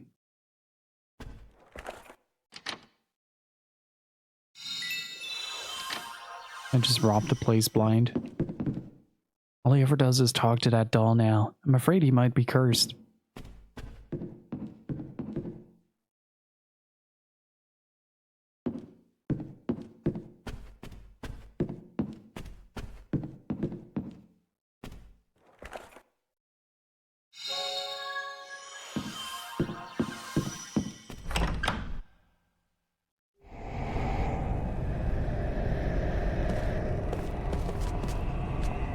What, you expect me to say welcome or something? Look, just leave me alone and go die somewhere, okay?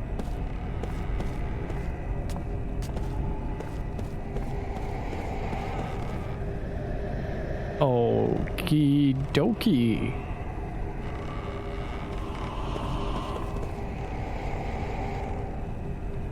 The spiteful doll Fenchi, I'd be happy to grant any wish you want. Just kidding, die. I just don't feel like doing anything.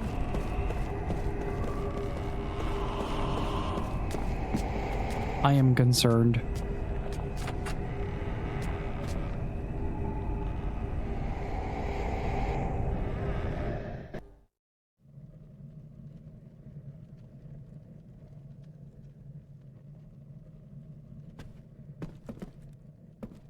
How could this be happening? We can't sleep safely in our own city. Welcome to my inn. It's safe inside here, so please stay for as long as you want. Not yet. I'm gonna explore.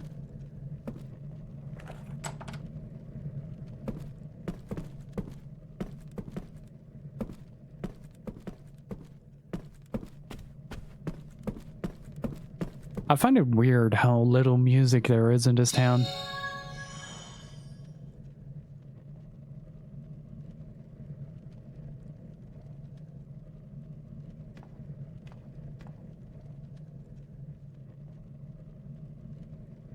Hey, anesthetize. How are you doing?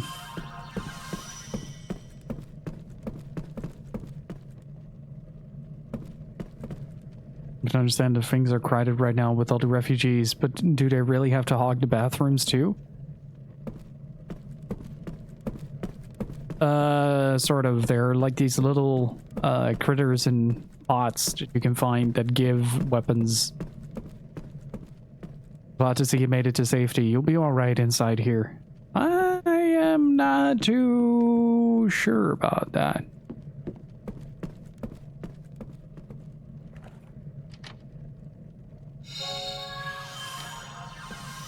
And Smile Dance, thank you for the follow. I appreciate it. I do like the aesthetic of this place. I love the plaster on the wall here. Looks very cool. Like, look at the amount of detail on that. I love it.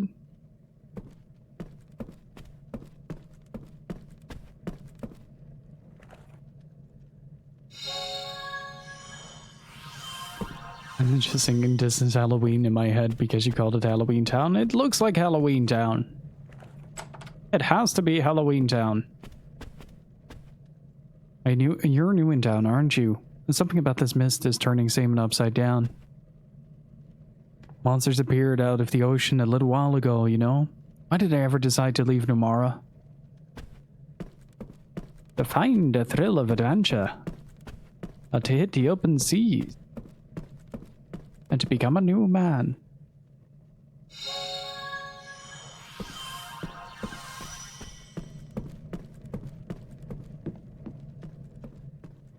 Wait, I got healed because of the transition. Yeah.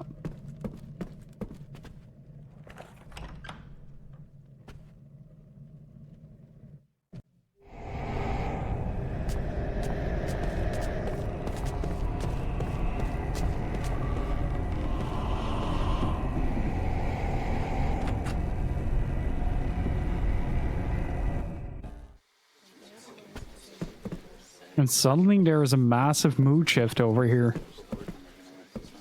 Oh, sure I do. As far as I'm concerned, that guy had it coming. He's rude to everyone. Hey, did you hear about that thing? You know, that thing that's been spotted in that rich guy's house. If we get another melodramatic vampire as a party member, I'm gonna lose it. I still haven't gotten over Keith and his aloofness. Are you from Tosca? I'm trying to get back there, but there's no way through. How much work to be done with the cities in this state? Oh well, have another drink. Don't you think this town's pretty strange? It used to be filled with merchants and travelers just a little while ago. Welcome, traveling. You certainly come at a difficult time. It's broken. I just wanted to hear some music, though. Maybe I'll have another drink. I'm a little anxious to walk home by myself. That magic machine is supposed to be able to play music, but it's broken now. It starts playing This Is Halloween. Outlaw, thank you for the follow. I appreciate it. Oh god, it does look like a face. Holy shit.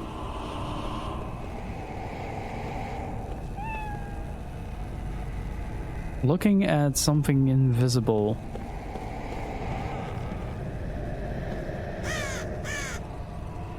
More easy prey stopping by, I see. Everything you see is 50G. Are you interested in anything?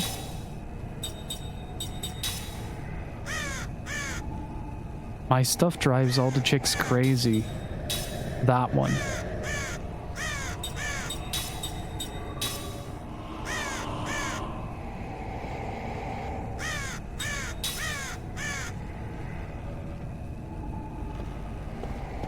That fog effect is really cool. Ah, monsters, go away! Oh, I'm sorry. Monsters? They look like monsters to you? I need that water. I need it to become more and more beautiful. Okay. I was making a Silent Hill joke and then the static began. This money is all mine. This golden sheen, the heavy feel in the hand. No one else can have it. Well, hold on. Who the heck is this guy? Don't think he's noticed that yet. He must be under a spell of some sorts.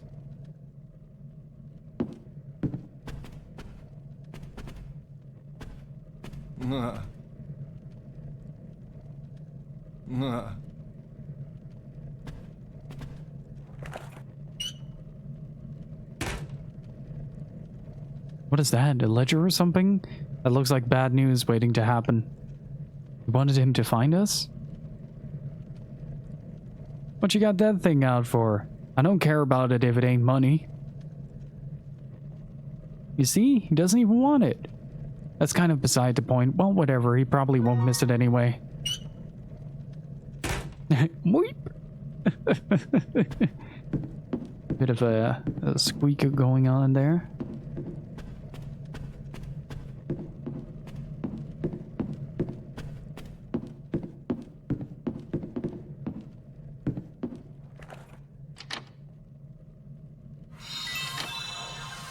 Oh, now he should care. I got his money. Oh, wouldn't be the first time I robbed someone, though. I do that all the time in this game. Ooh, that is really good though.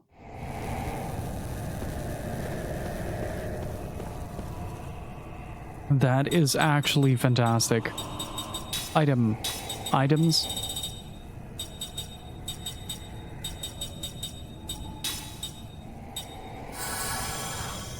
There we go. I will hit you, Joey.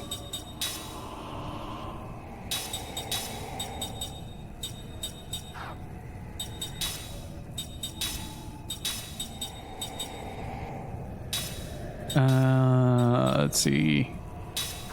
Maybe Angel Heart.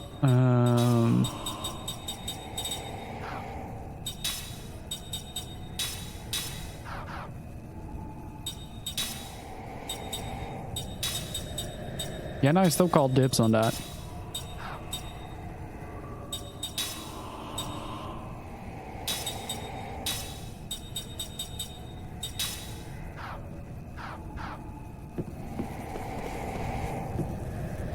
I'm now really curious. Like, you start mentioning things like a German dub of Kingdom Hearts, and my curiosity just sort of peaks.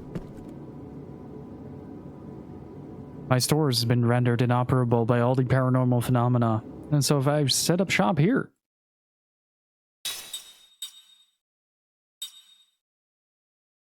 Elder Baton. I gotta get 4 of those. And definitely one of those.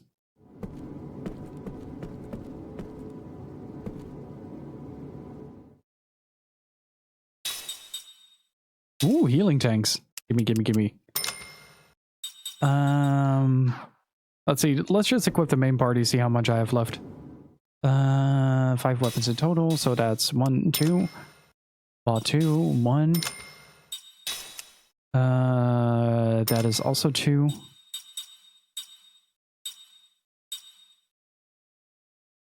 Let's see, that is... Okay, I need... Shit. Oh, that was my bad.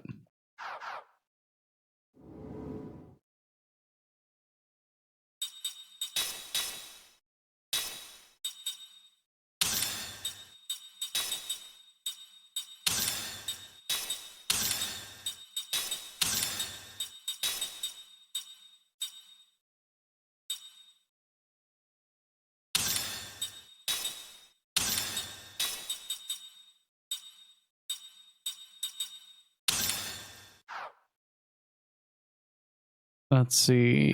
Might be a good idea to sell some things here. Let's see.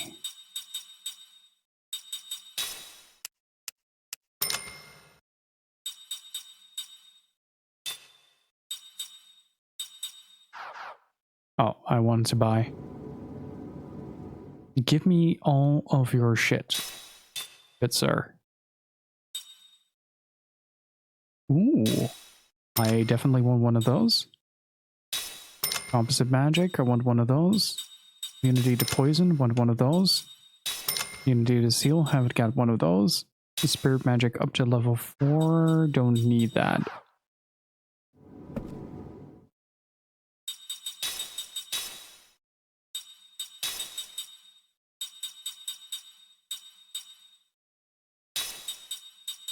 That should... There we go, magic trial record. Yeah, money is a very big commodity in this game. It takes a good while for you to get a good amount of money going.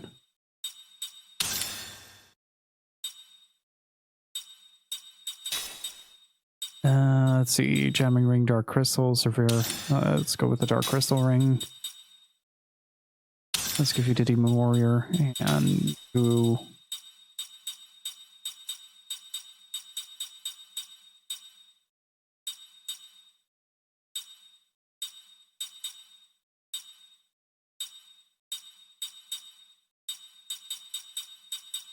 Let's give you the bruiser plus.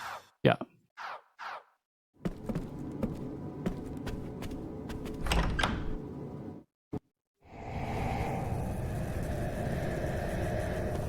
Oh yeah, Steve got pretty upset about Kingdom Hearts 3. Well, for good reason, with the sequel baiting that it did. It's just not a very good game. Let's see. Boop, boop. That's not me saying it as someone who is biased against the Kingdom Hearts series. That's just me saying, like, I really just don't like what they did with Kingdom Hearts. The fans deserved much better and much more.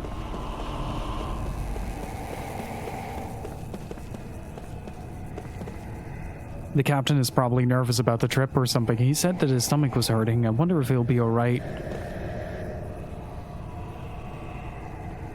Hey, you guys, have you seen Captain Dozel? A captain? Don't know anyone with a job like that. That's too bad. We're supposed to set out for the West Sea soon, but that's not going to happen without our captain. We've all been too busy getting the ship ready to look for him. Could you guys help us look for him? But tell him that it's time to embark. Sorry about this, but we really need all the help we can get. Do not enter the port where you're still busy getting everything ready.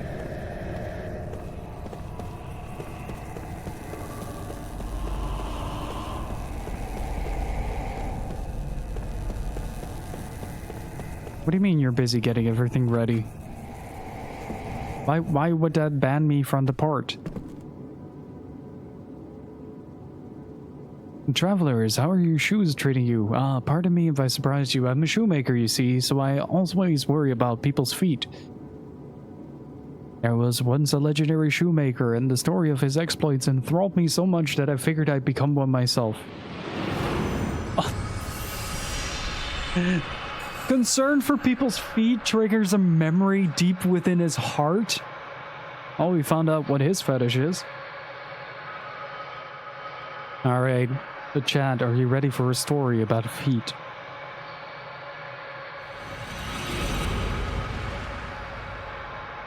A dream has been revealed.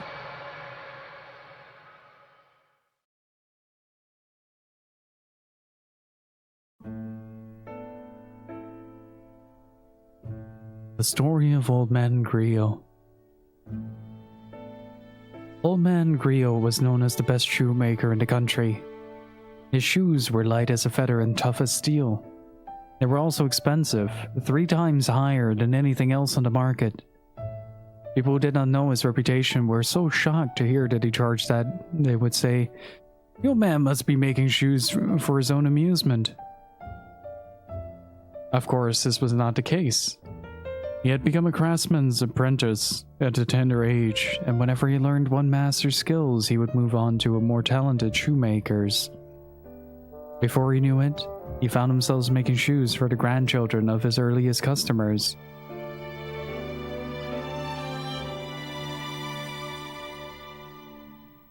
Griot was such a skilled craftsman, he could make any kind of shoe for the customer ordered. But he was best at and most enjoyed making thick-soled traveling shoes.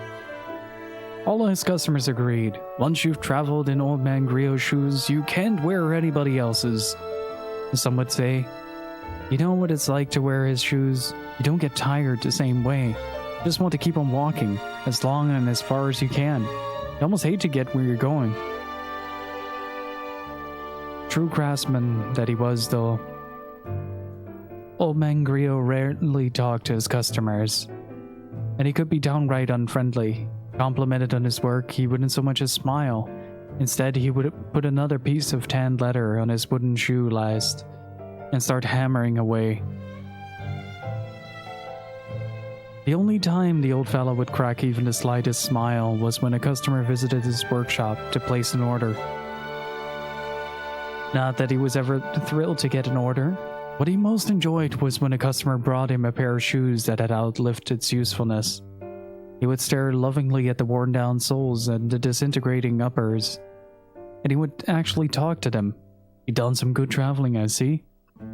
His regular customers would never dispose of their old shoes themselves because they knew how much he enjoyed this. Neither would they do anything so foolish as to clean the shoes before handing them over to the old man. He wanted them straight from the road, covered it with dirt, oil-stained, and stinking of sweat. These fellows are my stand-ins, he would say. They're choosing an honored place for them in his storehouse. They take my place on the road, you know. They've done their job. I hate to throw them away just because they're no good anymore. Proud craftsman that he was, old man Griot never wore his own shoes. He couldn't have worn them even if he wanted to. His legs were gone from the knees down.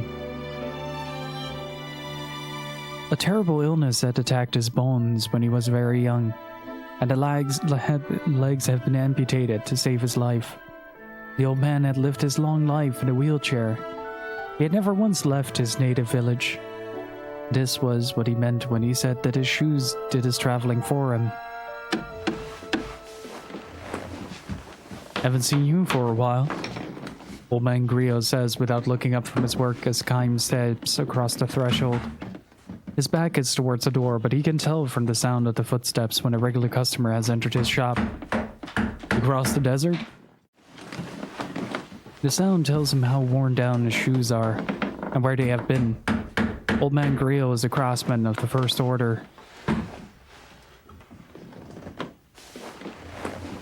was a terrible trip, Kaim says with a grim smile, sitting on a chair in the corner of the shop. When old man Griot is in the final stages of shoemaking, almost nothing can make him stop work, as all his regular customers know. Were my shoes any good on this one? They were great. Couldn't have done it with anyone else's. That's good. The old man doesn't sound the least bit pleased, which is to be expected. Griot is especially curt when he is working. If Kaim wants to see the old man smile, he will have to wait a little until he hands Griot his old shoes during a work break. Here to order new ones? Uh-huh. Where to this time? Up north, most likely. Ocean, mountains, probably walking along the shore. To fight? Probably. Old man Griot signals his understanding with a quick nod. He says nothing for a while. The only sound at the workshop comes from Griot's wooden mallet. Kaim is moved to hear it, like old times. He has ordered any number of shoes here, even before the old man took over the shop. Kaim is one of the old man Griot's oldest customers. In other words, he is one of the few who have survived repeated journeys. Swinging his mallet and speaking in short snatches, the old man tells Kaim about the deaths of some of his regular customers. Some fell ill and died on the road. Others lost their lives in accident. And not a few were killed in battle. It's hard when only the shoes come back. Kaim nods in silence. One young fellow died a few weeks ago. He was wearing the first pair of shoes I ever made for him. The soles were hardly worn at all. Tell me about him. You know, you hear it all the time. He leaves his hometown, wants to live someplace exciting. Parents try to stop him, but he goes anyway.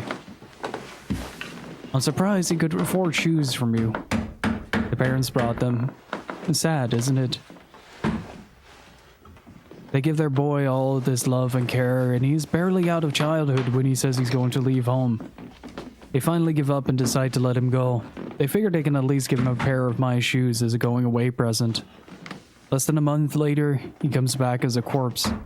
I don't know parents nowadays. They spoil their kids rotten. It's so damn stupid. Rio snarls. Kaim knows that the old man's feelings go deeper than that. Old man Griot is the kind of craftsman who would rush to make new shoes for the funeral of a sad young man who has breathed his last while his dream was only half finished. He would put them on the young man's feet in a coffin and pray that he would be able to go all the way on this final journey. Griot falls silent again and wields his mallet. Kaim notices how bent and shriveled the old man has become. He has known him a long, long time. Those days will be ending soon enough, Kaim thinks with an ache in his chest.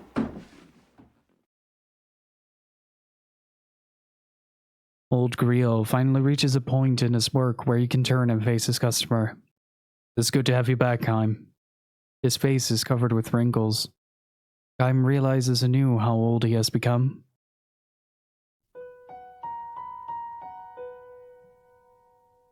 Where did you say you were traveling? The desert. Right. I think you told me that before. Kaim shakes his head. The old man seems to lose his powers of concentration when he isn't working. His memory is shaky sometimes. Little by little, but unmistakably, old Griot is spending more and more time drifting into space between dream and reality. People grow old and die. The truth of this is all too obvious. Destiny strikes Kaim with special force whenever he completes a long journey. So, you survived this one too, I see? Kaim looks at him with a strained smile. Have you forgotten? I can't die. No, I guess I knew that. I never get old. I look just like I did the first time you met me, don't I? The old man looks momentarily stunned. Oh. I guess I knew that too, he says, nodding uncertainly.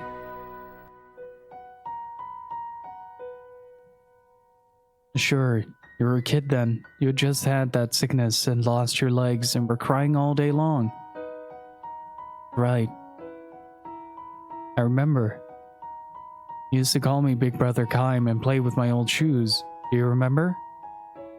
Yes, of course. Griot speaks with certainty now. Either the fog has cleared or the distant memory has come back with special clarity, because it comes from so long ago. The soles were worn down. There were holes here and there. They had a sour stink of mud and sweat. Now, to other people, they must have looked like plain old shoes ready for the garbage, but to me, they were a treasure. I remember running my fingers through the coat of road dust that covered them and trying to imagine where they had been. I enjoyed them so much. I really enjoyed them. Kaim's shoes were what got old Griot started as a shoemaker. It was all thanks to you, Kaim. If I hadn't met you, I would have spent my life cursing my fate. Instead, been happy. I'm happy now. Even if I can't leave this workshop, my sons can travel for me. I had a happy life. He pauses. Well now, we listen to me talking up a storm, Griot says with an embarrassed smile. He extends a thick hand to Kaim. Alright now. Give me my sons, he says, and Kaim hands him the worn-out old shoes he had brought with him. The old man strokes him fondly and says with a sigh, I've been through many a battle. I was a mercenary too, for a time. I know that, says Griot. I can smell the blood. All the shoes that travel with you are like this. Are you angry? Not at all. I'm just glad you came back from this latest trip in one piece. I'll be leaving again as soon as you make me new ones. Another one of those trips? To war? Uh-huh. And when that journey ends, you'll leave on another one? Probably. How long can you keep it up? Kaim's only answer is a grim smile. Forever. This is not a word to speak lightly in the presence of someone who has lived what little time he has to the fullest. Oh well, never mind, the old man says, turning his back on Kaim to continue his work. Wait 3 days. You can leave the morning of the 4th day. That'll be fine. When will we meet next after that? 2 years, maybe? 3? Could be a little longer. Really? Well then, this could be the last pair of shoes I ever make for you. Kaim believes it will be. The old man is not likely to last 3 more years. Kaim fervently wishes it were not so, but wishing by itself can do nothing. Only those who possess eternal life know that this is precisely why the time a person lives is so irreplaceably precious. Say, Kaim. What's that? Mind if I make a second pair of shoes out of the same piece of leather to match your new ones? It'll be for himself, he explains, to be placed in his coffin on his life journey. Not like that, answers Kaim. The old man swings his mallet instead of thanking him. The sound is far sadder and lonelier than usual. Come to think of it though, Kaim, be sure to come back to this town even after I'm dead. Offer up your old shoes at my grave.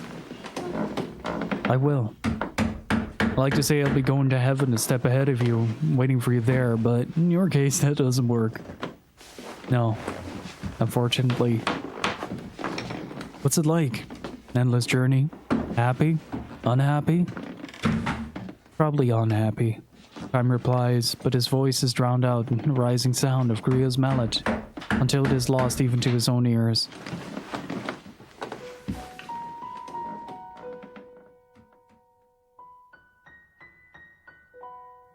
Old man Grio reached the end of his full span of years soon after Kaim's visit to his shop.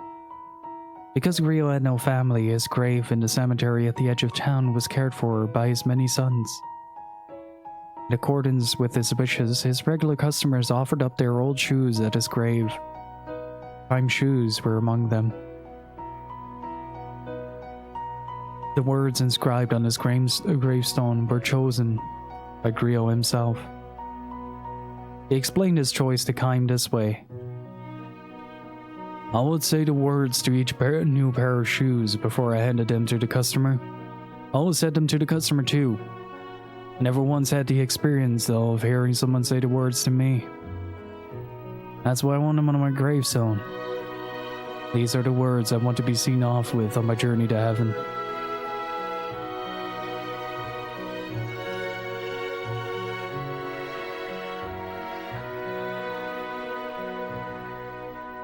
Several decades flow by. Not only old man Grio, but all the customers who knew him have long since departed the road. The only one who still comes to pay his respects is Kaim. He no longer wears shoes that were crafted by the old man. Like the life of men, the life of a pair of shoes cannot be eternal. But still, Kaim comes to the town at the beginning of every journey, touching his forehead to the ground at the old man's grave. The gravestone is covered with moss, but the words engraved on it, strangely enough, are still clearly legible. May your journey be a good one. These were the words of the old man almost spoke. Coming from his mouth, he could be brusque, but they were always charged with feeling.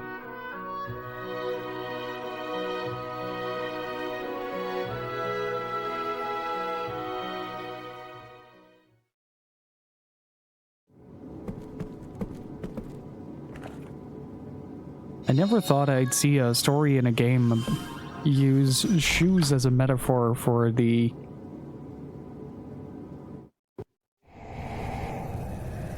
finality of life itself. Even this one gets me emotional. You should see the scene where we got Sarah. It's pretty great.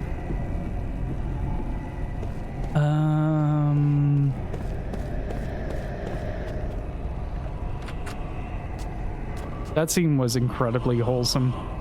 Beautifully crafted. You should show me. Yes, I will.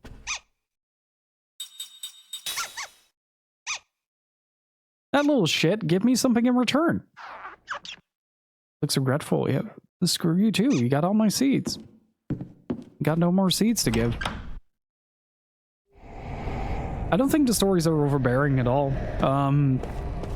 I mean, first of all, they're completely optional, so you don't ever have to actually read the stories as a whole, but it does add a lot of emotional weight to the characters' backstories. Like, it's not just Kaim's backstories that we read about, it's also like Seth, and Sarah, and Ming. We just haven't learned about them yet.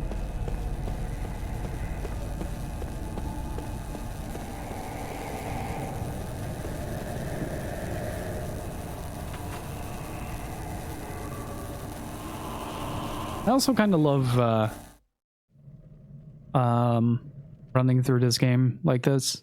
Just kind of reading the stories with you guys gives me the opportunity to really immerse myself in the story, as well as learn to narrate, something like that.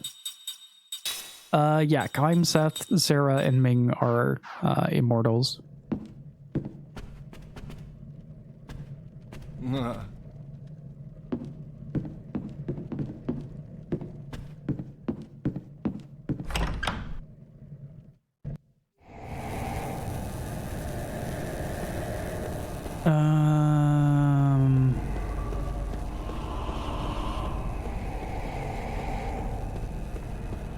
Don't suppose there is a way to get into the mansion here.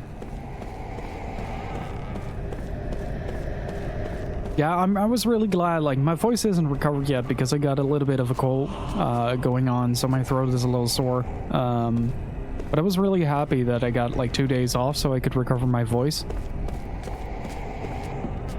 And I honestly might have to do that a few times. Just take a day extra off to recover the voice. But it does mean that the spy fiction video gets a little bit closer every day. The captain? Sorry, I don't know.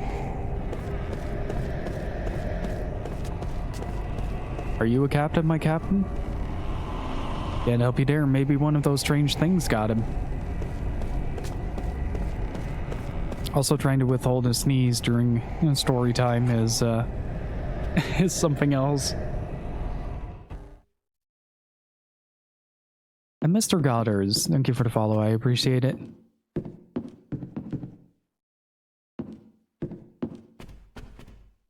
Love you so much. You're the one that I love the most in this world.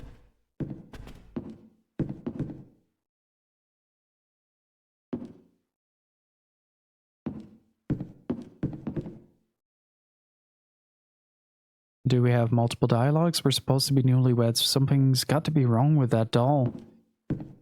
It's not the only doll in the town that is like that.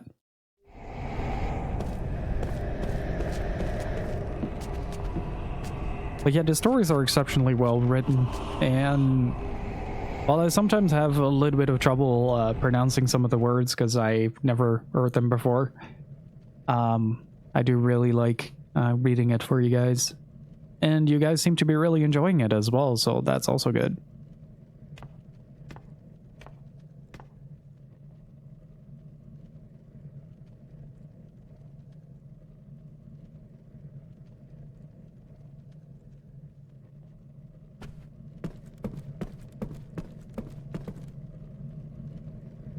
Hello? You done yet? I can understand that things are crowded right now with all the refugees, but do they really have to hog the bathrooms too? What is it, Jensen? Bathroom break? Why would I need something like that? I just thought maybe the captain's in there, you know? Pretty clever to figure that out, for you anyway. Captain, we know you're in there, so it's time to embark.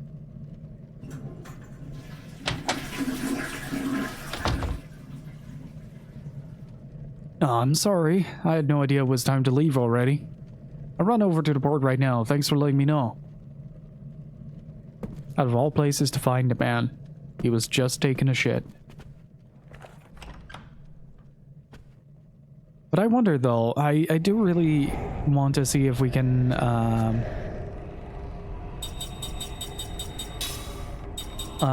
get the ones we missed. Like we have 1, 2, 3, 4 here at the start.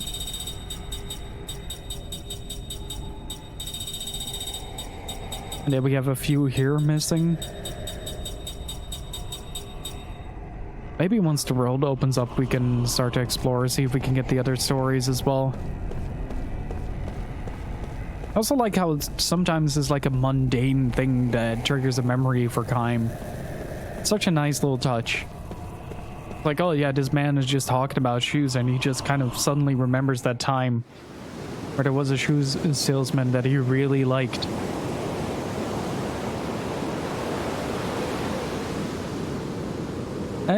I really appreciate that as well. My grandfather was a shoemaker, and like to the very end, he would always make sure that everybody had like proper shoes and stuff. I still wear his old shoes because we had the same size to this day.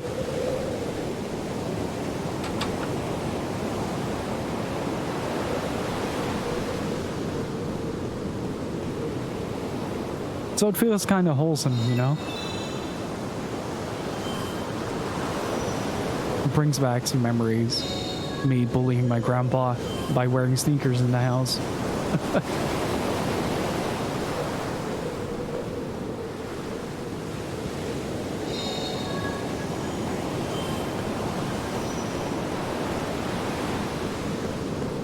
Look at this ocean.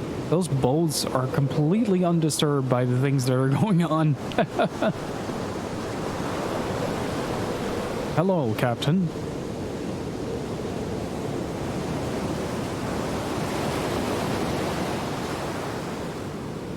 Oh, hello there. Thanks to you, we'll be able to embark soon. You all really helped us out. Well, glad to hear that. Where's the captain? He's inside the ship, preparing for a journey. Now we can finally get out too.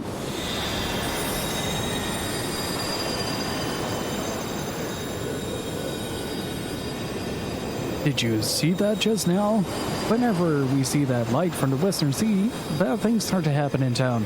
There must be something behind it.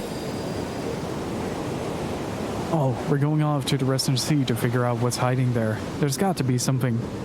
Ah, so that's why you're so busy fixing the ship. It's to explore these choppy waters, is it? We have some real brave ones here. Hey, why don't you guys come along with us? If it's not a problem, we'd all feel a bit more assured to have a group that looks as strong as you on board with us. Well, if you insist, but won't it be dangerous? What do you think, Kaim? Hey, Caskin, how's it going? Is this the ship they fixed up? Captain! Let's take her out. I want to see if what they say about the source of magic energy is true. The source of magic energy? I wonder. Ming, do you sense it? I'm not sure. I do, however, sense the presence of powerful energy. Only one way to find out. Sure looks that way.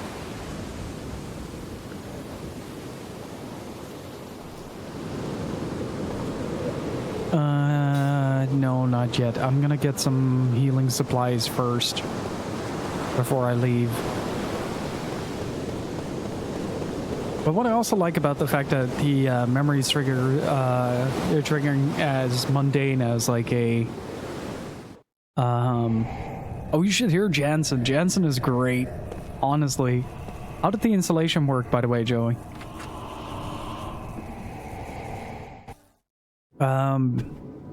But I do like that it lets you really,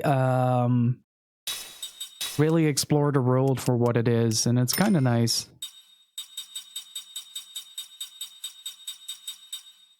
Okay, so we got the bomb upgrades now.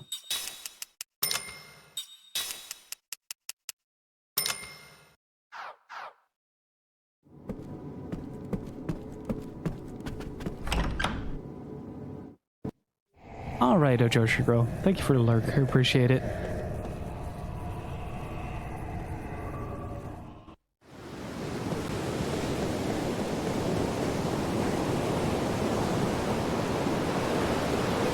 So like this old man right here, he might trigger a story. You guys are finally taking off. Be careful out there, okay?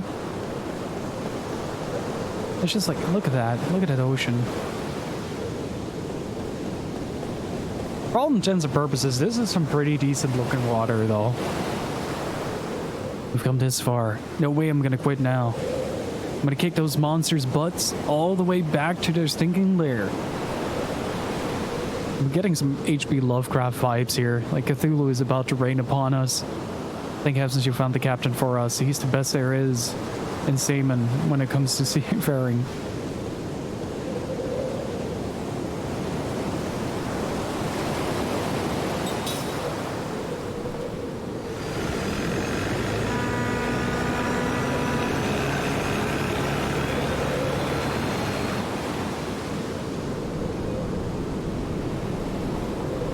Ooh, loading screens.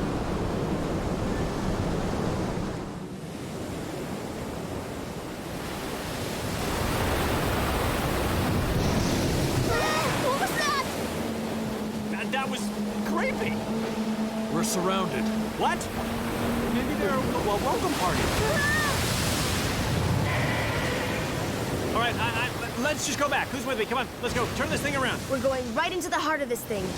Fun starts once we get invited in. Wow, you know the sea so well, just like a captain should. Or maybe not. Oh, I can feel it. Oh, no. Oh, here they are. On board. Thank you for that, Jansen. Come on, guys. It's way over capacity here. Sorry. Let's get him. We don't like seafood. Jansen is great. Do you want a piece of me? Ooh. What are we dealing with? Water, earth. Gotcha.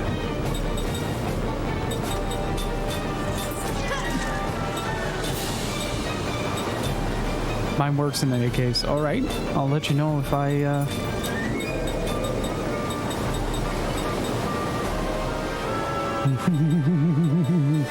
Oh, okay. That is going to be one hell of a blast.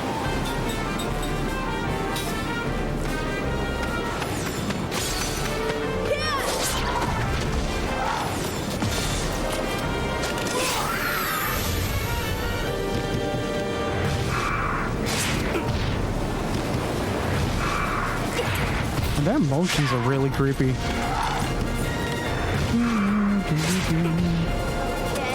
There's some level of Disney aesthetic to the soundtrack, though. That's pretty great. Okay, bye.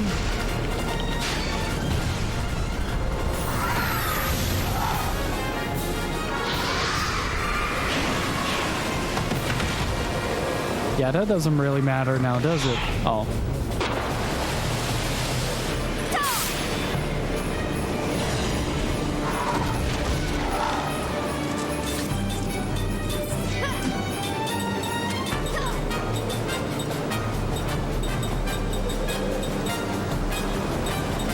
I really love this combat system. It's so much fun.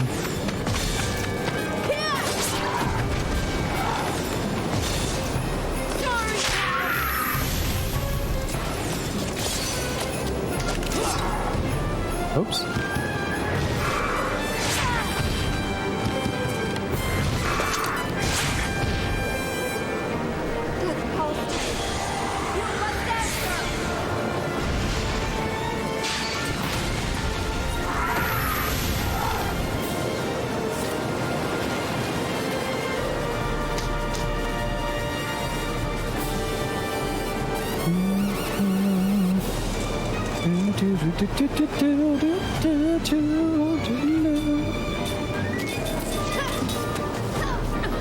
Get 'em, boys.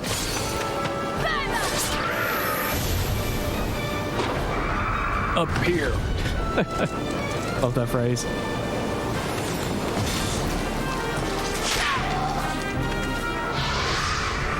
I don't know, like, I don't really feel like it's something that... Oh, okay, bye. That really...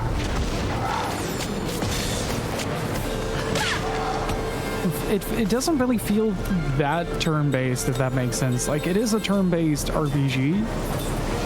Like, that much is obvious, but at the same time, it doesn't really feel that way.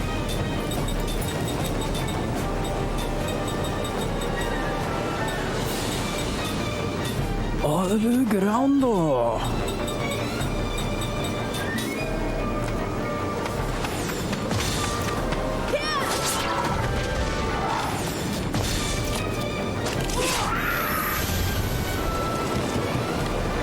Yeah, one of the most magnificent soundtracks by Nobuo Uematsu to date. I really love this soundtrack. It's really strong.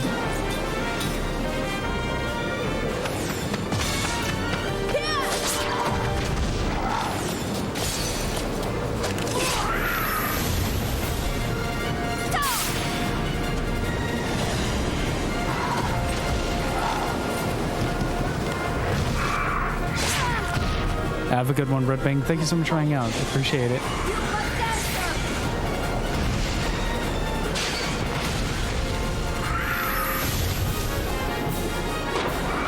Up here.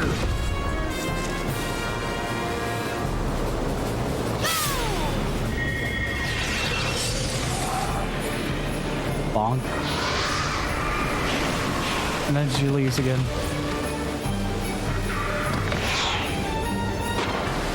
Okay, I have an idea.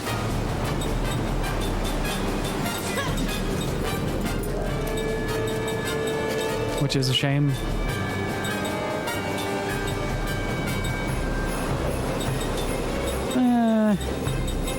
Just gotta sit down for it and just let yourself be immersed, I guess. Like, I don't really have like solid advice or anything for that. When it comes to like, hey, want to play a turn-based RPG? I'm usually like, hell yeah, let's go.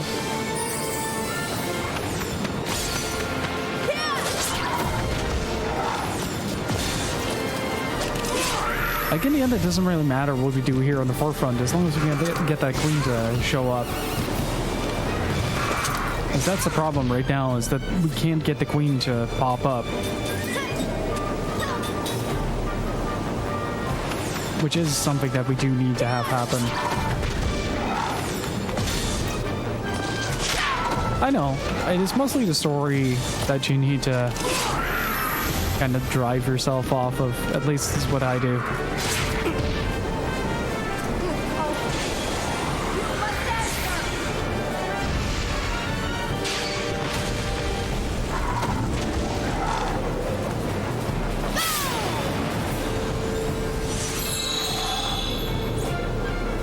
Please appear.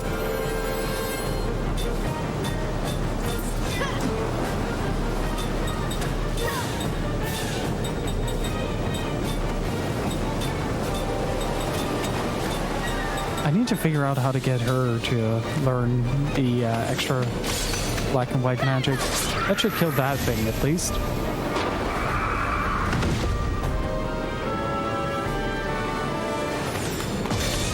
Can we just get an immediate round against this monster? Fuck! Really?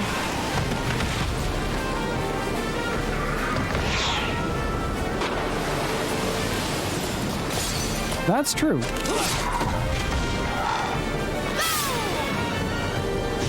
That's definitely true. Hey, Jeannie, how are you doing? Whoa! I mean, by all means, go completely nuclear on these guys.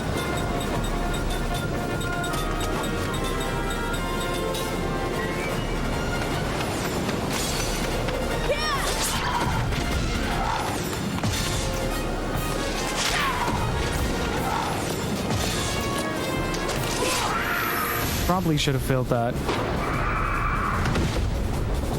Because I don't get the ground off in time.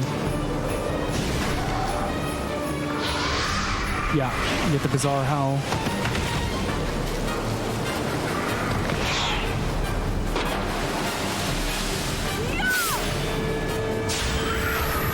Jesus. And Sarah is an absolute... It fled to the distant ocean. Oh, we didn't have to kill it. We just had to chase it away. This is just too much. We get it when we're on the boat, we get it when we're on land. I mean, we're getting it everywhere we go. That's pathetic. We just got started. I definitely feel it ahead of us. The source of magic energy. The power that awakened the creatures who live in the dark caverns.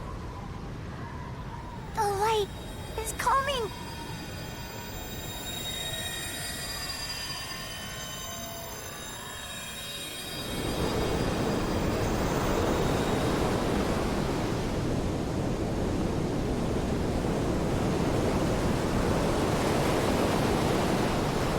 That is a weird spot for this to happen.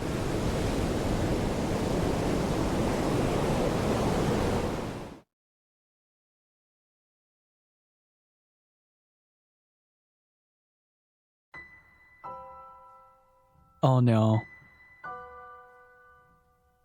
I know you probably hate me now, Anira.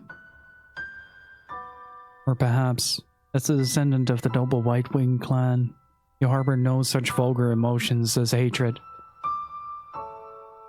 Kind and gentle as you are, perhaps you have forgiven me. Perhaps you have accepted what I did. Now you pity me for being trapped in a prison of solitude again.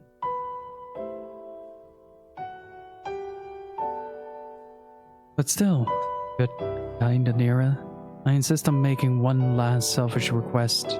Please, hate me. Please hate me for eternity. If I know that you hate me, I can remain connected to you. If I know that you have not forgiven me, the pain of that will enable me to feel you close to me. Are you laughing at my convoluted reasoning? Then let me say it more simply. I am lonely. I fear eternal solitude. That fear has been with me ever since I killed you with my own 2 hands. 900 years has passed since we first met. In a conventional way, I took a husband. Even more conventionally, I gave birth to a son. And soon after naming the baby said, my husband died in an epidemic. At his bedside, of course, I cursed the fate that would not let me die.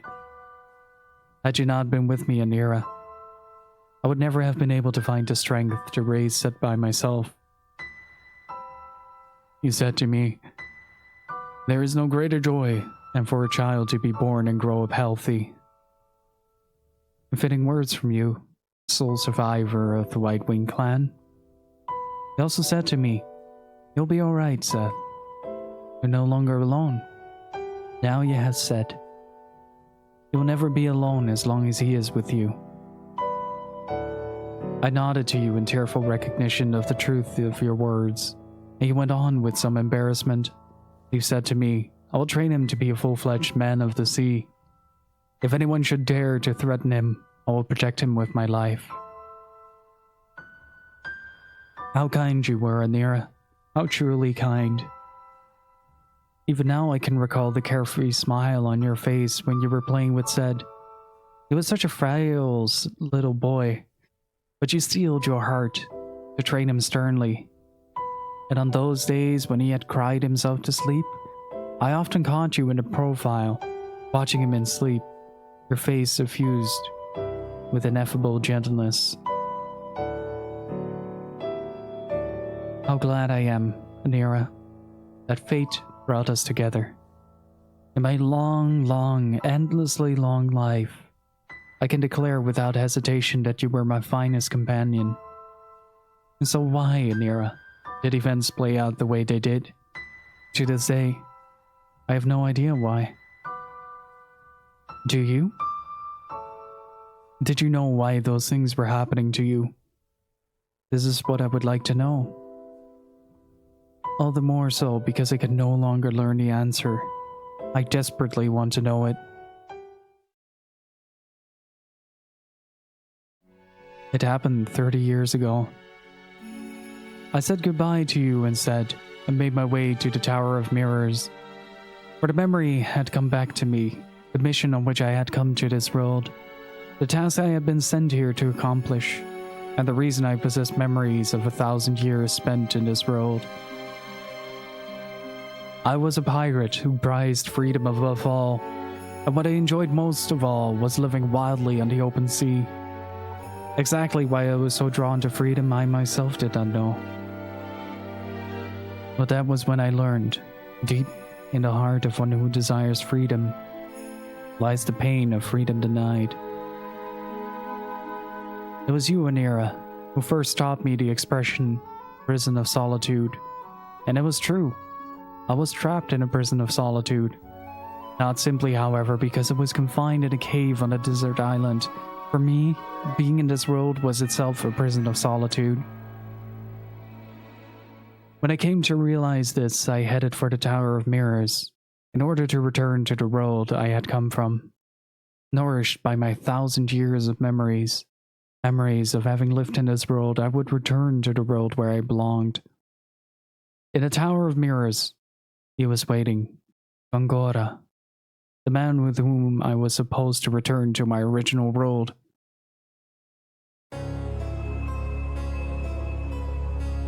I had no way of knowing, however, that this was a trap that Gongora had set for me.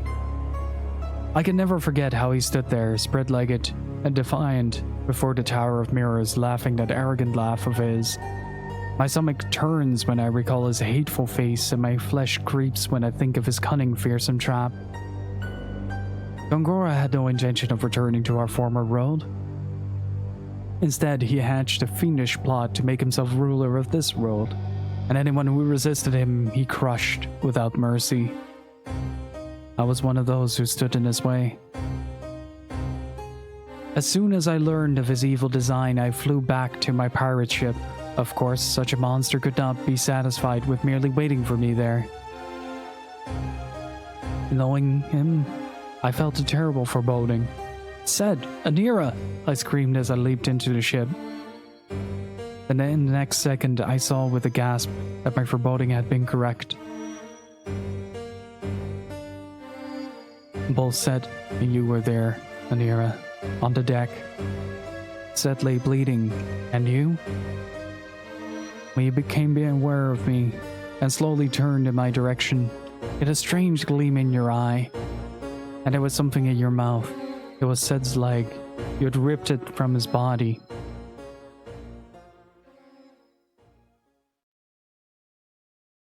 All sounds faded. Set lay there in a sea of blood, his leg torn off, trying to cry out to me. I couldn't hear a thing.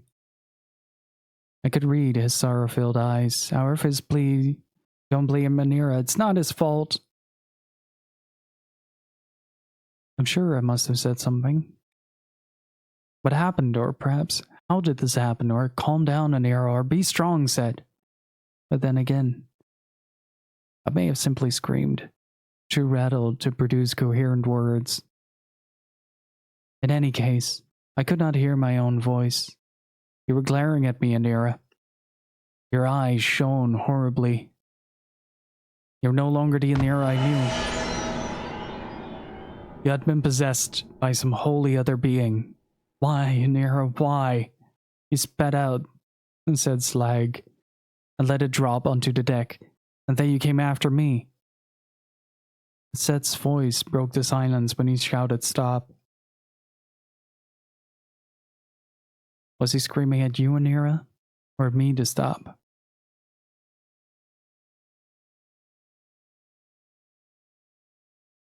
The whole scene became enveloped in a white light. When I regained consciousness, I was lying on a deck. As I slowly opened my eyes and raised myself, I realized that my sword was gone. I had only an empty scabbard at my waist. I looked around with a shock, and there you were, Anira, lying on the back. My sword had been plunged into your chest and stood there like a grave marker. Anira! I screamed, and I ran over to you. I started shaking you, but your eyes were shut tight, and there was no sign they would ever open again. I shouted at you to wake, to come back to me, and then I shouted to Sed, "Hurry, Sed, come here, Anira is..." But there was no reply from Sed. Having lost so much blood, he was unconscious. If only you had been merely unconscious, Anira. If only you had been badly wounded but alive. If only you could have started breathing again. But my sword had done its job, to horrifying perfection. It had pierced your chest exactly where it needed to in order to take your life. I stared at your corpse, uncomprehendingly. Oh, Anira, lone survivor of the proud White-Winged clan, tell me, please tell me what happened. Was I the one who killed you? I sensed someone approaching me from behind. I turned to find Gongora staring at me, expressionless. You killed him, he said softly, his voice devoid of emotion. I shook my head, wincing. No. My voice was hoarse, trembling. Gongora went on, as if slowly pressing his words into my ears. It was you. You killed him. No, I would never do such a thing. The trembling of my voice spread through my entire body. To think that I might have killed you, Anira, with my own hands. I could never be. This was what I wanted to believe, but the reality before me was shattering such hopes. Gongora threw his head back in contemptuous laughter, all but proclaiming his victory over me. You see now, Set, what you have done? Killed the one you most loved? You're on your way back to the prison of solitude. Again, he laughed aloud. And he was still laughing as he felt the deck. This man, who knowing I could never die, set a trap for me. That was crueler than death itself. I collapsed where I stood. Looking up at the sky, I felt tears pouring down my face. Tears of blood. Again, I was plunged into eternal solitude, never to be released from it by death. Gongora had succeeded in locking my heart in darkness again, and sealing in my memories with it. I wept uncontrollably. I screamed until it all but ripped my throat to shreds. If my heart, my mind and soul, were something lodged inside my chest, I would have torn it out. Help me, Anira. Help me.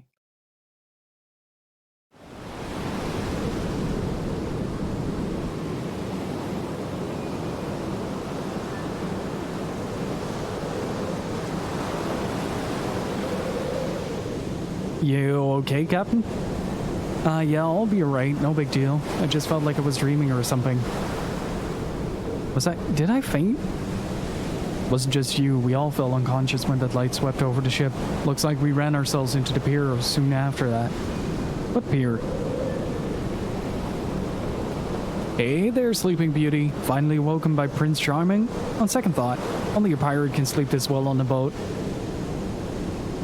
Shut your mouth, Jansen. How is it inside? Everyone is well. They've all woken up, and luckily no one seems to be injured. But Kaim, where are we? Oh, this is the Tower of Mirrors, isn't it?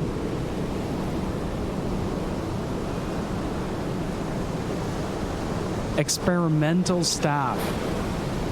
Okay, so Grand Staff wasn't the only one. It sure is big. No one said there was anything this big in Saman. You're right, it's strange. I doubt you could build anything this enormous without anyone noticing. The magic power here is at an alarming level. This must be the source of the power I felt on the sea. I smell a conspiracy around here. We should definitely look into it. Joshiro, an Excision player, thank you for the follows. I appreciate it. Oh, the whole ship has just collapsed. Oh boy. Oh, that is kind. That is nice. I like that. Hang on.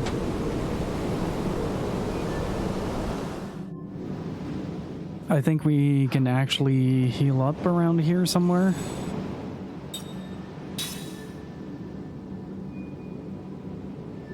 But that is... Gongora is absolutely fucked up.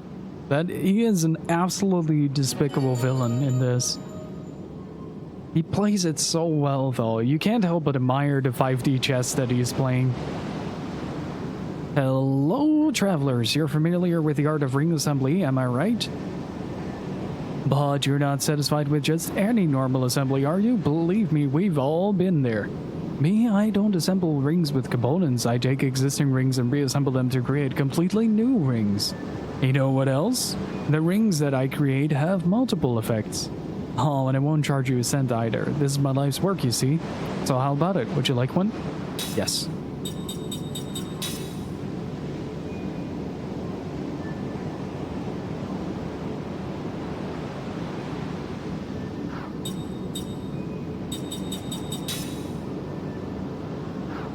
Okay. Herculean ring. Nice. Farewell, travelers. I shall always be somewhere close by. This is probably... Can I just lay down here, or... Yeah. Probably a good idea to do.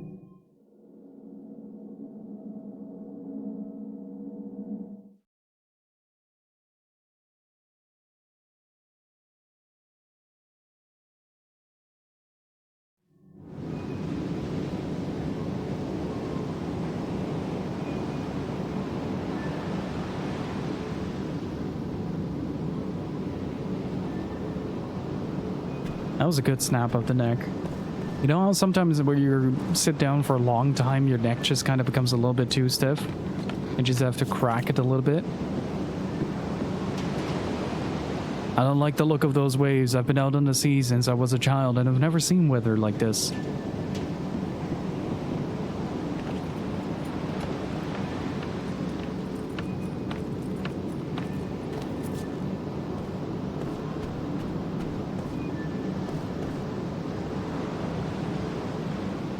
Oh, they only have golden showers, Ray.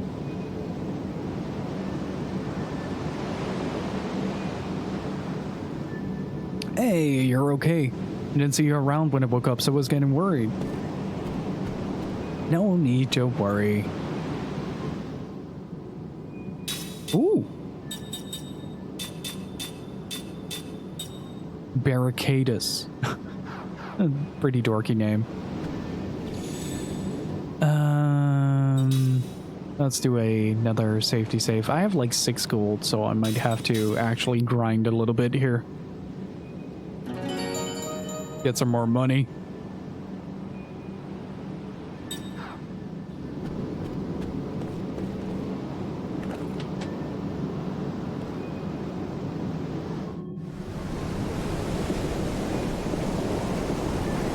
This is a cool looking place though.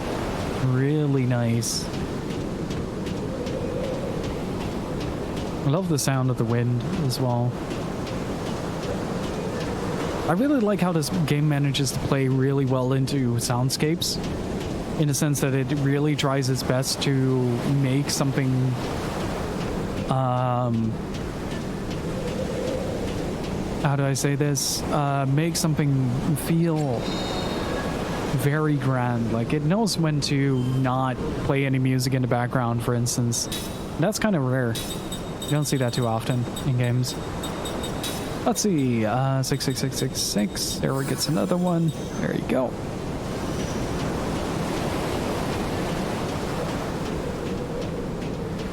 And hopefully you guys have been enjoying the run so far. I really appreciate the support.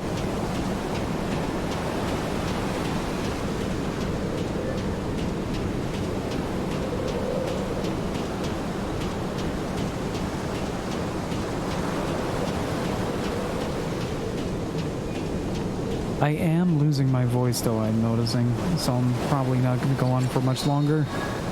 Well, I'm already really close to normal end times anyway. So I should persevere.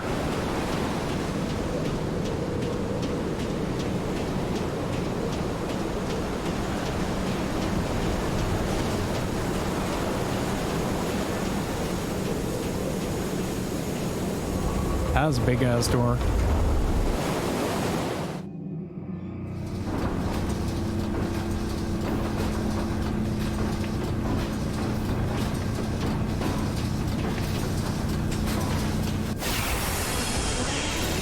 Okay, what are we fighting today? It's now or never!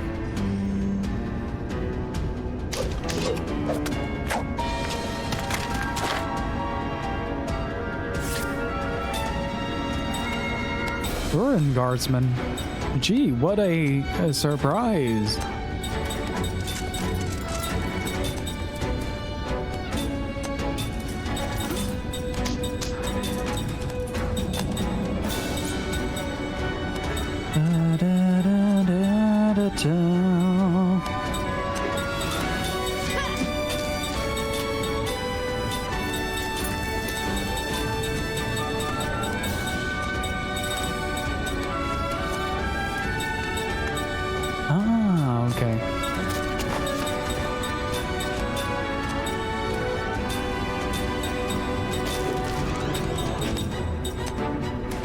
Okay, type mechanic. Well, I might want to boost on that.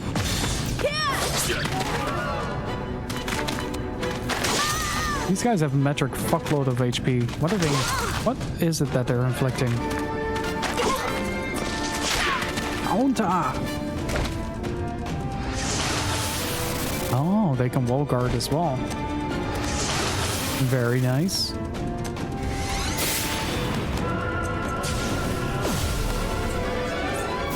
Oh no.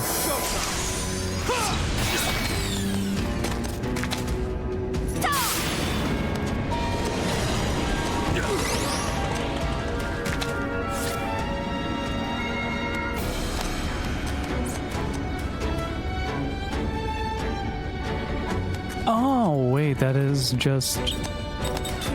That isn't even that bad. Why would that be a problem? It's probably best to unseal. Do I have anything against sealing?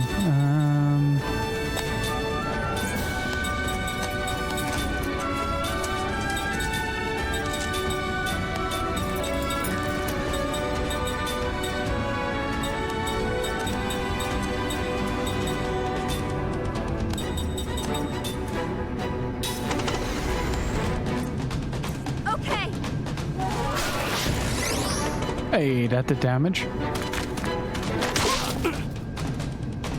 Oh, they have varying effects. Oh, that sucks. That's poison.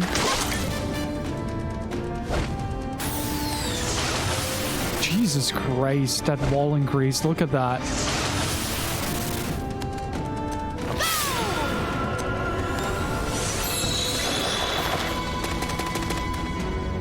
Okay.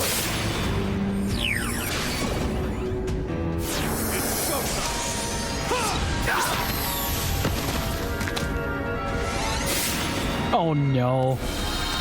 Okay, Zephyr doesn't heal that much in this one. Luckily.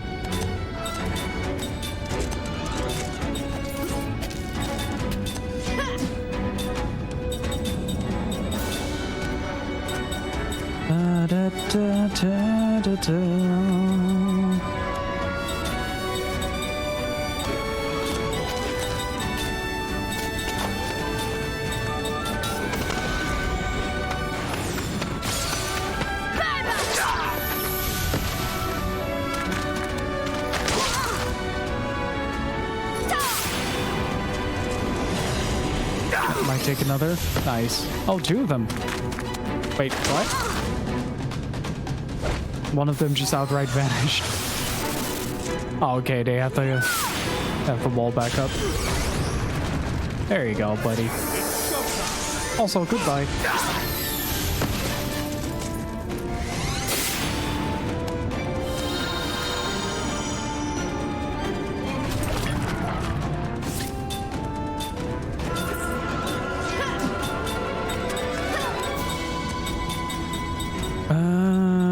Let's use Winda on the magic slider and Zephyra to heal the party.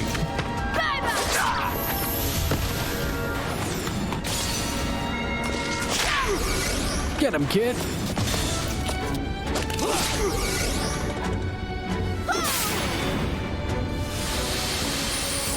That's how you heal, buddy.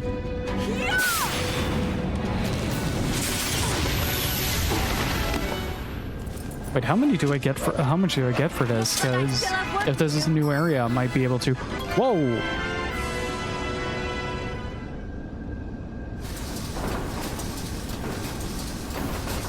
Okay.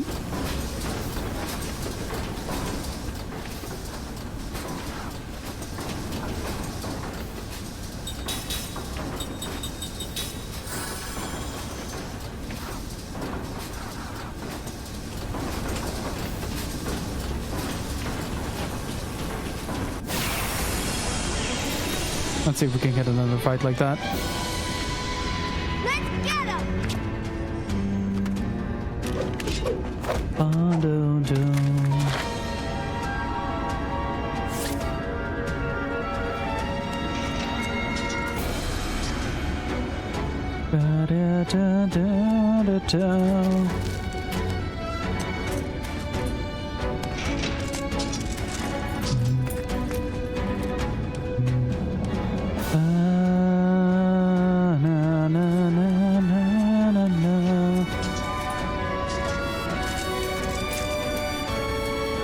Right, it's Friday, right?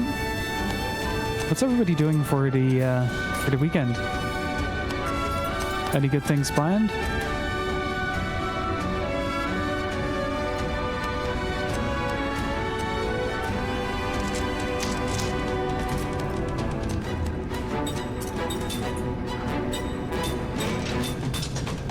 More rise. There you go.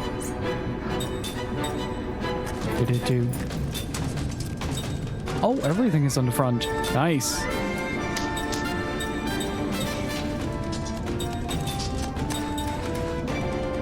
That looks like something straight out of Nier. Asleep is also good.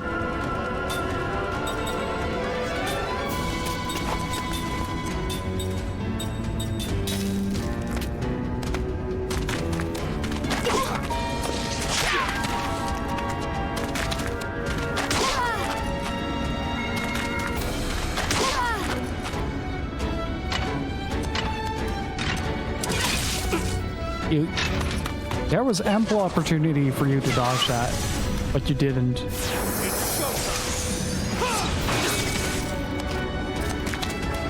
Oh, okay, it counts as a normal attack. Gotcha.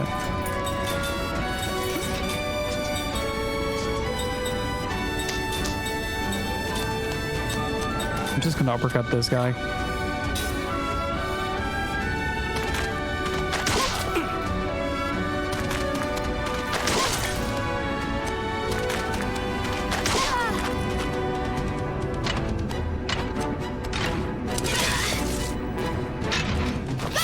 Oh, they're attacking with delays. That's why it's taking so long.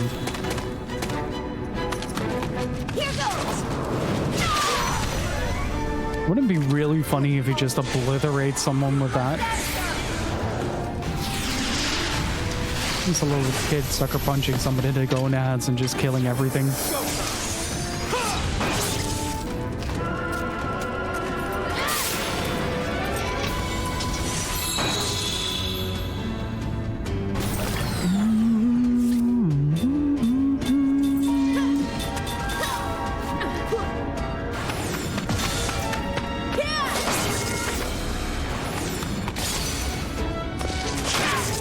Big clank.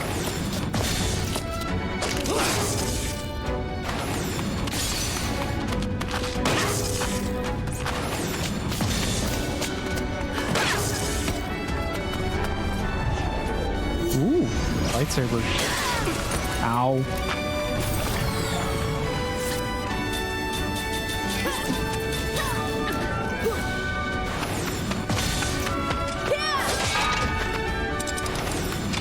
That was a good clank. There we go. Let it cinch. Yeah, I feel like we have to get to at least level 30 for this. Oh.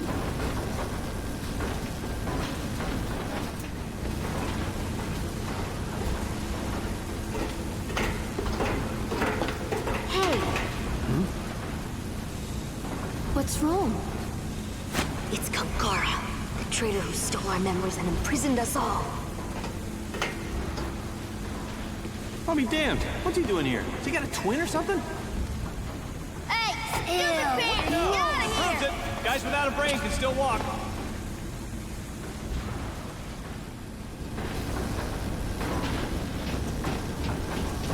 Why would you taunt one of the greatest sorcerers in the entire kingdom of Ura?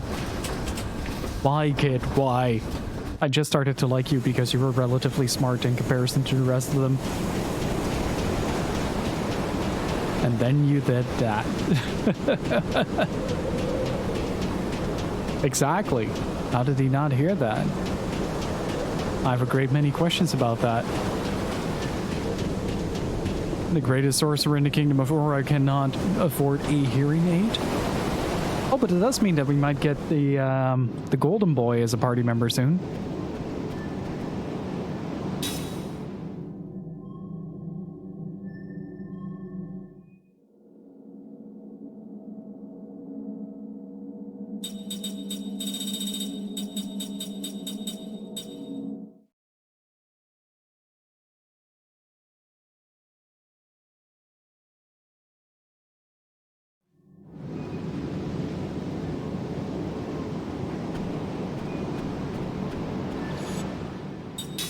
Alright, I think I'm gonna call it, guys. My voice is really starting to give way, so I'm gonna shut up. Thank you all so much for hanging out. I really appreciate it. It's been a lot of fun. And I'm really happy that the new Xbox is working as well as it does. It does give me a lot more confidence to continue to play through. So I should be getting a new copy of Lost Odyssey somewhere soon to get the 4th disc working. If that's the case, we'll be able to continue this, but otherwise we'll have to end at the end of disc 3 until further notice, because the 4th disc doesn't work. But yeah, hopefully you guys enjoyed the stream. If you are new here and had a good time, consider hitting the follow button. We'll be back tomorrow with more Lost Odyssey. And we also have a Discord if you want to hang out or looking for some people to hunt with on Monster Hunter Rise, and also make videos on YouTube that are separate content. So do consider subscribing there as well. There's a new video coming up tomorrow right after the stream, so that would be at 9 p.m. Central European Summertime. I also have a Patreon where you can help support the stream. But with that said, I'll be back tomorrow with more Lost Odyssey. I'm super excited for it, and can't wait to see where this is going. It's been a fantastic ride so far. We're about 25 hours in, and I think we're getting to the halfway point of this too now, so super excited. But yeah, with that said, if I don't see you guys anymore, have a great weekend, and if I do see you guys tomorrow. And in the meantime, stay beautiful dudes, keep on gaming. I'll see you all next time. Until then, bye bye.